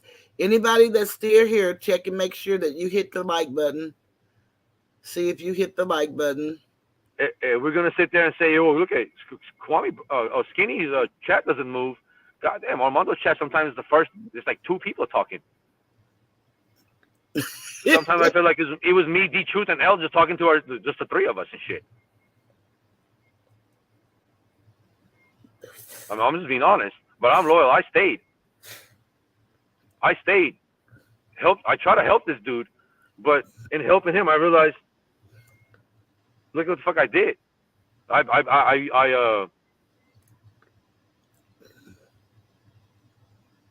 helped him do all this shit, and I have to come to the realization, and I keep trying to tell y'all.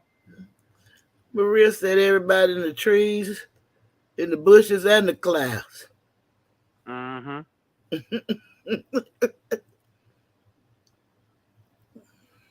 I'm not replying though, Ryan. That's my point, bro. This dude is a known liar. What he's doing right now, he's thinking of what lies to say, where I'm gonna respond.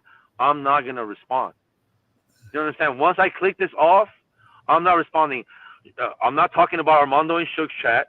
I have no reason to talk about Armando in Sky's chat, nor do I need to talk about Armando in Solis's chat. And that's the only place I'm going. So I have no reason to talk about this dude. The way you stop someone, right? Like you stop giving him life, air. By responding to him, you're giving him that. I'm not going back and forth with this dude. And that's that. And these diabolical people would try for a while, because I went 2 months and never said nothing to a person. And they've been talking about me since August.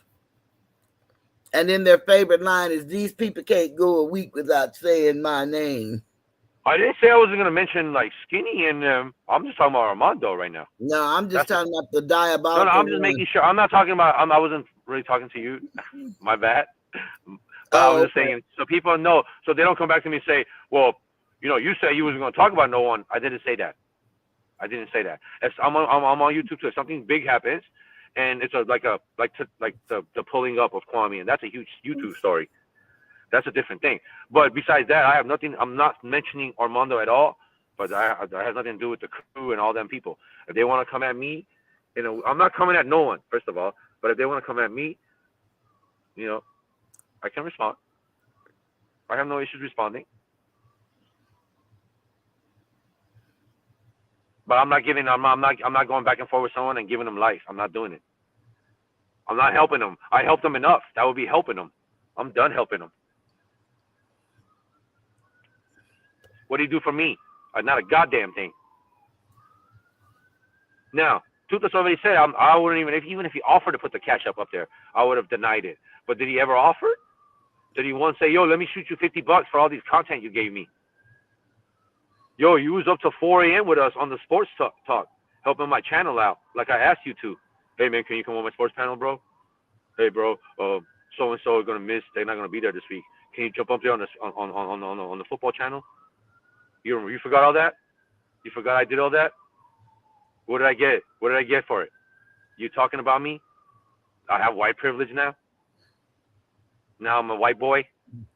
He's got you white privilege, and Skinny's got you a racist. And Skinny was the main one that was up there saying you wasn't a racist. Exactly. Now all of a sudden you're racist. All of a sudden. When there's no other comeback, when they can't prove that I'm lying, when they can't say nothing else, it's going to revert to that. It is what it is. I stated the record already. My record speaks for itself. I'm done defending that. I'm good.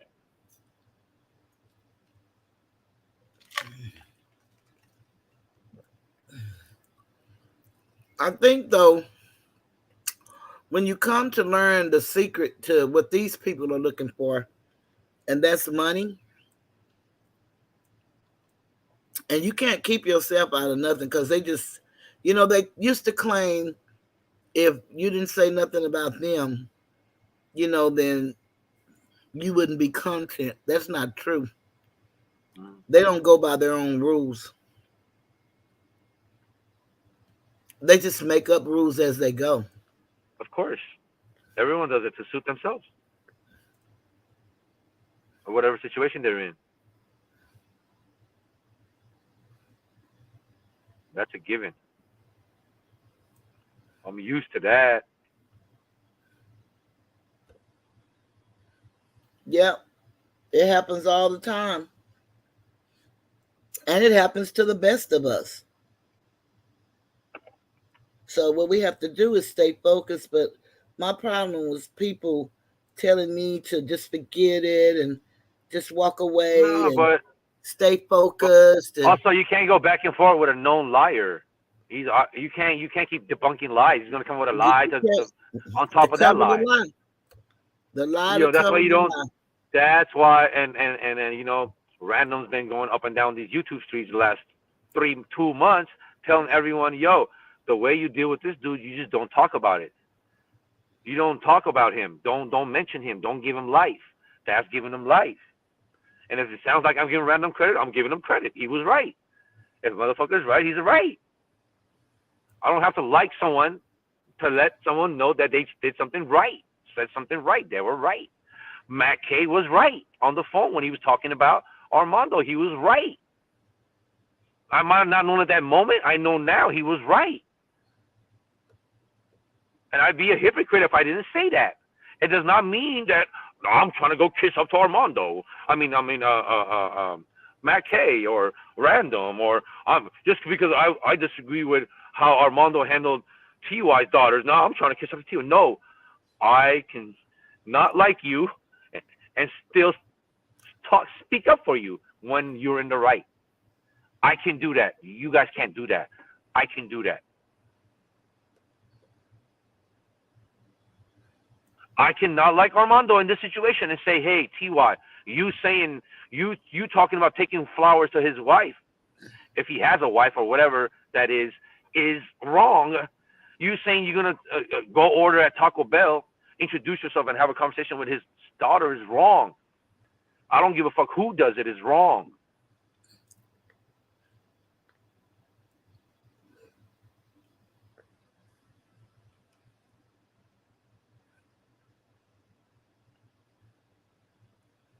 Well, as far as Matt K goes, he told me that he couldn't click with me because I accepted Armando, and he didn't care what the reason was, and if it's wrong.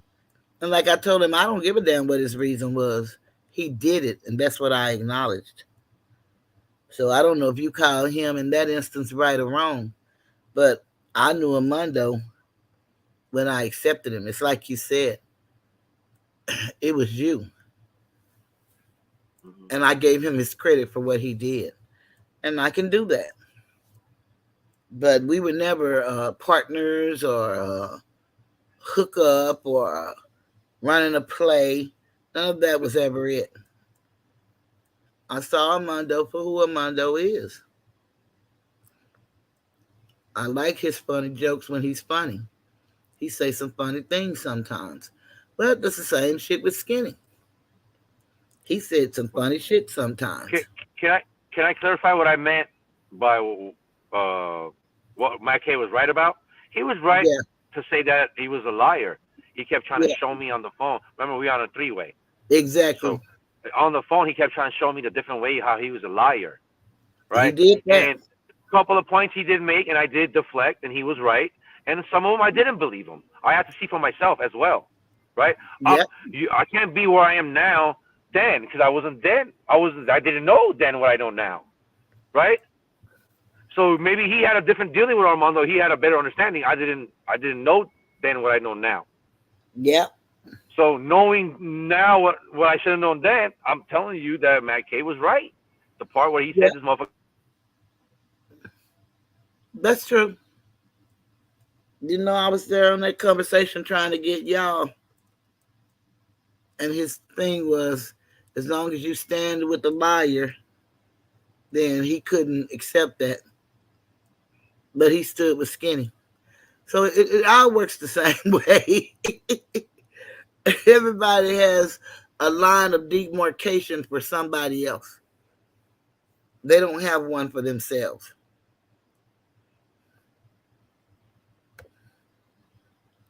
That's what's sad about the whole thing.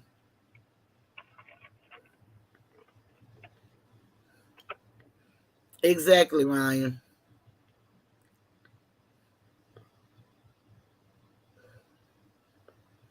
Exactly.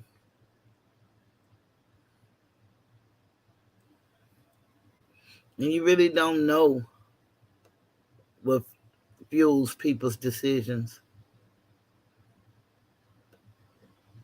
I think people are just looking for somewhere to belong. Because I think a lot of them are unemployed or underemployed or receiving SSI.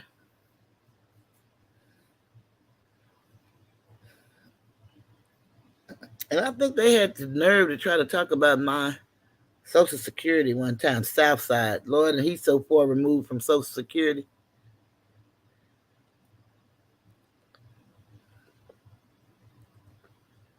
Yeah. With those teeth, he might need some disability. Thank you, Lyle. Remember what you said. No, I can't do it. I couldn't do it. I was just too tempted. Because what are you talking about? The disability. These guys. He's not disabled. He's gonna make people around him disabled with them teeth. Stop. I'm gonna stop.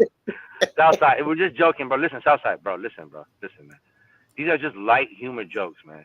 Come on, man. You know your teeth are a little messed up, right? They're a little messed up, and then we're just making some jokes, bro. Come on now. It's the same joke. Like you call me magic carpet or whatever that stupid thing you guys keep calling me. The same thing. Pretty much same thing. Or no, it's not the same thing. Or my hair. You guys make fun of my patch. You know that little patch I have in front of my head, top of my head? You guys make fun of that? Same thing, bro. So instead of the top of your head, I'm talking about your mouth. What's the difference? No, you're laughing, but I'm serious. It's really just jokes. Like I have, like in real life, I have has like Southside gone to the point where he had never talked about my kids. Like, do I want to like fight this dude or something? Do I have like problems with him? No, just joking. I don't know this dude. We're just joking. Just making jokes, YouTube jokes. I've never crossed the line with them YouTube jokes with them. I only crossed the line with the 3 people that were talking about my kids. And now you talk about children. That was Skinny. That was Skinny, TY, and Brown Skin Lady. Those are the only 3 kids that I've talked about because they talked about my kids. I don't even talk about wives. I don't. And if I talk about them and they're mentioned, like I don't mention their name, nothing like that. None of that is important. If I have to make a point to say, like for example, I keep going back to TY, the fact that he has 4 white baby mamas, right? It is relevant in this scenario because he acts like he's like he loves all these black women, but he never had babies with none of them. And it's almost like a scam to the point where if it is, it's weird. But that's relevant. So that's a relevant moment to talk about. But just to bring it up when it's not, I don't need to know. None of us need to know. And we sure don't need to know all their names and stuff. That's what I mean. That's what I'm talking about. We don't need to know these people's names. It has no relevancy here. Nothing. It doesn't make your point any better. It doesn't mean nothing.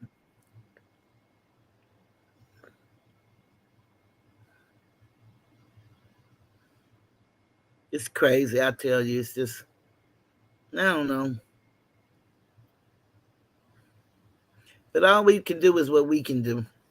And we can bring some humor back. And I'm doing what I can do. So what I can do is not talk about this dude, right? And not give him fuel. So eventually he'll stop talking about me. I don't know when. Maybe it'll be a month. Maybe it'll be 5 months. I don't give a crap. Because he's going to talk about the same things, the same lies, the same crap. People are going to get tired. People are already tired. So I don't care. I'm fine. Do your thing, Armando. I'm good.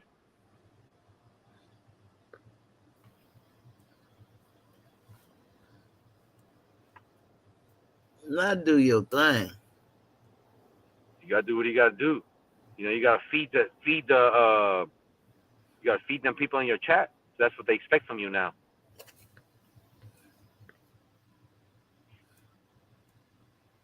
Or you can go back to faking like you stand for something.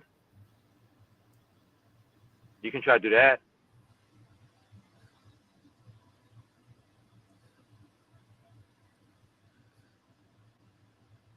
Now, who is the Houston Sneaker Club? I know Oh, they that's no, hold on. Yeah, that's Random. Well, he said you a damn lie. You talked about his wife. Never. I talked about you, your thing not being able to, perform with your wife. I don't know your wife. If you know what I'm saying.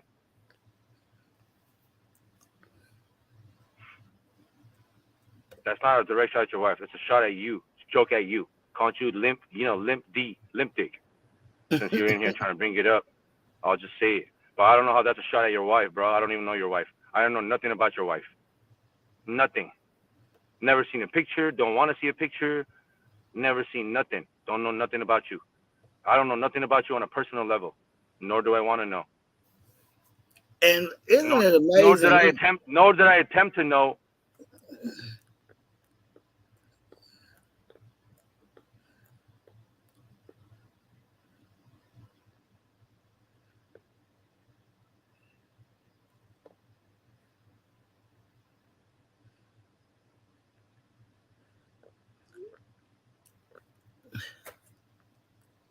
Ain't that the guy who said he never liked me?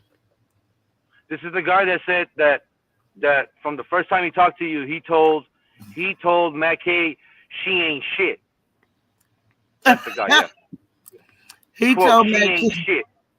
And but he called you. Remember he called you Yeah. to compliment you how amazing you were. He called you to compliment you. Be right. Toothless, do you know what you just did? Hey, one of the mods, click on this. Maybe it's not even him. There people do play around in here. One of the mods, click on that. Then make sure it's him. I don't want to have a fake conversation with somebody that's not even him. That's an insult in itself. But nah, bro, I don't got an issue with you, man. You got an issue with me. I don't got an issue with you. Everything. I just left it on YouTube, bro. Oh, okay, because yeah, I don't know why these people. I don't know why they feel all of this boldness.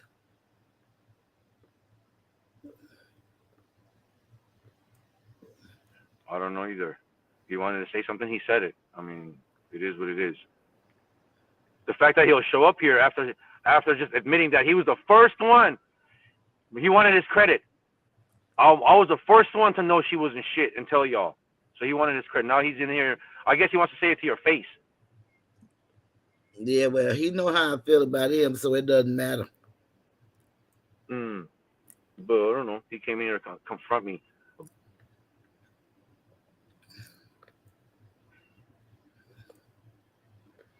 These men. So if you wasn't shit, then what made him pick up that phone and call you, and give you that compliment? Oh, he did, boy. He just couldn't believe because I was a woman. I was up there in the league with Monique and Skinny them. I could hold a crowd by myself. Okay. And tell me something about me that I don't know. Because I know me. I keep telling these people, they don't know me, but I know me.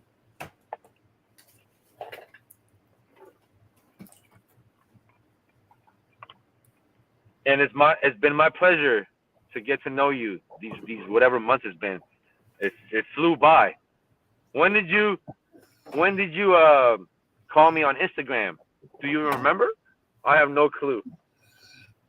No, but it was back when, again, me and Armando. So it was in June. It had to be July. So since then, and a couple of weeks after that, because we remember I had texted you and you hadn't responded, and I had left it at that. Since then, it's been my pleasure, my absolute pleasure. All these people, and then Matt K. Oh, since I'm not talking to Toothless, I can sleep more. I can take more naps. Really, bro? Matt K. I quit lying. Really, bro? Like, come on, man. Really, that's what you're gonna go with, man? It's been my pleasure, Toothless. My pleasure. My pleasure as well as. Been an absolute. Like you've taught me. You've probably helped me grow in these last 5 months more than I did in the last. You think it was an accident that used in my life, and then I just won the championship, stuff like this? You think these things are accidents? No, I'm being serious. I'm not joking. No, I'm not joking. There comes a time where you got to give credit to the people around you for some of the things that you do, because it really is them. It's not you. Because I was me doing the same thing I was doing. What changed, right? What changed? You got to look around. What changed? Maybe I matured a little bit. Okay, you done woke Alicia up. Here she go. Sounding like a Mondo. Alicia, I'm finna talk about you. What happened? She talking about where's her credit.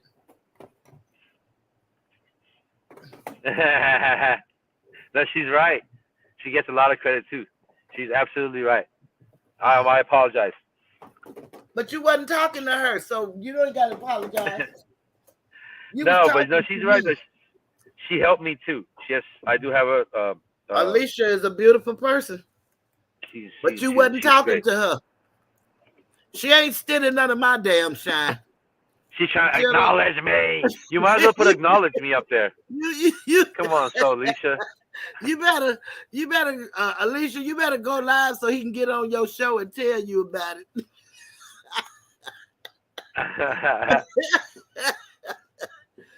No. Wait a minute, tomorrow. Did you hear them fussing over that racist? So Alicia does bring a sense of calmness into my life. I do have unbeknownst to you guys, because I am on here a lot, because I do be working when I'm on here, but I have a lot going on, and then amongst all that mess, so Alicia has she comes with a certain calmness about her. I tell her that it's the she has favor with the Lord, so that's what she has, and that's what she brings. So I appreciate you, so Alicia, and I definitely appreciate the people in the chat too. It's the same,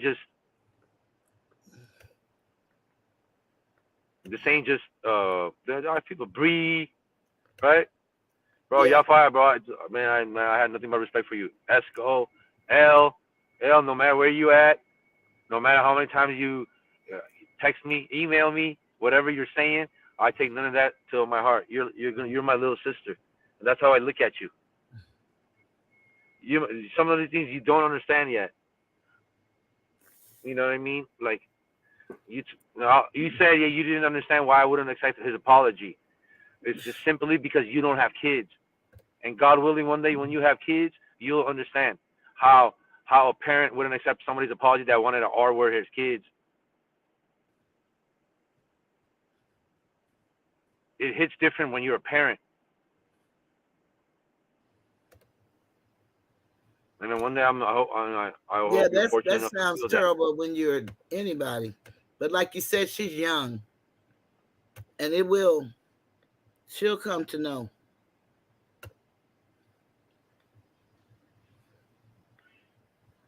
Yeah, I know what I'm doing, bro. I do talk to her on the back end. I didn't share nothing that I wasn't supposed to. I'm good, bro. I promise, man. I'm good, bro. I got nothing but love for Elle, bro. Nothing but love. I'm just letting her know she's good in my book. She can continue doing what she's doing, bro. So, I'm good. I got nothing. There's nothing bad I'm gonna say about her. Nothing bad I want to say about her. Nothing bad she's ever done to me. For me to say anything bad about her, nothing.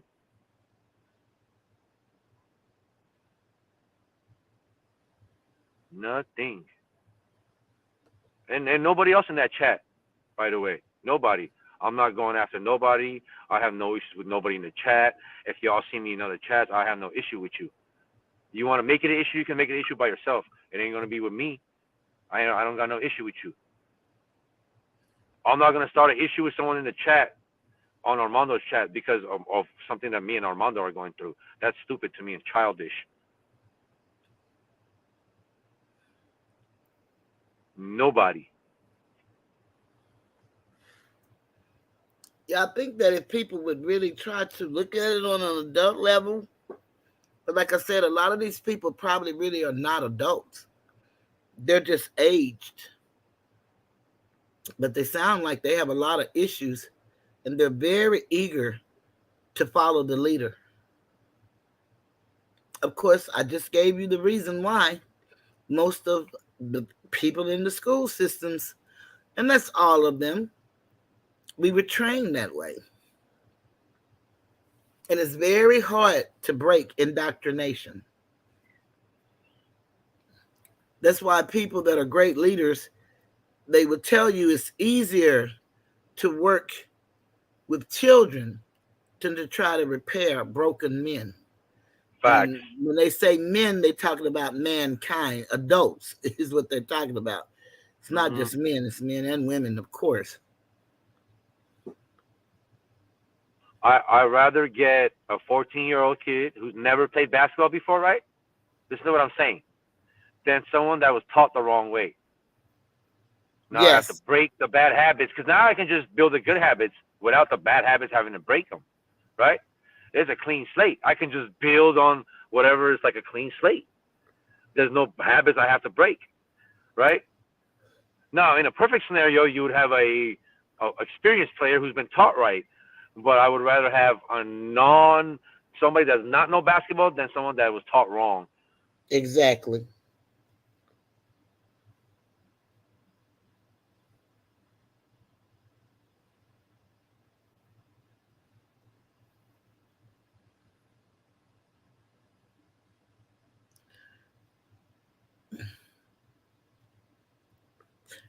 I don't even think. Yeah, I don't even. Okay. I don't even think there's like a neutral here. Like, it's not. Nobody should have I'm not a content creator, so and then there's no neutral. Like, this is Toothless's platform. I have an issue with Armando, or he has an issue with me, right? It has nothing to do with nobody else. He threw my name in it, but I have nothing to do with that. So you don't even have to say neutral. Neutral to what, bro? You have no like, I'm not a content creator. As long as you're not out there talking crap about me, right?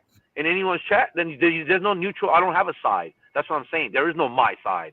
As long as you're not out there like, calling me racist and doing all this bullshit, right? Lying on me, then there's no side, bro. I don't have a side, bro. You don't have to do nothing, bro. I promise. Just do you. I've never seen you not do you. Do you, bro. I have no issue with you.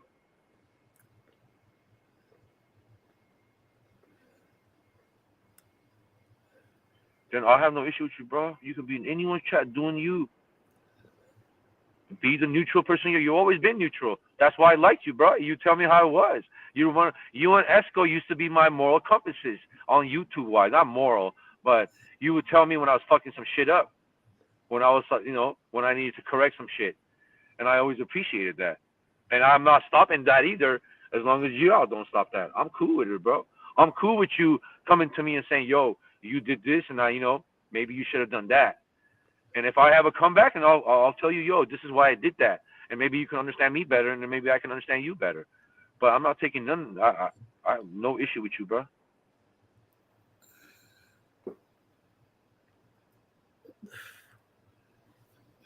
I don't understand the neutrality. I don't understand that statement. I see what he's saying, but let's not fall into the trap of this is not my platform. This is not my platform. I come up here when Toothless asks me to come up here and I have something to say, and I say it. If not, and I don't. This is not my platform. And this is what Armando's going to try to do. I already know this dude. He's going to try to do it like that. Like, I'm bringing darkness or some bullshit to Toothless. I'm doing none of that. No, you're not. I'm actually bringing light. He doesn't feel that. If he just told you he didn't like me anyway, how can he care about anything you bring to me? That's bullshit. And Yafa say he understands why everything is happening. He just think it's a misunderstanding. What's a misunderstanding? It's no misunderstanding. When you tell someone, Yafa, yo, this dude talked about R-wording my kids, and I don't want to be in a chat with him. And he says, cool, and he calls you and apologizes for that one time because he didn't know yet. And then he says it'll never happen again. He gives you free reign to time him out, block him, do whatever you want. and then you do exactly that, and he talks about let him live. He apologized and this and that. So what's the misunderstanding, bro? He didn't have a misunderstanding. He had a change of heart. Just be real. He had a change of heart. He no longer cared that Fax was in that chat, and that's how I felt. It was more important that he was in there. And I believe, this is my personal opinion, I believe he started to feel that way because with Fax comes Queen Regina. I believe that. And with Queen Regina comes a Kwame. And this guy's all his plan is to get to that dude. That's all he wants to do, bro. Is to getting good with Kwame. Thinking that's gonna be, you know, Kwame's gonna shut me out, and I'm gonna get, you know, I'm gonna get 388,000 subs. That's what he's thinking. And no offense, Kwame, if you're listening, bro, but this ain't the Kwame of last year. Early last year. This is not. Or even 2021, or whenever this shit started. It's really not. He's not. His name it doesn't travel like that no more. Him shouting you out doesn't get a drove of people to sub up to you. So you're doing this, Armando, about a year too late, buddy. And you're gonna find that out real quick. In all reality, I said I was gonna end your YouTube career tonight. In all reality, bro, you ended your own YouTube career. That's what you did. That's what you've been doing by being so disloyal everywhere you've been. You're the one jumping spot to spot, trying to find somewhere. You're trying to find somewhere to fit in, getting where you fit in. What happened to them stakes you had next to your name? No more stakes or what? You only use them when you needed them? What happened to Money Boy Trey's drop that you had? When he comes in, you don't do it no more? You don't need him no more?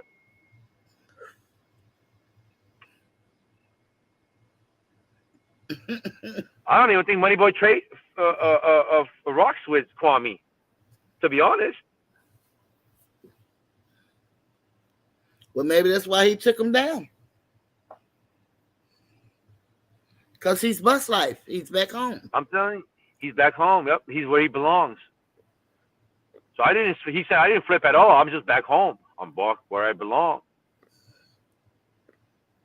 Go be where you belong. But who's holding you back? I'm just wondering who is holding you back. That's what I'm wondering. Were you bus life when you were in court with the auntie? And the number one moderator? Were you bus life then? Oh, okay. You was a bus life then, right? You were trying to be skinny gang then. You were trying to be skinny gang then. You flip-flopping motherfucker. Come on, man. Everybody's on to you. It's over, Johnny. It's over. It's over for you. When are you going to smile in the camera, though? Hey, Brownsky lady, this is one time and one time only. Never say I didn't do nothing for you. What about them teeth, though? That's your one and only shout out you're ever going to get, Bop. Hey, Bop. Hey, Boop. Ah.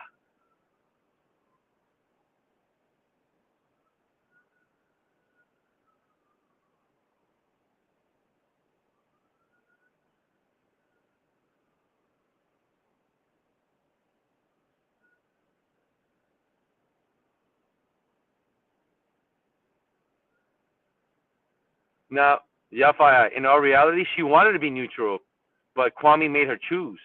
And she's going to come up here and tell you that right now. I know. Okay, that what is he saying now? Remember when you were neutral between the 7-footer and Jailbird and they made you pick sides? Don't do that to me. How can you not understand my neutrality? Well, I'm going to be honest with you, Yafai. I really appreciate you being here and love you being here, but you have the right to go where you want to. If you choose to be with somebody that lies and continue to lie and now have turned on me, which I've done nothing to them, then you have that right. then don't complain about anything they say or do. But I'm not asking you to choose. That's your choice.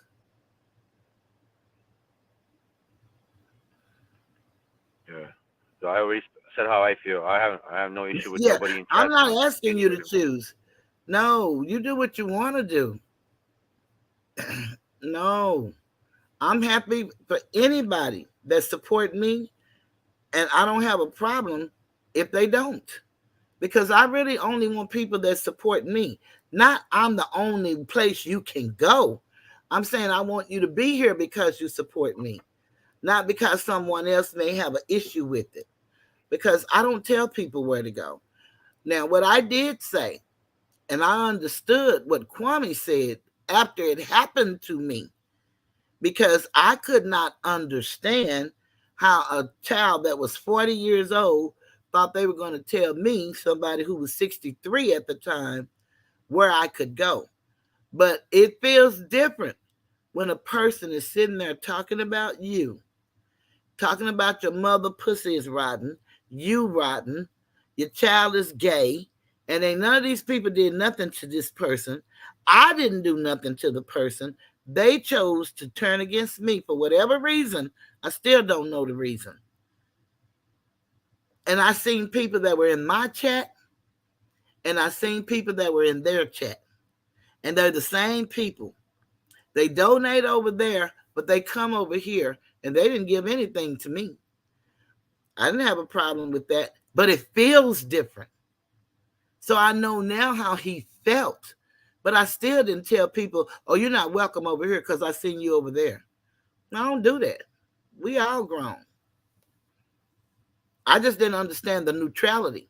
I didn't understand that because everyone knows what they know, but it doesn't hit you until you're affected by it. It's like people ask me, how could I be in Skinny's chat when he was talking about those other women? Now that he's talking about you, you're calling it bullying.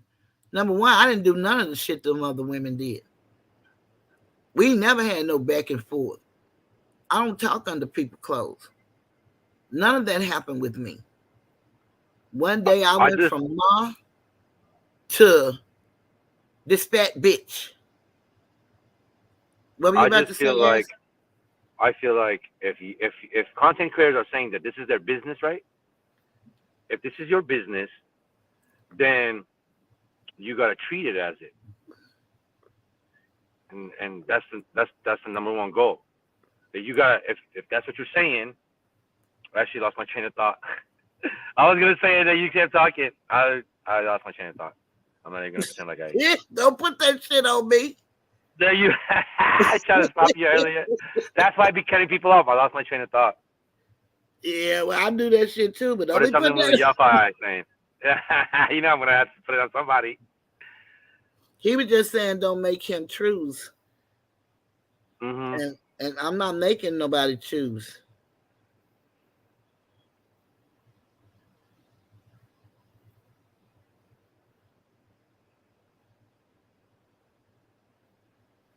We're all too grown for all of this. You're gonna go where you want, right? I just want you to, if you're gonna go somewhere, you're gonna be there. Just be free to chat, talking to chat. I'm not gonna feel a certain way, bro. I'm just speaking for myself. Like Tula's speaking for herself when it comes to that. Me, I don't have a problem as long as you're not joining in on the attacks on me. I don't have a problem with you anyone being in the chat.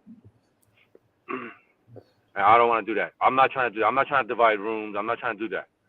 I'm not trying to do that. As long as my remains, as long as you're not joining in on the attacks on me, then I'm okay with it. Now, somebody can say, well, you just being in the room is like joining in on attacks. And that's their opinion. I don't feel that way. I don't feel that way. I don't either, because I know a lot of things that Skinny said. I know what I was gonna say.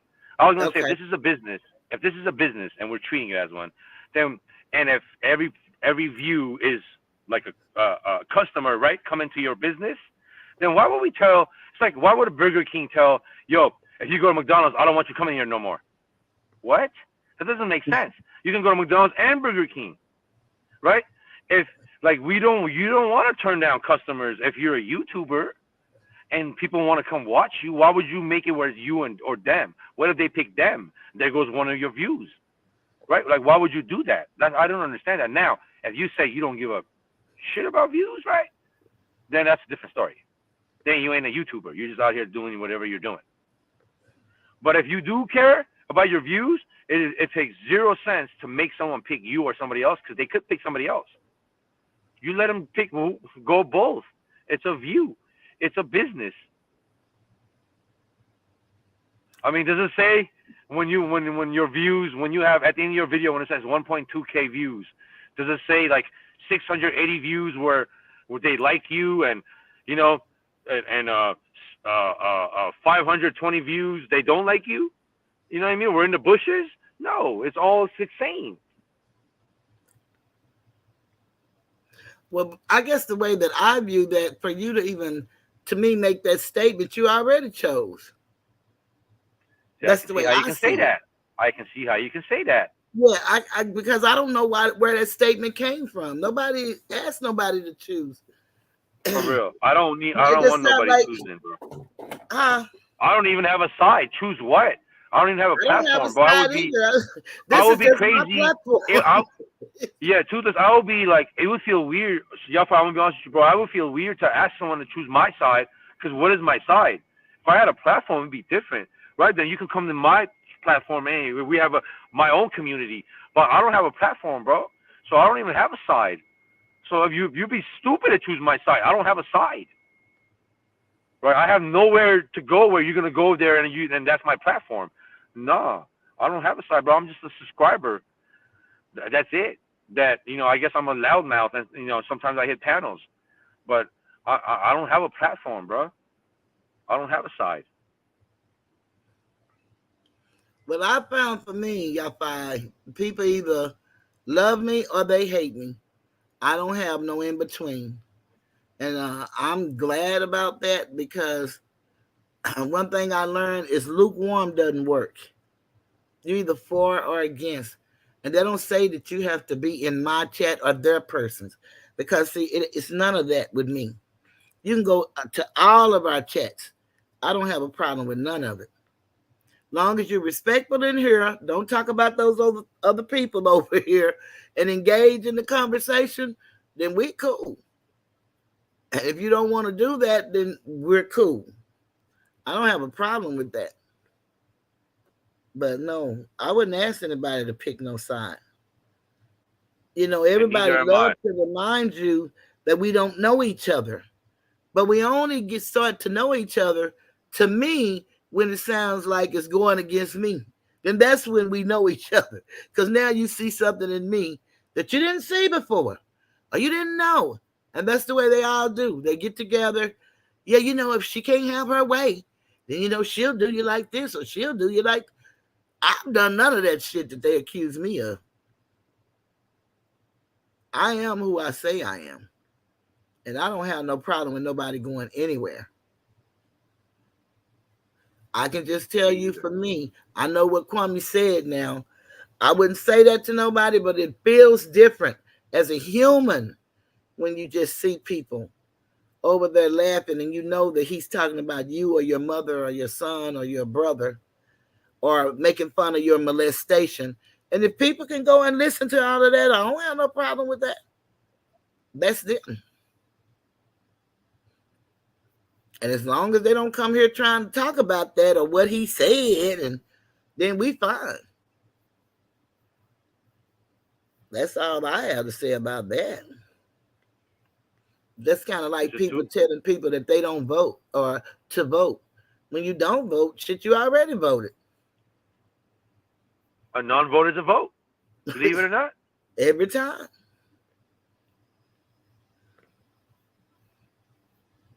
Yeah, I just try to do is the best I can to be doing the right thing, because it's the right thing to do, not because nobody's watching or following me. I was doing right before I got here. I'll be doing right when I leave.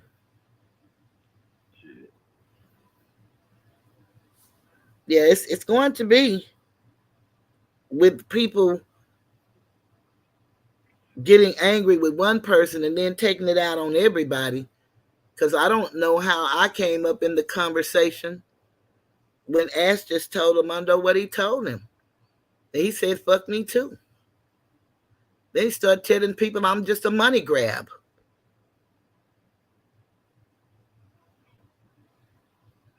Yeah, the hashtag Me Too is just a money grab, and the We Stand is, you know. And what That's the end all be all. got me is when we were all there together, supposedly, and he would go and he said he was going to cook, but he didn't want no money. Don't give him no cash apps or nothing. I told him, well, shit, I don't never get none, so why don't you put my cash app up there and say, give it to me? Yeah, that's a good idea. Yeah, I'm sure that's going to be a storyline now. But I don't give a damn. I said that and meant it. I honestly meant that.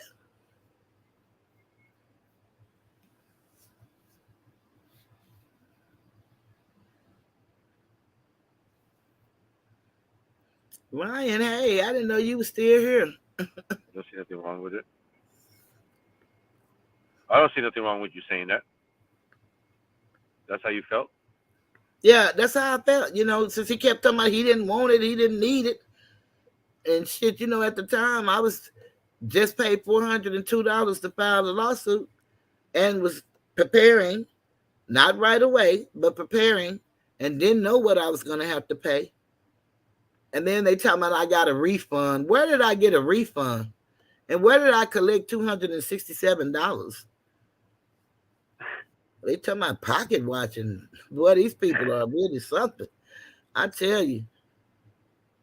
But I'm not moved by money. And you can't give me enough to tell me I can't be me. And these people have wild imaginations. I'll give you that. I'll give you that, Armando. You sure know how to tell a really good story, bro. Right? Yeah, he can tell it. He's a good storyteller. Whether how much of it is true, you sure know how to tell a good story, bro. That's all you're doing is you're a storyteller. That's what you're doing. You know what I'm saying? You're making shit up. That's what you're doing, bro. You'll take something, 5% of it's true, 95% you'll make up around it. And then you'll show the 5% that was true. Well, look at where I got it from. And then you'll add all the extra shit, bro. And with his dramatization, it makes it real good, you know, because he's good with that voice. I love it. The inflections and all like that. But, you know, I don't understand. I don't care how good he is with his voice. He's bad with that heart. He's got no soul. That's true. He got nothing. I'm telling you, this dude don't care about nothing. Nothing. He would not be moved until I showed him how he could gain, how he gained. It had to be. He was only engaged in the conversation when he had something to gain. And being a YouTuber is like, okay, you're gonna get these people. I will let them know, hey, you do this move. Shit. Listen, I'm the one that pushed him towards Bus Life because that's what he wanted. I'm telling you, that's what he wanted. That's why I asked him what he wanted. That's what he wanted. So little by little, more and more. Why do you think he first went and made up with Sister T? He got some of them people. Yeah. Right? And then he, come on. This is easy game. Look at it. It's very easy when you pay attention. Right? Because Sister T, Sister T still has people in her chat that fuck with Kwame. And he wanted to be like, show that, he apologized to Sister T and then get some of them people. I told you, that's what he does. He's a scavenger. He's on a scavenger hunt. And then he went and then tried to get to Kwame. And he's got to get as many. When he realized that most of his people were Kwame people, then he could say he could discredit Suge. And that's what he's on a mission now to do. For Kwame, to get Kwame's attention. Now, I'm not saying Kwame has asked him to do it.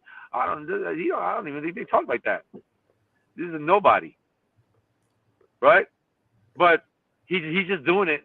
He's just doing it just to do it. Just to kiss ass. Just to getting good. He's back home. Daddy, I'm home.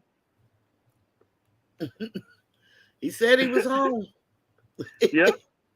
He said he was home. He's bus life. 50, I don't even know your real age. People, I heard 56, 53. You say 51. I don't know. Whatever your age is, right? I don't care. But I just know Kwame's younger than you, and you're just going to look up to him? I mean, I know he's taller than you, but are you looking up to him? Hey, Kwame, man, this is no shots at you, bro. You want to feel a certain way? You can do you, but this is no shots at you. I got no issues with you. I ain't got no issues with you. This is just me showing the world and you who you're trying to, I guess, get on your team. You're going to find out real quick. He needs a lot of fighters. That's why he's always complaining. I don't have no fighters, especially women fighters. I don't have no fighters. Nobody wants to fight. You mean nobody wants to get in the mud with you and dox people and do all this crazy shit that you be doing? Bro, you like, you know what you should, I'm being dead serious. And to this, like, you should try to write, bro, like for these shows, man. There's a lot of like Netflix, Apple TV, all these shows that they're like having original shows. I'm dead ass serious. You should try to write from some of these shows, bro. Your imagination is wild. It's wild.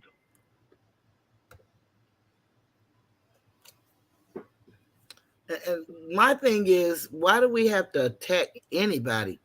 If you have a talent, just stay in your lane and do your thing.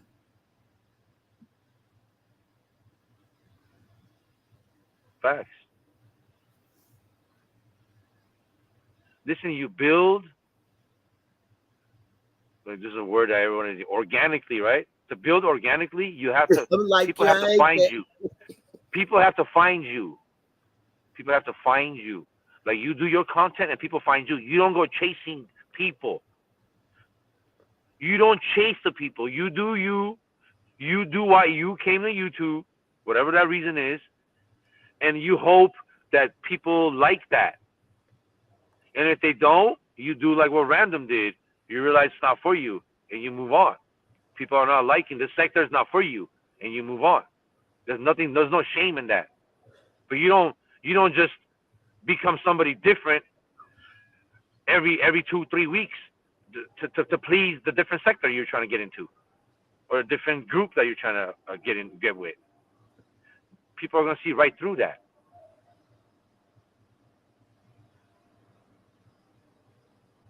He going, I was never bust life. I mean, I'm not bust life. I was never skinny gang. I was just a skinny gang reporter. But bro, you wasn't skinny gang, bro. You call yourself the underboss. You were the underboss of who? Skinny. Underboss of the skinny gang. Who was you the underboss of? Oh my God, I'm supposed to. Who were you the underboss of? Are you that stupid? I was just a supporter, bro. People took you to court. You wanted to be skinny gang so bad, you jumped into a court case. That's how bad you wanted to be skinny gang, bro. Now you were just, I wasn't skinny gang. I was just a skinny supporter, bro. That's the same shit. What are you like? Food, I'm like, to quote Kwame, your food salad. What? You doing food salad? It's the same thing, bro. You're saying the same thing. Every time Skinny came in and you, bro, people would be in the middle of a conversation. D-Truth would be talking his heart away, trying to get a sentence out. And then, boom, boom, boom. You have all kind of wills and bills. No one even know what happened, dog. How would you know how quick the Skinny tell you when he was coming in? Bro, you would know before anyone that Skinny was there. How did you know that? How would you know when to press that button, bro? Bro, you know what I'm saying? Bro, it was awkward. It was loud. I don't know how loud you had that sound. Maybe it was like your first drop or something. You don't know what you were doing. Well, when he was bragging with TY, he was telling it was obnoxiously loud. It was obnoxious. That's how loud it was, Toothless. Go ahead. But he was bragging to TY about how close Skinny was to him than them. And how, they worked together. And how he would give him money and cash apps. And how he helped him grow his channel. So maybe he did know before everybody else. Maybe he was letting him know he was going to come in. so he can play that for him. I don't know. All I know is it was very loud, and a lot of times it was at the wrong. This dude couldn't even wait like 5, 10, 15 seconds, right, to find a quiet moment, like, you know, to do it. Natural pause. That's a shout out to Queen Regina. He couldn't find a moment where there was a natural pause by someone so he can play it. He would like cut you off in the middle of, and then you just, that's it, because Skinny was here. But let him tell it, he was never Skinny Gang. So you were the underboss of, I guess, I don't know what. You had a whole channel named the Underboss. But you, I don't know, underboss of nobody. Cool. And then don't forget the article with Malaysia, and when I came up with Malaysia Green that they said that was in his chat. The Malaysia that was there, she turned out to end up being who did she turn up being? She ended up being somebody else. Correct. She had a different name on Facebook. Her name was different on Facebook. Now, I don't know what that means. Whether does that mean her YouTube name is wrong and her Facebook name is wrong? It doesn't matter. The fact remains, what you know. Okay, we got a request. Texas in the South, Louisiana in the South, Georgia in the South, Florida in the South. Everybody do the Shark Boy, Shark Boy. Hey, Shark Boy, Shark Boy. Everybody do the Shark Boy, Shark Boy. Hey, Shark Boy, Shark Boy.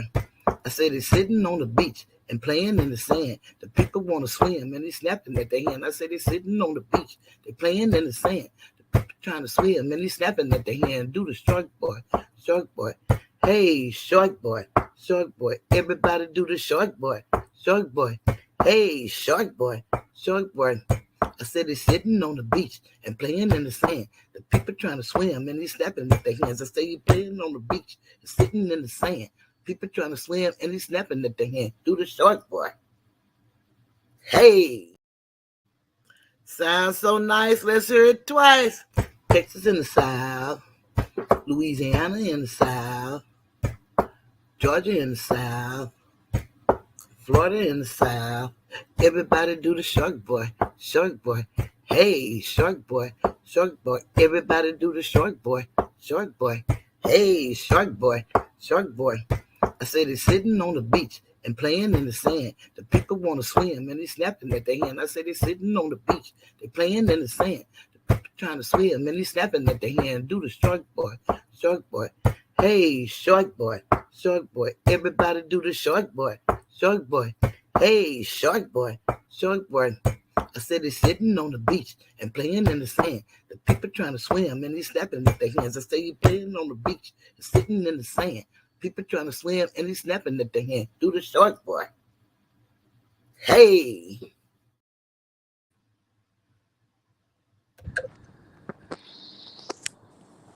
There you go, Shark Boy.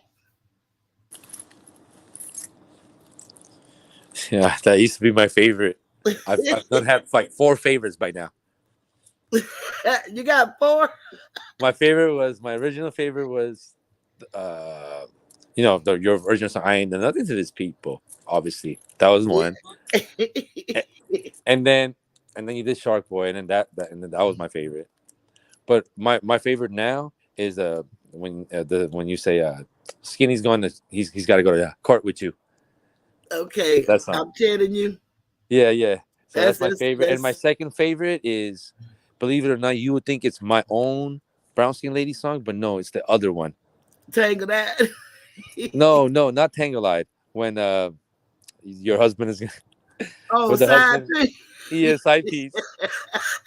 That's way better song than mine. Way better. Very catchy. Well, let you hear your favorite. I am telling you, I'm not going. Not me, Skinny. You're the worst man I'll ever know. There's no way I could ever go. No way. Look at the fat woman with no teeth. No, no, no, no way. I'm going without you. We're going to court together. And I hope you stay free. I'm going, and you going with me. Ooh, ooh, ooh, with me.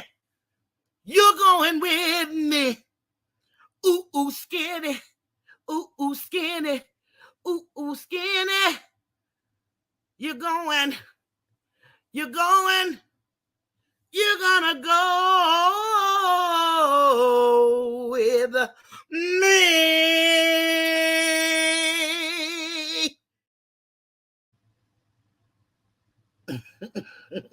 I tried to take that banner down so since you like the facial expressions. Nah, you. I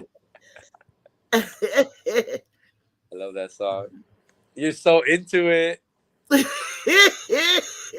I was spinning that song because I sung that on the cruise ship and she didn't let me finish my little last me. So I got to do it. That's good. See, because that happened, we got this great song. If she would have let you finish it, we would have never got about it. Check this out, ass. Brown skinned lady, where your husband at?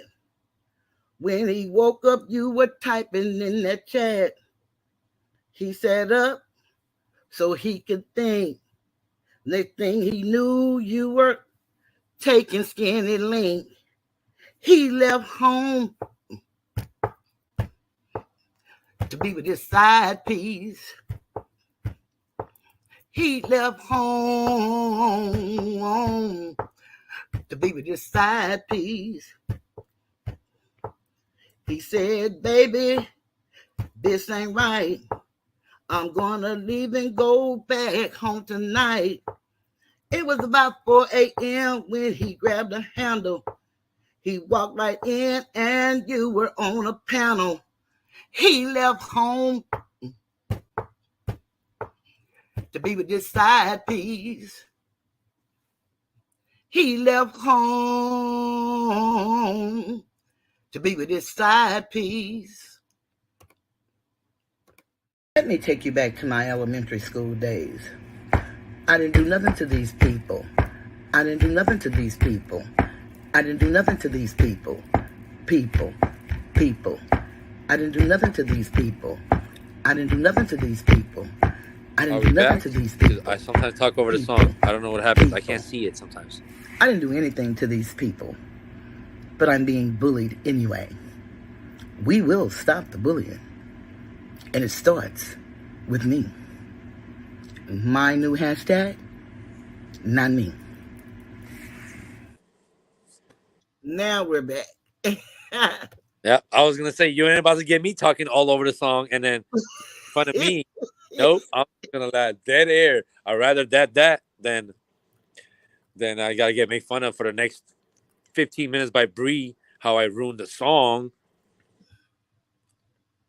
So, Bree, are you drinking or something? She's drunk? I don't know. She talking about some stuff we don't want in our chat.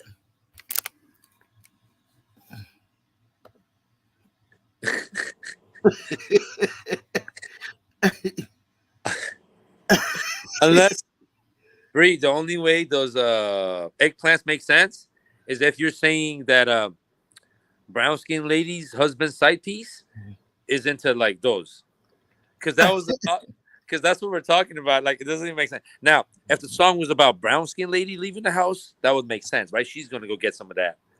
But it was about the husband leaving the house to get some. He's getting side piece, so his side piece is eggplants. That's what you're saying? I don't know. Because I don't know what Skinny's eggplant has to do with any of that song or nothing. Not a thing.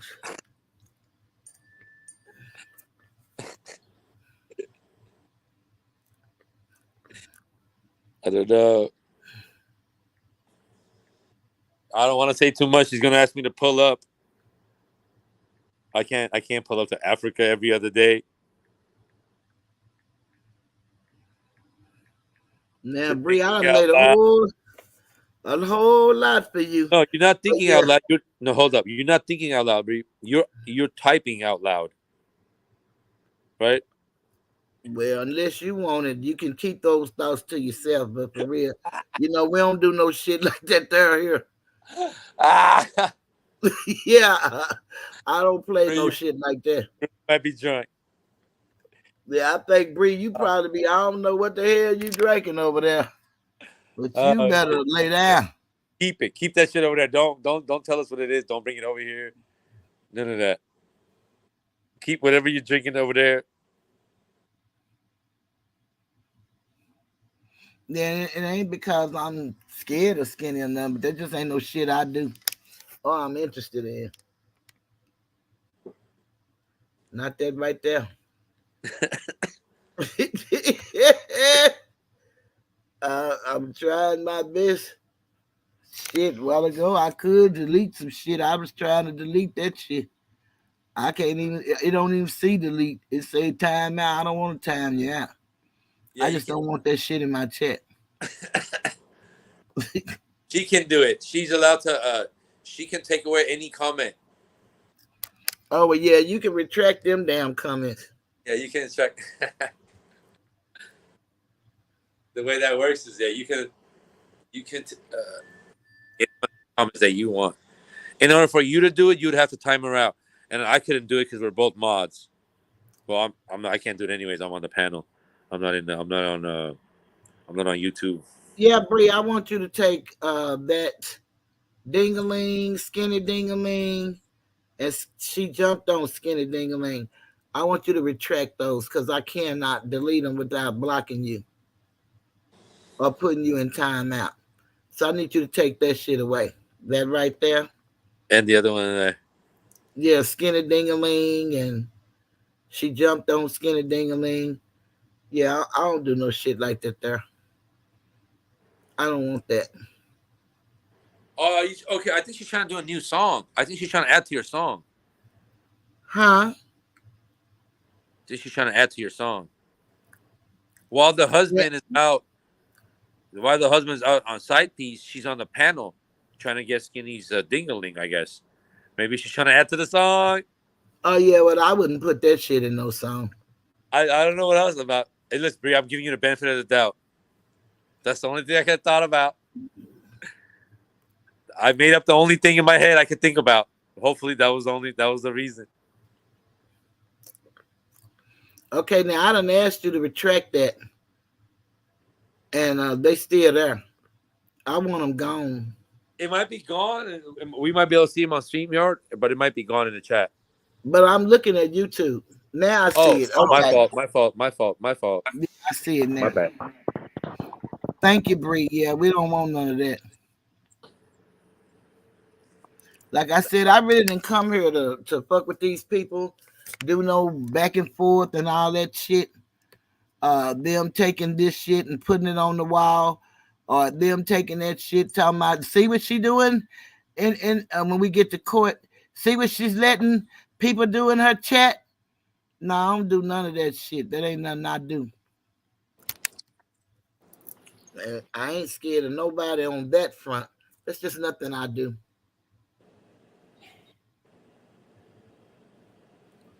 So, the little old purple ones up there, the little cucumbers up there, gone. I want them gone. Them ain't no cucumbers. Oh, well, what are they? Eggplants or whatever the fuck they are. Yeah, I want them gone. No, just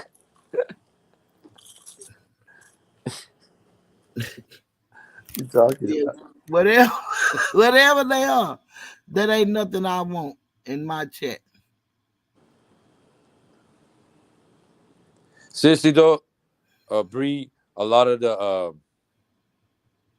I don't know how, I don't know why, a lot of the conversation always gets like sexual in this sector. I don't know if this is like this in every sector, and Toothless really doesn't do that. It's really weird. It's really weird the always the sexual undertones of all these conversations that go on. You know what I'm saying? Like Yeah, they do. It is whether too we're much. calling like even just calling a man woman or a woman man, right? Or like just calling a straight man gay, or you know what I mean? Like stuff like this. Like always something sexual. But it's always something like when Skinny's always talking about or I don't know if always, but used to talk about how Toothless is literally her big hole. He Like still be doing that kind of stuff. so I'm not there no more, so that's why But there you go, he's still doing it, but talking about like everything sexual, right? Oh, her whatever sticks to her panties, right? Another sexual. Like really, everything's got to be sexual. Yeah, they so nasty. They tell me they want to smell the chair. Who Right. wants to smell a damn grown person's chair? Another grown person. I mean, these people just do and say some of the weirdest Weirdo. shit. Yeah, that court date is important, and we don't know when it's gonna come here. We can't even get started. Right now, I'm working my way to get what I'm trying to get, which is a restraining order to stop them from, because they're gonna have something up there on the board by morning, I'm sure. They do this, and making videos talking about my son's gay and all that kind of shit. That's I don't engage in that kind of stuff.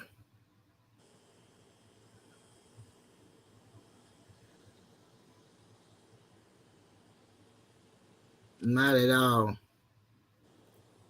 Oh wow, we done almost hit the 6 hour mark. Yeah, we done went too damn far. We didn't plan to go that far, but we've Not at had a all. beautiful time. And we got 68 likes. We need to get, if we can. Oh, Lazy, you still here? I thought you was gone. Come on, people in the bushes, hit that like button, or if you're Get coming us up through, to at least 70 since y'all won't get me to 100. Let me hit this song right here one more time. Texas in the South, Louisiana in the South, Georgia in the South, Florida in the South. Everybody do the shark boy, shark boy. Hey, shark boy, shark boy. Everybody do the shark boy, shark boy. Hey, shark boy, shark boy. I said he's sitting on the beach and playing in the sand. The people want to swim and they snapping at their hand. I said they're sitting on the beach, they playing in the sand. The people trying to swim and they snapping at their hand. Do the shark boy, shark boy. Hey, shark boy, shark boy. Everybody do the shark boy, shark boy. Hey, shark boy, shark boy. I said he's sitting on the beach and playing in the sand. The people trying to swim and he's snapping with their hands. I say he's playing on the beach and sitting in the sand. People trying to swim and he's snapping at their hand. Do the shark boy. Hey.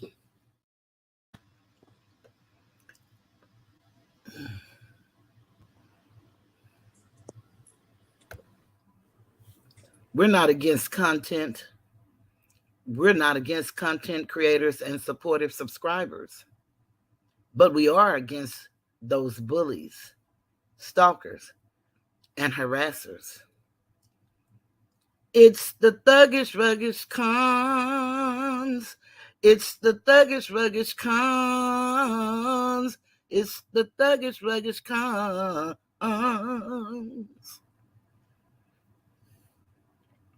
It's the thuggish, ruggish cons. It's the thuggish, ruggish cons. It's the thuggish, ruggish cons.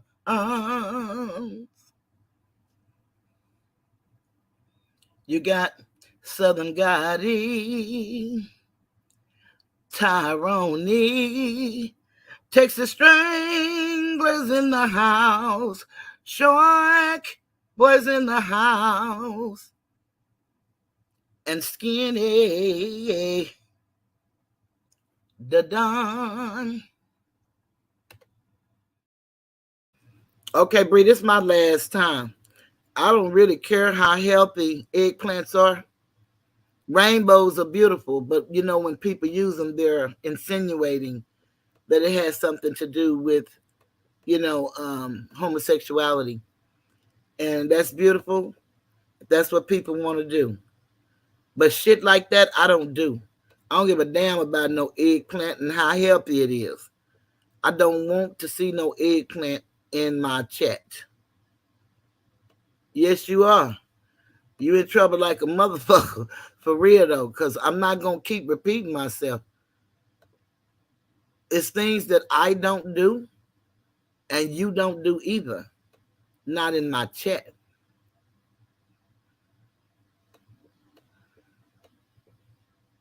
I love all y'all to life. But let's, not forget where we are. And I really do believe in what I say.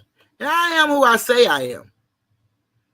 And you forgiven, but don't do that shit no more. I don't give a damn about how healthy. You could fix me an eggplant meal, but you're going to have to fix that shit and ship it to me. Don't put no goddamn eggplant in my chat, because these people take and use everything they can against you. And I'm not, again, afraid of none of that shit. That's just nothing I do. So I don't have to think about shit I don't do. I know what I don't do. And I don't allow it either.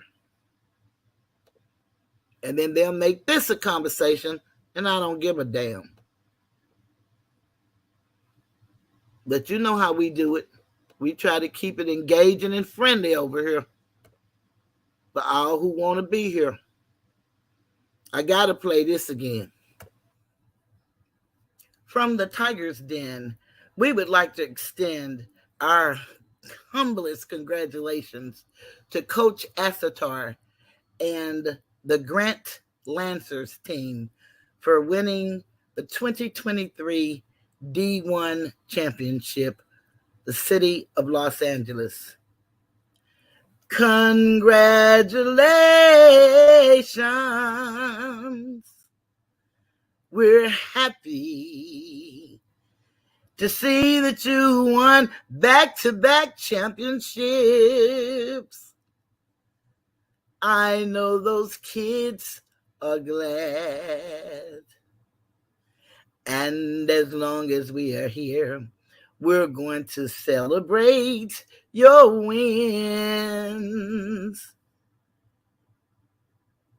Congratulations, Asatar. The champ is here. The champ is here.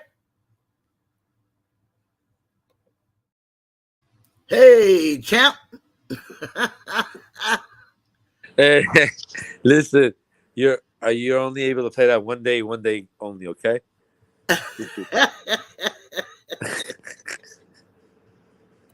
Are you okay? Listen. Are you trying to get more people to hate me? Because you're doing an awesome job with that song. If that's your goal, if you're trying to get me more haters, which I guess people, if you're not doing something, then you're not, right, then you're not going to get haters. That's right. But if that's your goal, then continue doing that, because that's what you're doing right now. But I'm sorry. I'm going to play it until we lose. We want you to win. We want you to win. That's awesome. I know you said it, it's just yet, it haven't really synced in yet, but. Hasn't. Because we're still in the middle of it. I got a week. Yeah, we have a game Tuesday. That's got to be an awesome feeling. It hasn't hit me. I can't. It's almost like, when I was telling one of our coaches this. When we have a bad memory, we try to suppress it, right? We try to suppress a bad memory. Yeah. Well, because it's overwhelming. So here's my theory.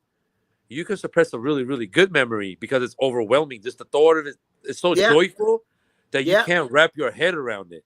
That's true. It's almost like, you know what I'm saying? Unbelievable. Yes. I'm like, thank you, Brie. I appreciate it. It's a great feeling to have a goal, like you don't remember the actual championship. It's the camaraderie you build. because you won. You know what I'm saying? Yeah. It's another. Okay, now you place with someone, it's already a brotherhood. But winning a championship with someone that's already won it, if you ask them, it builds a different brotherhood. Yes. I can see that. It's like another level, right? It's like another layer, if that makes sense. Another layer of brotherhood. Even a deeper one, the deeper bond. I can see that. I sure can. Well, I'm glad that those guys have that. And I really wish more men would volunteer their time and work a job. You can do both. Multiple But jobs. I'm happy for all that do. And I ain't mad at nobody who don't. Because you have to know who you are and you're passionate about basketball and what you do. If you're not passionate about it and if you don't really have something to bring, then you should leave children alone because they're so impressionable. So if you don't have something to build on with them, like, I hear a lot of people talking about they would like to do things. It's so very easy, especially if you know any kids in your neighborhood, like young boys, and let's say you have boys and they come around, hell, you can teach them all how to change a tire. That's something great. But now most of these cars nowadays, the way they got the tires and stuff, shit, you damn near gonna have to take them back to the shop just to fix a flat.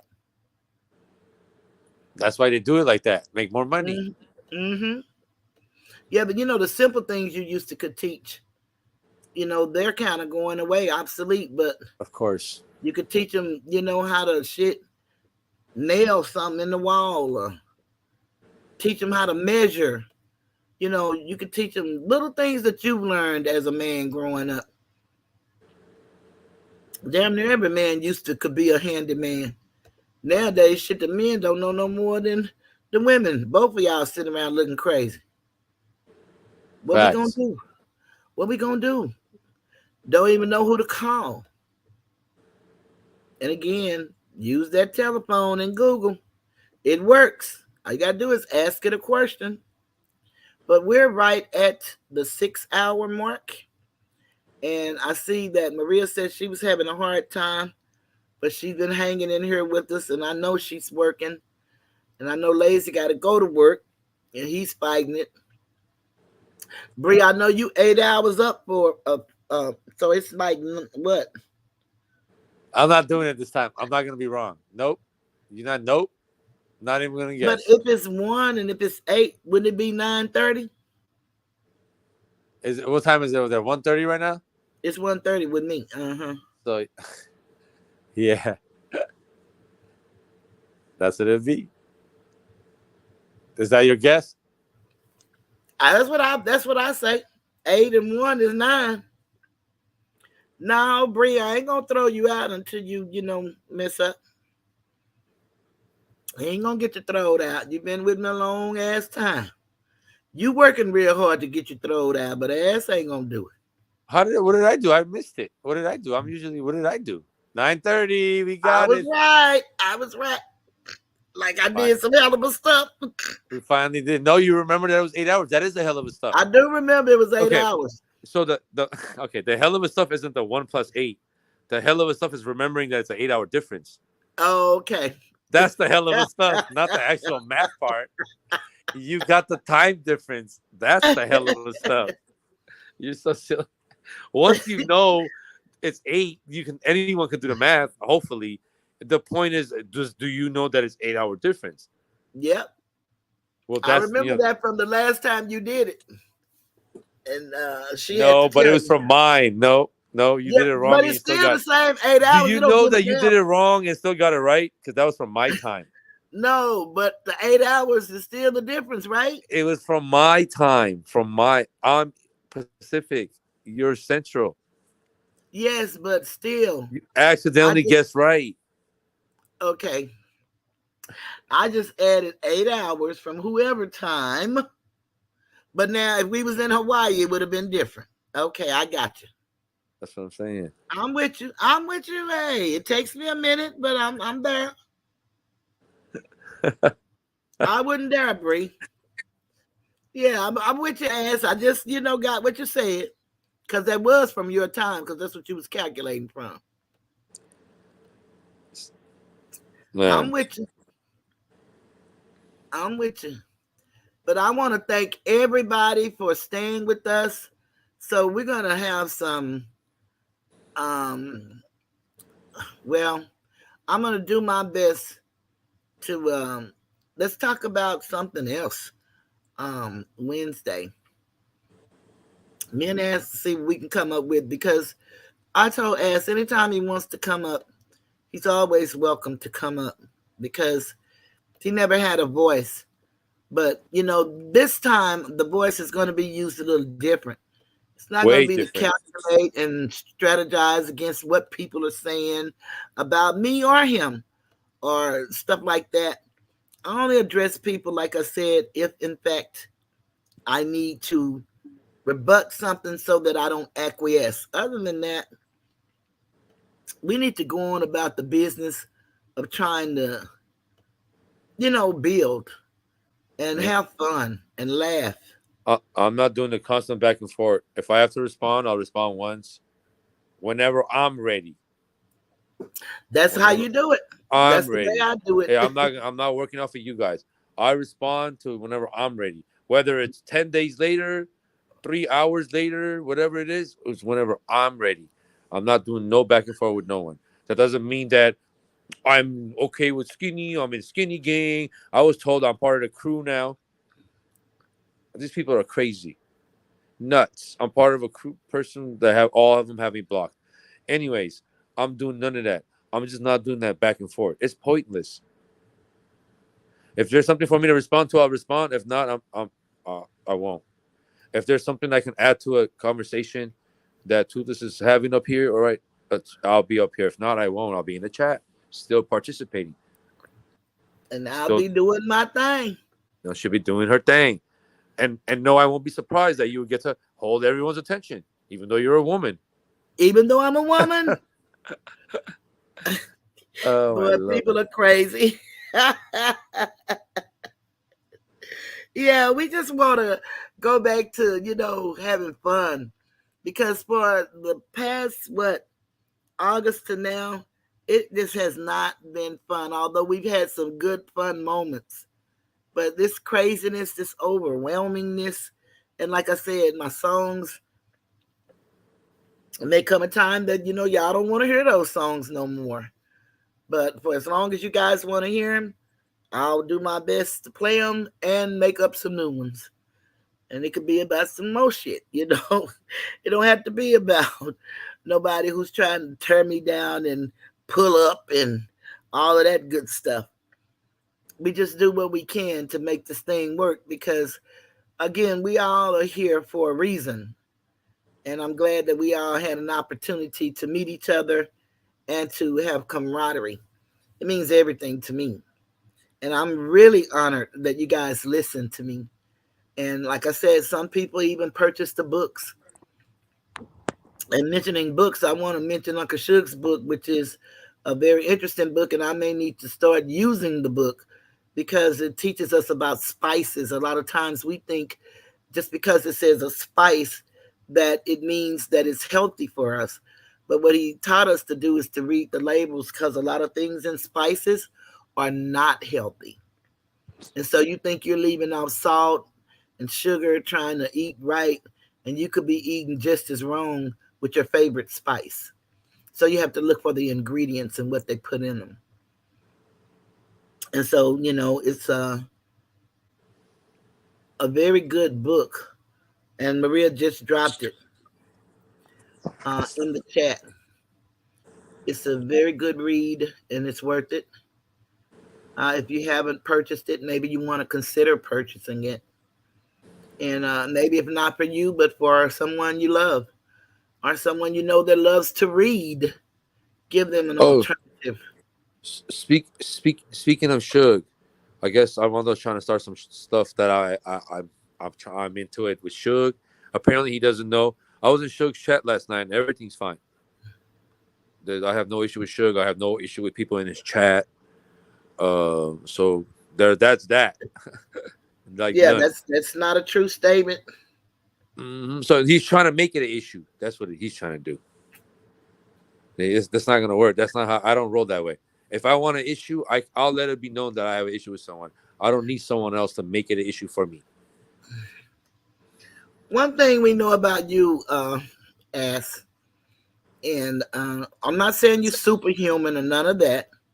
I'm just saying that when I entitled this, if integrity was a human,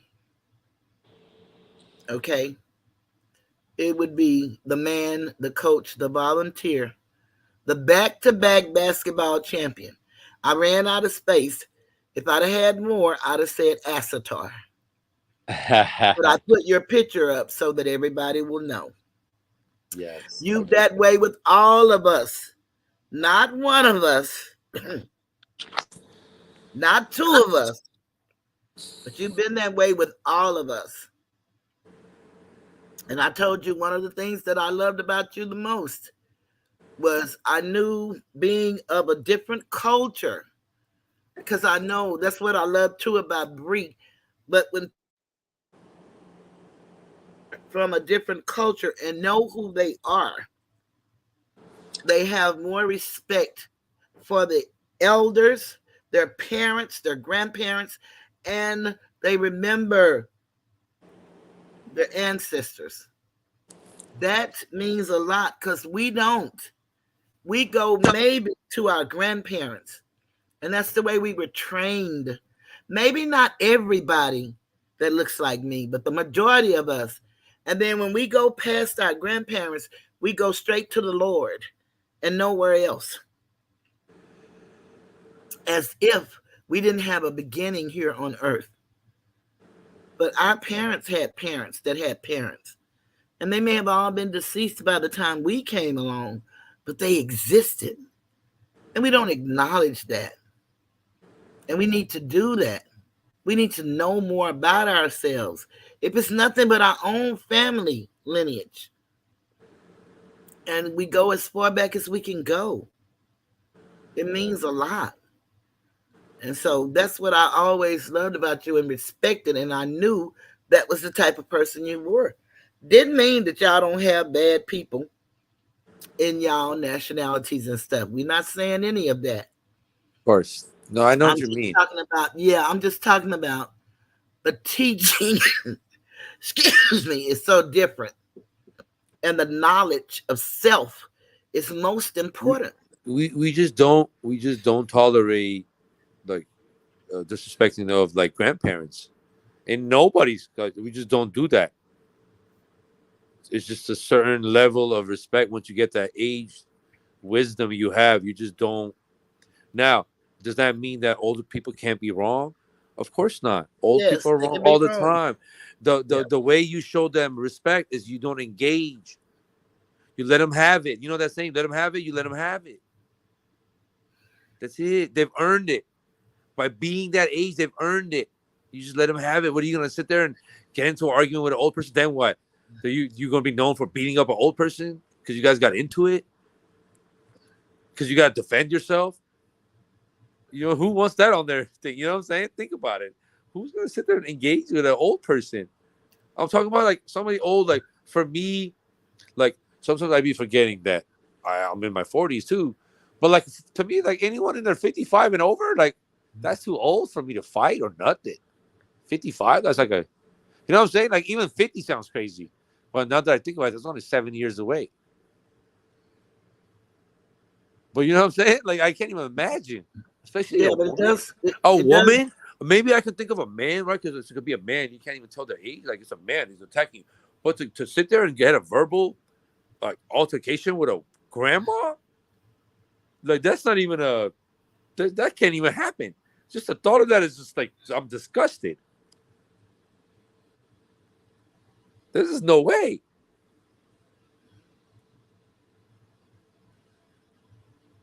You just walk away.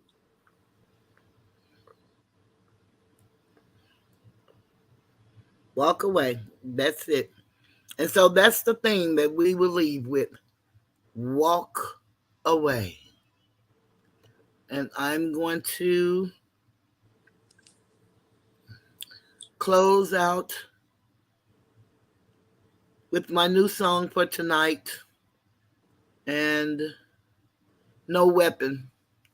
And then we're gonna, as Skinny loves to imitate me, and they say that's the greatest form of flattery.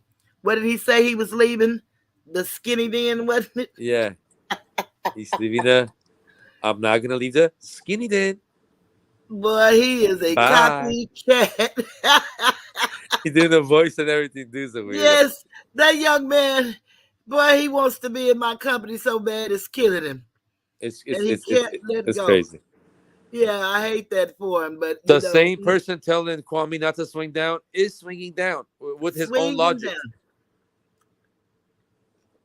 Swinging down.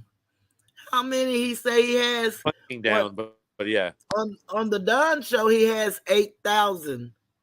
So that's, it's just unbelievable. On the Skinny show, says he has 56,000. And it's creeping up there. It's about to be 57. He buying about. I'm not even gonna we get to that some other time. If we do, I want to talk about that. It's a long thing. But what he buys about 100 and 200 at a time, and he does it right around the weekend. He'll do it Thursday, Friday nights. And so y'all just look at the difference. Astor is very good with those numbers. Very good with those numbers. All you got to do is go to Social Blade. I recently went and I looked at some stuff, and it's there. And hey, Southside. Hey, Southside. Hey, Southside. Hey, Southside. How did you get? I was just saying this, and I'll just leave it at that. For 10 straight days, how did you gain exactly 10 straight subs each night? How? Not 11, not 9, not 8, not 12. Exactly 10 for 10 straight nights. How did you do that? And then one night you gain nothing, and then the next night again, 10. How did you do that, bro? How are you gaining 10 subs a night? Makes you wonder. You don't lose none. It's never 8, 7, 15. None of that. Just 10.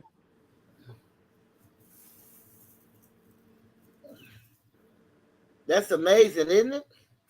Yeah. A steady flow. Steady flow. A steady flow of 10. Buying 10 a day.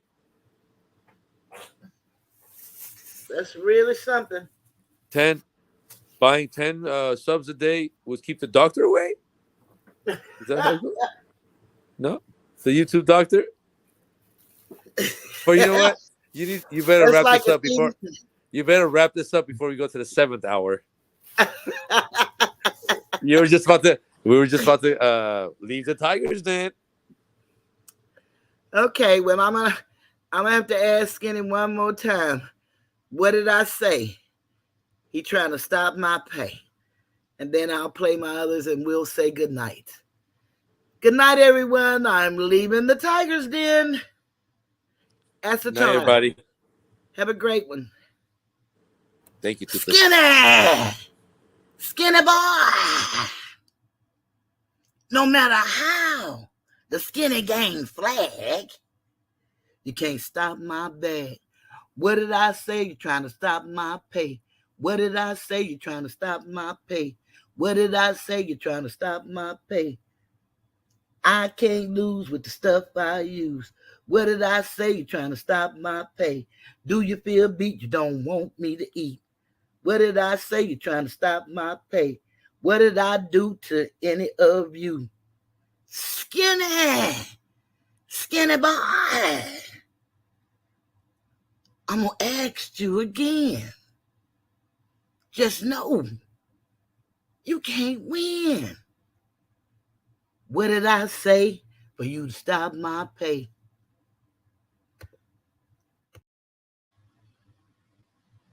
Good. I don't know now. I don't know now. I don't know now, content creator like me, that's hated on like me, with subs of 1,415. I don't know now, that do the things that I do, that hated on by you, and I don't know why. I don't know now.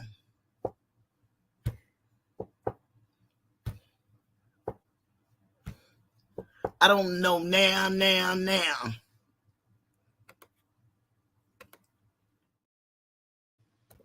No weapon formed against me shall prosper. It won't work. No weapon formed against me shall prosper. It won't work. You see, Cheryl will do what she said she will do. She will stand by her word and see it through. No weapon formed against me shall prosper. It won't work. There just ain't one weapon, no. You see, I'm the weapon, and I do what I say I'm going to do.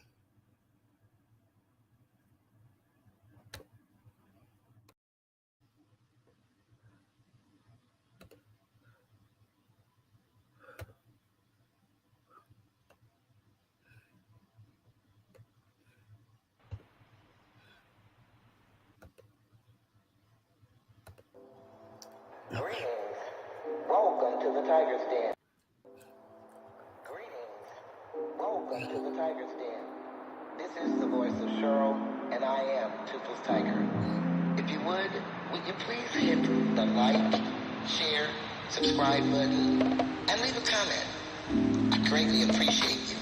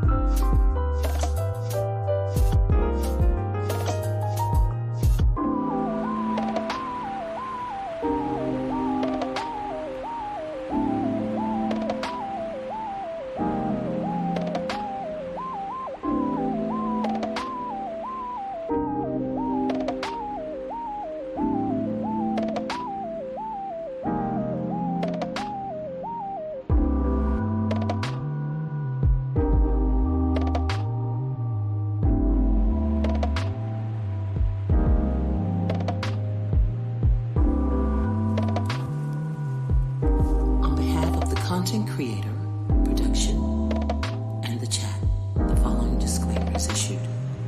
There is a zero tolerance for cyberbullying, stalking, or harassment, as they are a violation of YouTube's policies and community guidelines. If found guilty of any of the above-named offenses, you may be subject to immediate litigation. Thank you for being a part of something great as a guest, subscriber, and members in the Tiger's Den. Stay safe, healthy, and drink plenty of water. Good night.